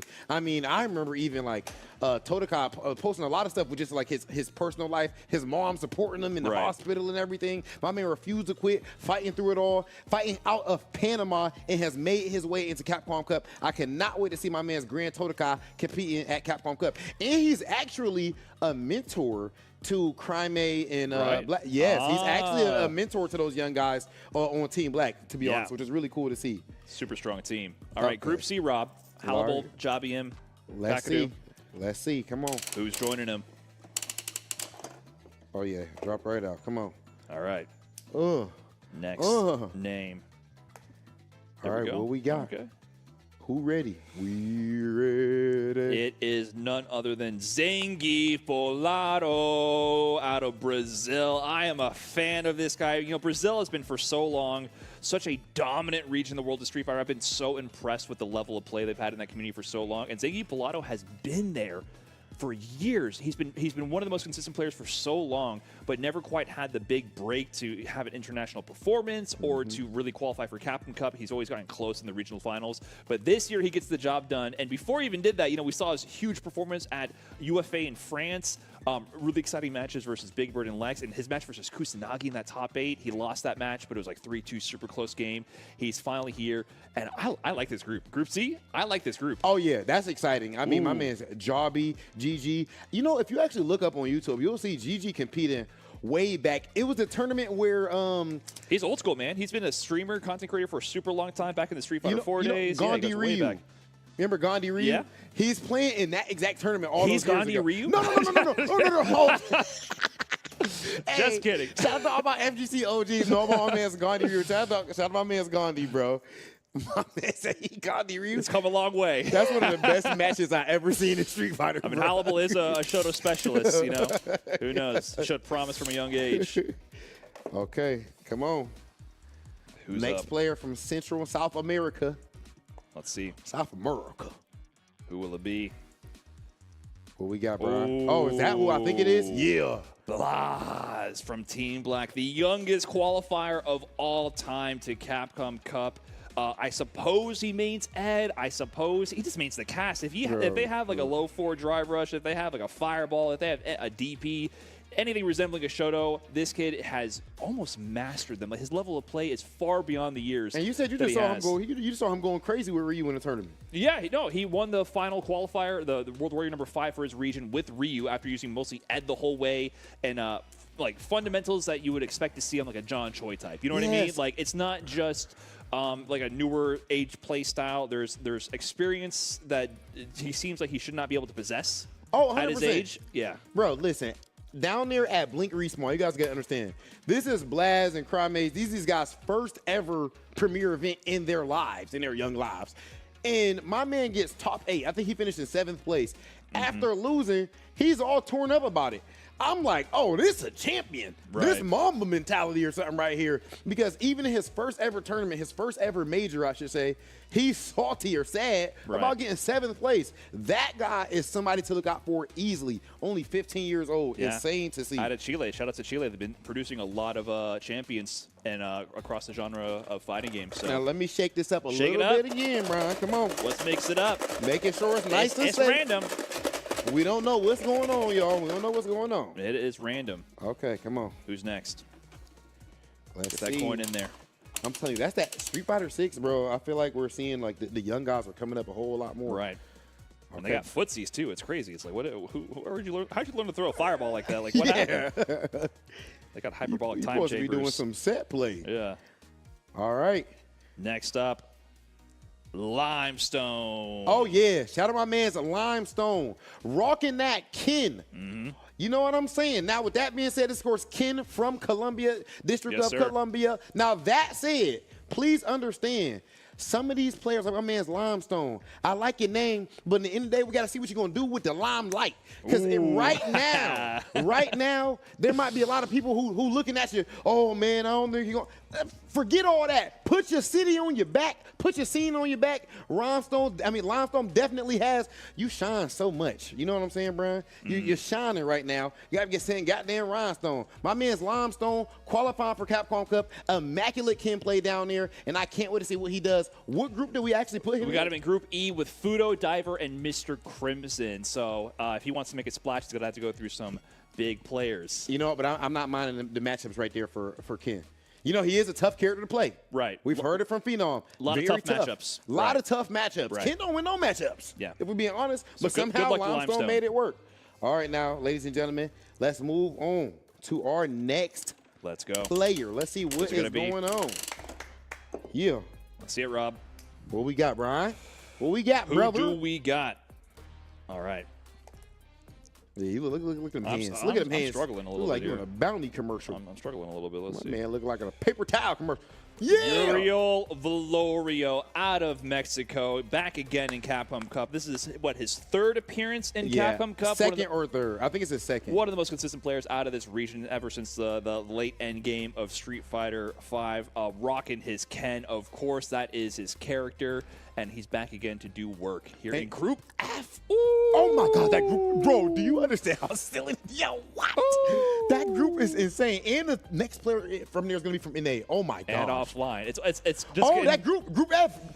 Okay, we'll wait till we finish all the way. That's crazy. That group is nasty. Uriel Velorio is absolutely insane, bro. Of course, as you said, we've seen him in Capcom Cup already, rocking the hat, the sunglasses, and everything. Of course. And you also see him every week in the weekly events like TNS and everything. Competing with the best in NA, with the taking best sets, players. taking wins left and right. So if you haven't heard of this man in the past, just look out for him, because he might be maybe the least known name in that group so far, but I would not put it past him to be a little Lashar in that bracket. You know what I'm saying? I tell you what, too, and he the biggest personality in that group. Oh yeah, he is absolutely hilarious. He make me laugh, and we don't even speak the same language. There you go. I'm not gonna lie to you. I love my man's Uriel Velorio. All right. Now that's Who do it. we We got? have only 2 names left, Brian. Yeah, getting only down there. 2 names left for Central and South America.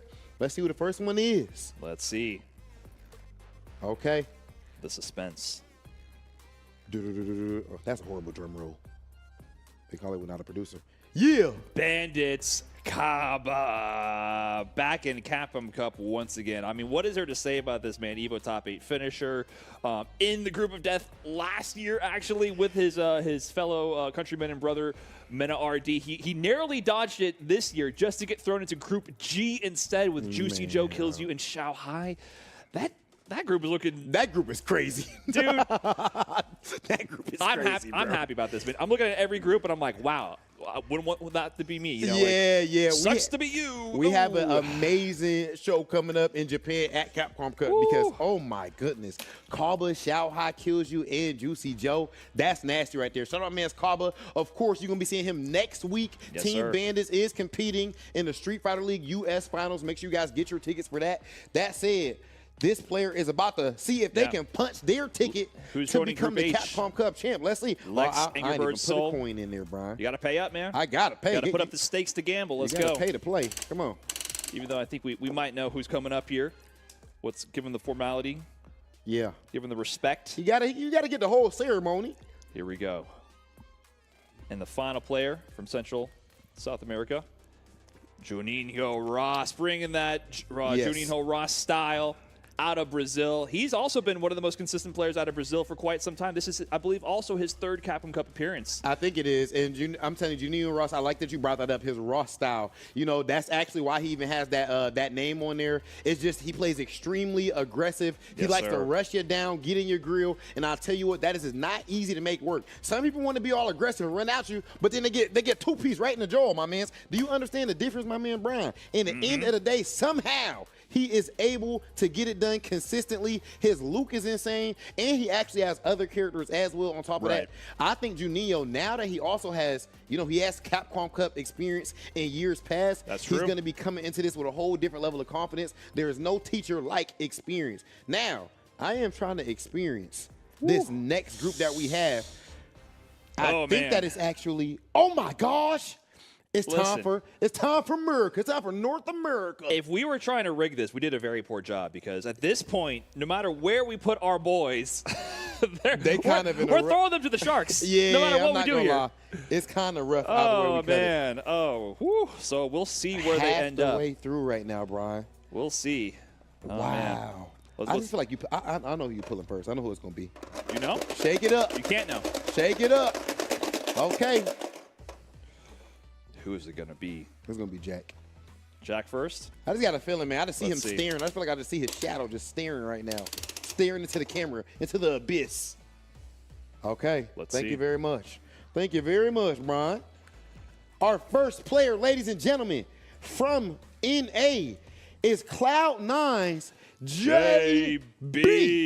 Let's go. JB qualifying out of the U.S. and Canada West region. Also returning to Capcom Cup, one of our pretty much our Rashid specialists, besides Dual Kevin here in the NA side of things. And he's going on into Group JB. You know what I love, my man's JB. He talked about maybe just like a few months ago. He was talking about how he actually went to a sports psychologist. He went and hollered at a sports psychologist, and it helped him out tremendously. He shared some of that game with me and everything. And I'll tell you what, my man's JB is absolutely on a tear right now. We've seen him be consistent for years, and he is the captain of Team Cloud9, who is also in Street Fighter League US, corralling all of them young guys and making it work. Shout out to my man's JB Group B. Wow, that group was looking nasty. We avoided the brothers in the same group at least. You know, that could have been That's some family nice. drama. You know. And I kind of would have liked it. Yeah, awkward Thanksgiving. All right. Might have been an awkward Thanksgiving. So let's see. What we got? You called Just a Kid last time. Who is it this time? All right, let me see. Oh, this one tough. This one ain't trying to pop out. Who's scared? Who's scared? Oh, I know he ain't scared. Never mind. Never mind, ladies and gentlemen. As you can see, Midwest finest, mid-best, one of the most consistent players in the world right now, Dual Kevin. He has had a fascinating season because of the fact that at first he kept on being just right there, so close, being close to qualify for EWC. At the end, he ended up having to go out there to the LCQ, beating Daigo and so many other players, and he qualifies, has a great showing. And then for Cup, a few second places, and finally punches in his ticket. My man's Dual Kevin is looking insane right now. Please don't be surprised if he walks away as our next Capcom Cup champion. Yeah, one of the most consistent players in the tour, period. It's just all about, can he get the job done all the way? Like, I have absolute faith that he can go the distance, but can he close out that day for the million? Oh, my goodness. That's the $1 million question. But we have Group D coming up here. So this group is looking nasty. Broski, Bravery, VX Bow. Do we have anybody with a B name in North America? Because there's 3 Bs in there already. I don't know. There might be some energy in the air. I think we're losing the alliteration on this one. All right, let's see. We'll have to make a nickname. Let's see. Who's it going to be? All right, let's get it. Let's get it, brother. Who do we got? Let's see. Hold on. Oh, yeah. Oh, my God. Oh, yeah. Ladies and gentlemen, a Capcom Cup champion 2019. I'm talking about Exet IDOM. Shout out to my guy. We seen him at ECT getting second place, and then he ended up winning the East Coast, the regional final as well. IDOM actually getting it done with the Manon. Where is he at? Oh, he's in Group D. With Blas, VX Bow, Bravery, Broski, Adam. This group is looking oh gnarly. My gosh, that's hype. That's godlike. That's godlike. But he is coming in, you know, to set the record straight. He is coming in as a free agent, actually. He was just recently awkward. Oh, yeah, that's true. He's not on there. So, in my past experience, and personally, I feel like that puts a little chip on your shoulder, right? You know, you weren't good enough? I think I remember. You weren't good enough? I don't remember the name of the team. That's irrelevant. But I do remember Brian F. leaving a certain team and then was going crazy at a tournament and screaming, "Forget that team!" right into the camera. I don't know what you heard. Listen, I can't support or deny your claims here, but I would be looking out for that man IDOM, free agent IDOM heading into Capcom Cup in Group D. But that Group D is looking so stacked, but look at that Group E though. I gotta see Broski versus IDOM that cut, bro. That's gonna be so hype. That's gonna be so hype. Yeah, shake it up. Mix it up. What we got? Let us see here. Oh, we still got some dogs in there. We still got some real dogs in there, bro. Come on. Let's see, ladies and gentlemen, from North America, fighting out of America. Who do we got? Our next player is Chris CCH. Brian, how many characters does this man play? He's always going through perpetual character crisis, right? He always is concerned that he's currently not playing the undisputed #1 of the game, but he always lands on a super strong pick. And, he has the Ed, he has the Terry now. I don't know what he's going to go with for Capcom Cup at this point, but he's in Group E. Interesting, I think he was, Chris CCH, he's returning to Capcom Cup, was in there in the final year for Street Fighter V, also in that group with Mr. Crimson and Angry Bird, what people refer to, I guess that was Group F in that year, the other group of death. He's returning to fight Mr. Crimson again, but also has Fudo Diver, Limestone in that group. Woo, tall order for Chris CCH. We'll see what he brings to the table this time. Okay, now, Brian, so far, you have been just doing Big Bird the dirtiest, doing Oil King Shin. You doing him the dirtiest. Woo. Who are you about to add? Who are you about to add? Me personally picking the player on purpose to join Big Bird, Oil King Sien, Uriel Valorio. Let's see. Who am I choosing? Oh, my goodness. I'm selecting this by hand. What we got? Rob, let him know. Let him know who I chose personally. You know, accountability. Yeah. I love to see that. I started the stream saying I blame Rob, but you know what, Rob? You're right. Thank you, You're brother. right. We got to own up to our actions See, here. guys, that's why you got to gaslight. Oh, my God. Oh, not our little brother. Not our little... This is how you do? Listen, you gotta spread your wings and fly. Listen, he's no longer just a kid. He's all grown up. He's Shopify Rebellion Jack. Yo, just a kid. We've seen him make top 8 at Evo in his young career already. We seen this guy. We seen him from when he was just a fledgling. All he did was jump all day with straight cheeks. Yep. And now he is one of the best players that we have in the world of Street Fighter 6, rocking that jury, staring into the camera after he slays all of his opponents. This is absolutely insane. Big Bird, Oil King, Shien, Uriel Valorio, and Jack, all in the same group, bro. Rob, I want you to look at the next group and do a process of elimination real quick. No. No. Rob? No. Is there only one name left? There's only one name left. 2 years in a row? No. I demand a recount. I demand a recount. Ladies and gentlemen, do you know what this means? 2 years in a row. No, I'm so sorry. Brian, this was you. Oh, my God. Oh, I'm tripping. I was scared for something else. Okay. You should be excited for this one. This is exciting. I'm tripping. Knuckle Dude, Dangy, Kaba in the same group. They're in the same group. Who is the best guy? Who is... I absolutely love to see this. Beef sets, ladies and gentlemen. Kaba and Knuckle Dude are both... And Xiao Hai. And Xiao Hai. I feel like there's beef all throughout this group. This is nuts. There's history all over the place. There's Knuckle about Dude, to Kaba, be- Xiao Hai, Kills You, Juicy Joe. This might be... Dude, these groups are insane. Bro, the pop-offs. You telling me there's not going to be no pop-offs in Group G? I forgot. The reason I was tripping, I forgot that Mina is in the offlines instead of the NA. So I thought we was getting Mina and Kaba we got again. the other storyline. Okay. Knuckle Dude versus Kaba. This Battle is for the best amazing. guile. It's happening at Capcom Cup.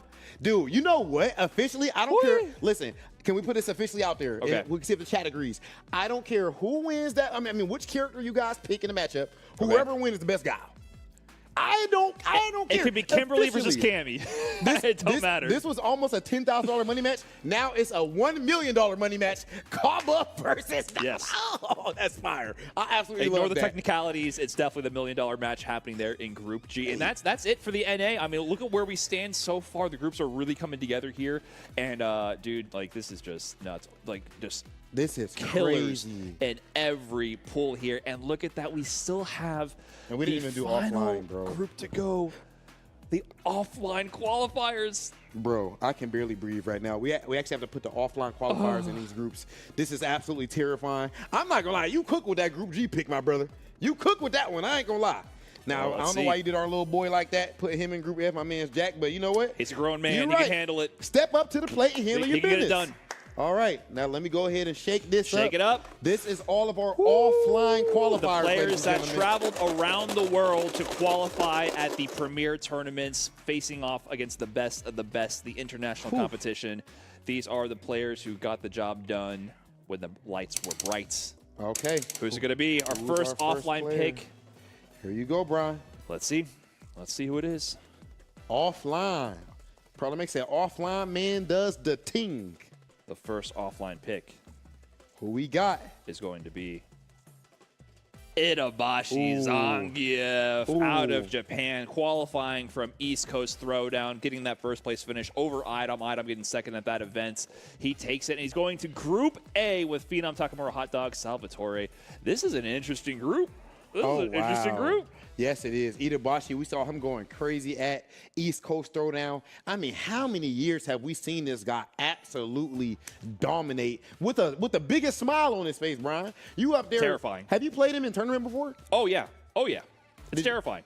You won, though, huh? Oh, I wish. I wish. Ah, okay. I wish. We got our run backs in the money matches and the casuals. You know, Itabashi definitely be down to run it. He is definitely the be- guy to run this set. He Yep. plays for the love of the game. If you're up at 5 in the morning for some reason at the tournament and you find a setup, Itabashi is likely to be on there smiling and enjoying the game. Yeah. But I don't think his opponents are going to be smiling in that Group A. Oh, but no. we'll see. We'll see who has to go up against here. Ooh, Not in the Street Fighter League World Championship, though, Rob. We got to. Whoa. Not yet. I'm skipping ahead. We're skipping ahead. Big Holly was skipping ahead. ahead. My bad, got a little dog. excited there. We got to figure Yep. out the offlines first. All right, come on.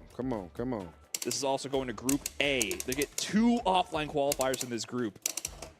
All right. Nasty business. Let's see. All right, let's see what we got. Let us see. Okay.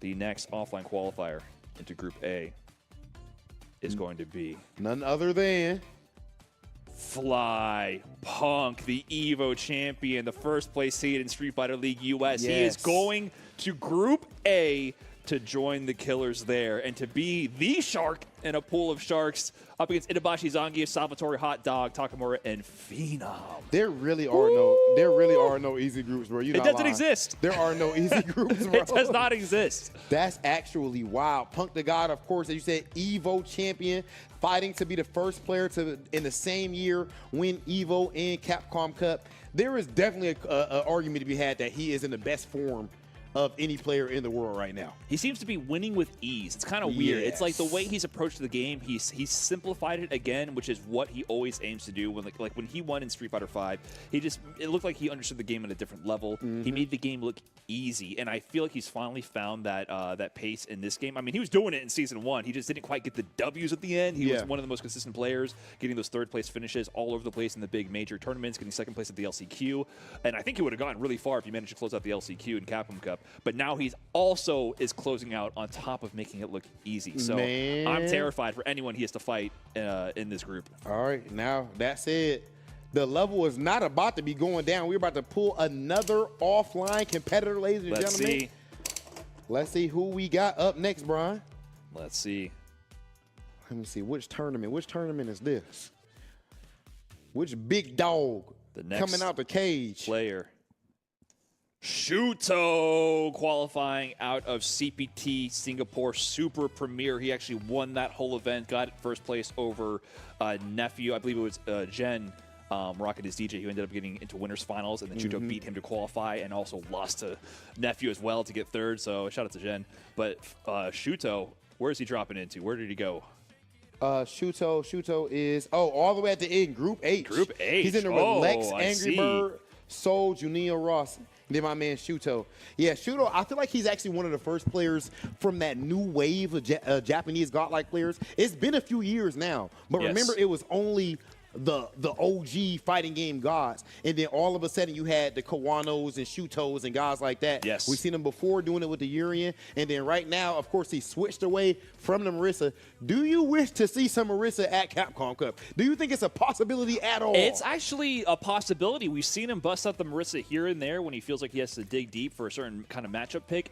Now, is it likely? I would say no. But only of course, Shuto of can know. course. I don't know if he's spoken publicly about his strategy. Maybe I would assume he's holding that close to the chest right now.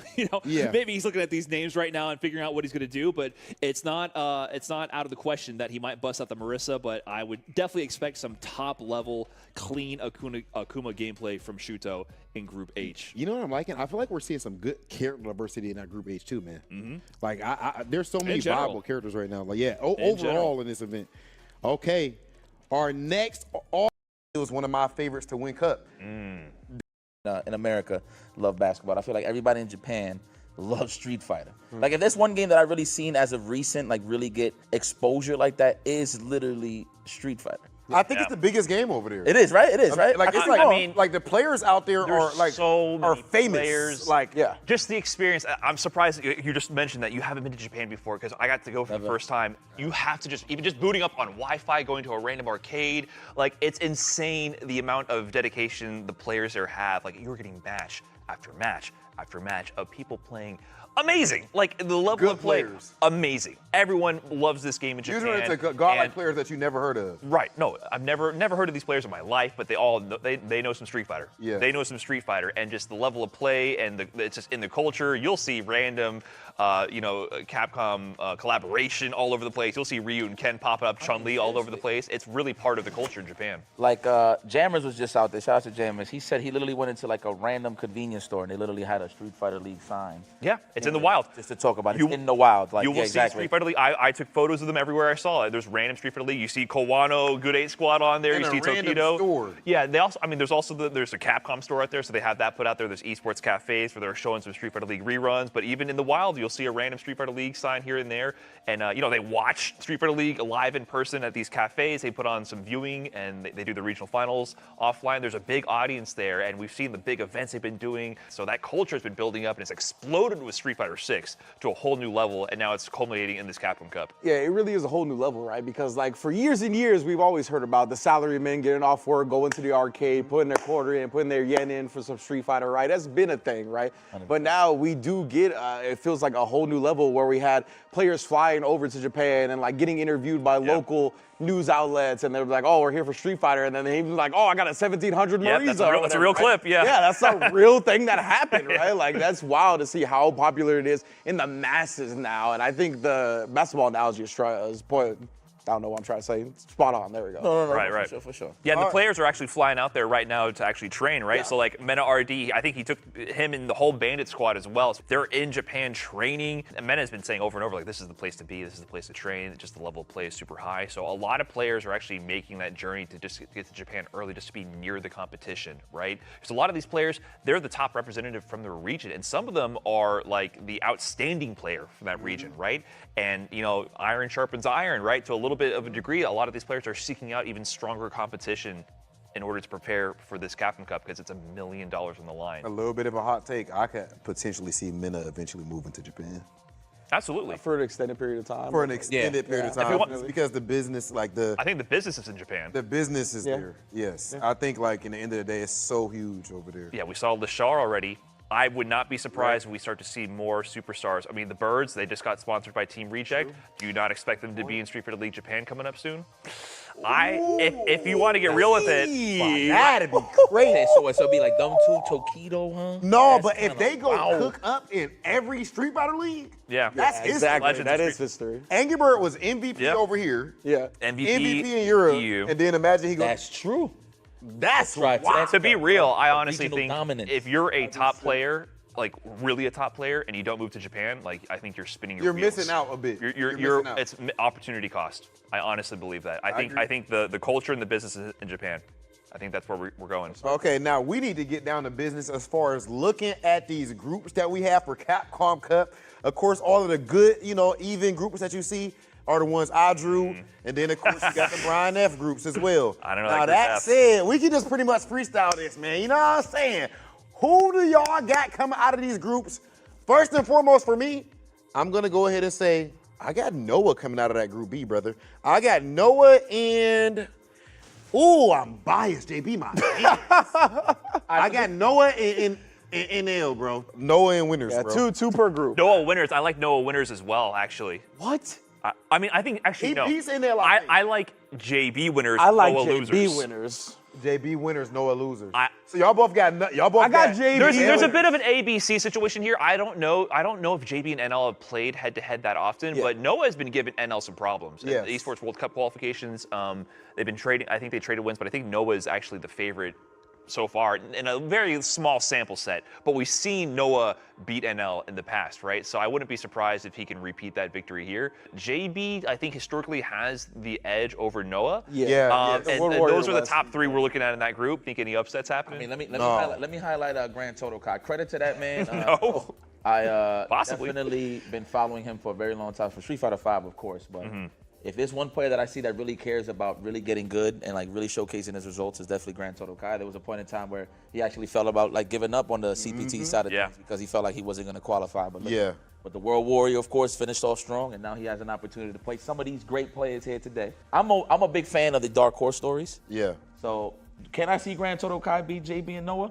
I think so. It's on a good day. I feel like I could see it happen, man. Totokai is one of the people that are like one of the nicest stories from this because, coming from Panama, it wasn't always the easiest for him to be able to get to events and all of that. So now we got the World Warrior system that made it so that players like my man's Totokai are able to qualify for Cup without having to travel to a million different places. So or Sianik out of Bangladesh, man. Let's talk about World Warrior. Yes. Yeah. Bangladesh. That's. I mean, have we seen a player out of Bangladesh in Capcom Cup in the past? I think he might be the first representative Maybe I'm mistaken on that, but like, it's a wild card, right? That's We don't know what he's going to bring to the table. You see all the characters he has represented there, right? He's of that caliber where he kind of goes random select on his region. So that tells you something. But I don't know, what is he going to pick when it comes time for this group? And there's a guy up there that don't go random select on his region that I think could upset this whole group, and that's Salty Kid. Yes, absolutely. Salty Kid on the Kimberly. He's been rocking the Kim since jump, since launch. He hasn't wavered.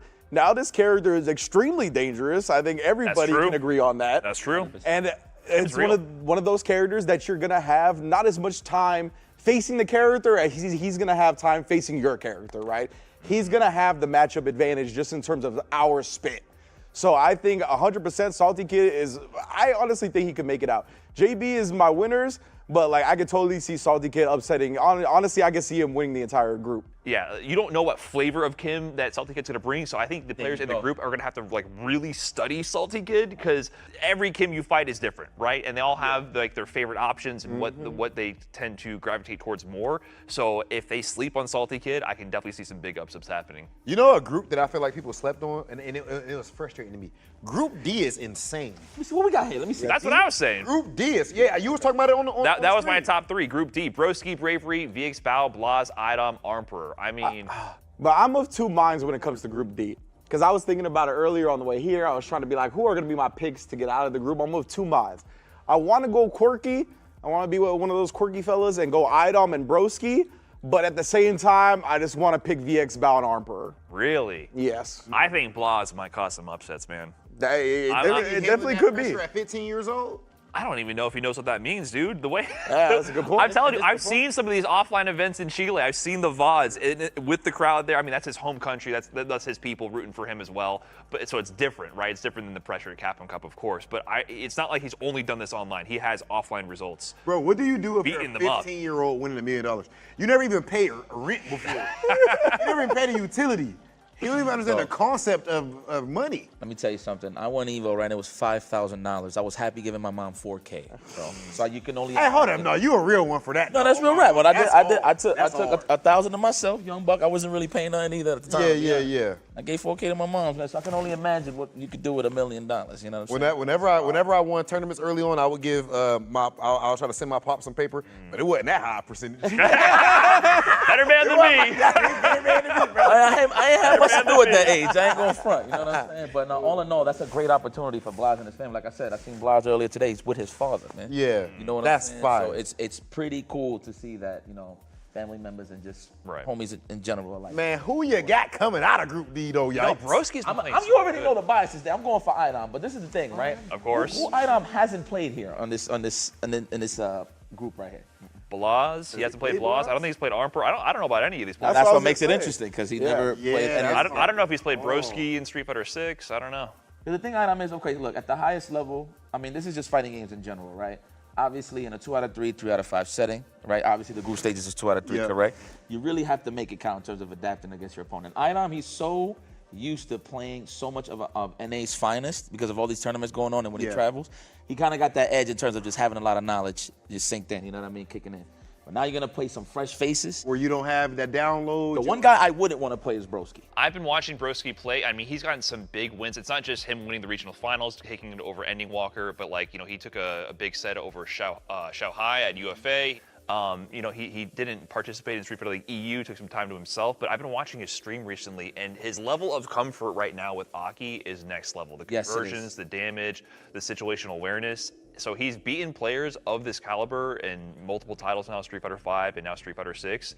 He's playing a slightly unorthodox character who, we talked about the change of the meta, the adjustments. I think Aki's really good. Oh, yeah. Hits like a freaking truck, has some unique applications as well with her Coward Crouch dive and the way she approaches with her Drive Rush Fireball game. So I wouldn't be surprised if Broski makes it out as well. But the favorite, the winner side, I don't know. This one's tough. I like it is, man. Bro. And Bravery's due for a big win as well. This is his third Capcom Cup. He qualified out of Singapore, point leader, by the way. So we talk about Xian, he's a staple in Capcom Cup for so many years. Xian didn't qualify via the points. It was Bravery. Bravery was the most consistent player from this region. Xian had to go to the regional finals and get the job done there by the skin of his teeth, really. Like there was a reality where he didn't make it in. But Bravery's in that region with players of that caliber just to set the scales, right? Yeah. Third time qualifying, I think it might be his chance to make a deep run. I feel like he's got good matchups. Like Cammy and against the rest of the cast in that group, I feel like it's not that bad for her. That's true. Yeah, I don't know. Well, which one's bad for Cammy? Well, I don't, Yeah, where are you going with that? I feel you. This is one of the most balanced groups. Yeah, this is one of the hardest to call groups. I agree. I agree. I have a very difficult time choosing for sure. Same. I ain't gonna lie. Because like I was leaving Bravery by the wayside, but now I'm like, maybe Bravery. Maybe Bravery makes it out winner's side. I'm not sure, man. Look like the most prepared though when you really look at it. It's like VX Bow. Man, look at all the characters he's running. VX Bow. That's crazy. Especially with JP where he at right now. Like I think VX Bow. Yeah, JP's not even on that list that we're looking at right there, by the way. He's a JP player. Yeah, he's a JP so player. Add another one to that list. VX Bow is rocking the grimiest grime he could find at the time, right? It's like he'll hop between characters to figure out the nastiest mix-ups in set play. All right, now looking at Group A, we all know, bruh, who the favorite got to be on paper. My man's Punk the God. It don't matter what group that you put. You can put him in Group F, whatever it may be. He got to be the favorite. However, I would not be surprised if it didn't necessarily go that way. It's not free. It's not free whatsoever. at all. I think Hot Dog is absolutely insane. Takamura, please remember when Takamura had to play against Idom at that cup, maybe Capcom Cup 9, the last one for Street Fighter 5, right? Idom, Yes. that's after Idom, second at was supposed to Evo. be He was the favorite to win, especially in that group as well. Everyone was saying Idom's getting out in winners. And Takamura brought out specifically brand new tech for that matchup. He's one of the last people I want in my group with prep time. Agreed. Yeah. 100%. One of the last people in the world. Like Takamura on any given day can be the best player in the world, right? Yes. And like that's always the people you don't want in your group. Yeah. So 100%, I think Takamura is extremely dangerous in this group. Man, oh man, I think it comes down to the sets between Punk and Itabashi and Phenom and Itabashi. I think Itabashi is like the anchor being of this group. And like I think it comes down to Punk's ability to nullify momentum after getting hit by a light SPD, like to try to not let Itabashi Zangief snowball. Because like Itabashi, when you're a grappler player, you have to have the great reads, right? And like I would not be surprised if we saw a wake up dive kick get air SPD'd in that set, honestly. Like I think that's the type of level Itabashi's on and is looking for.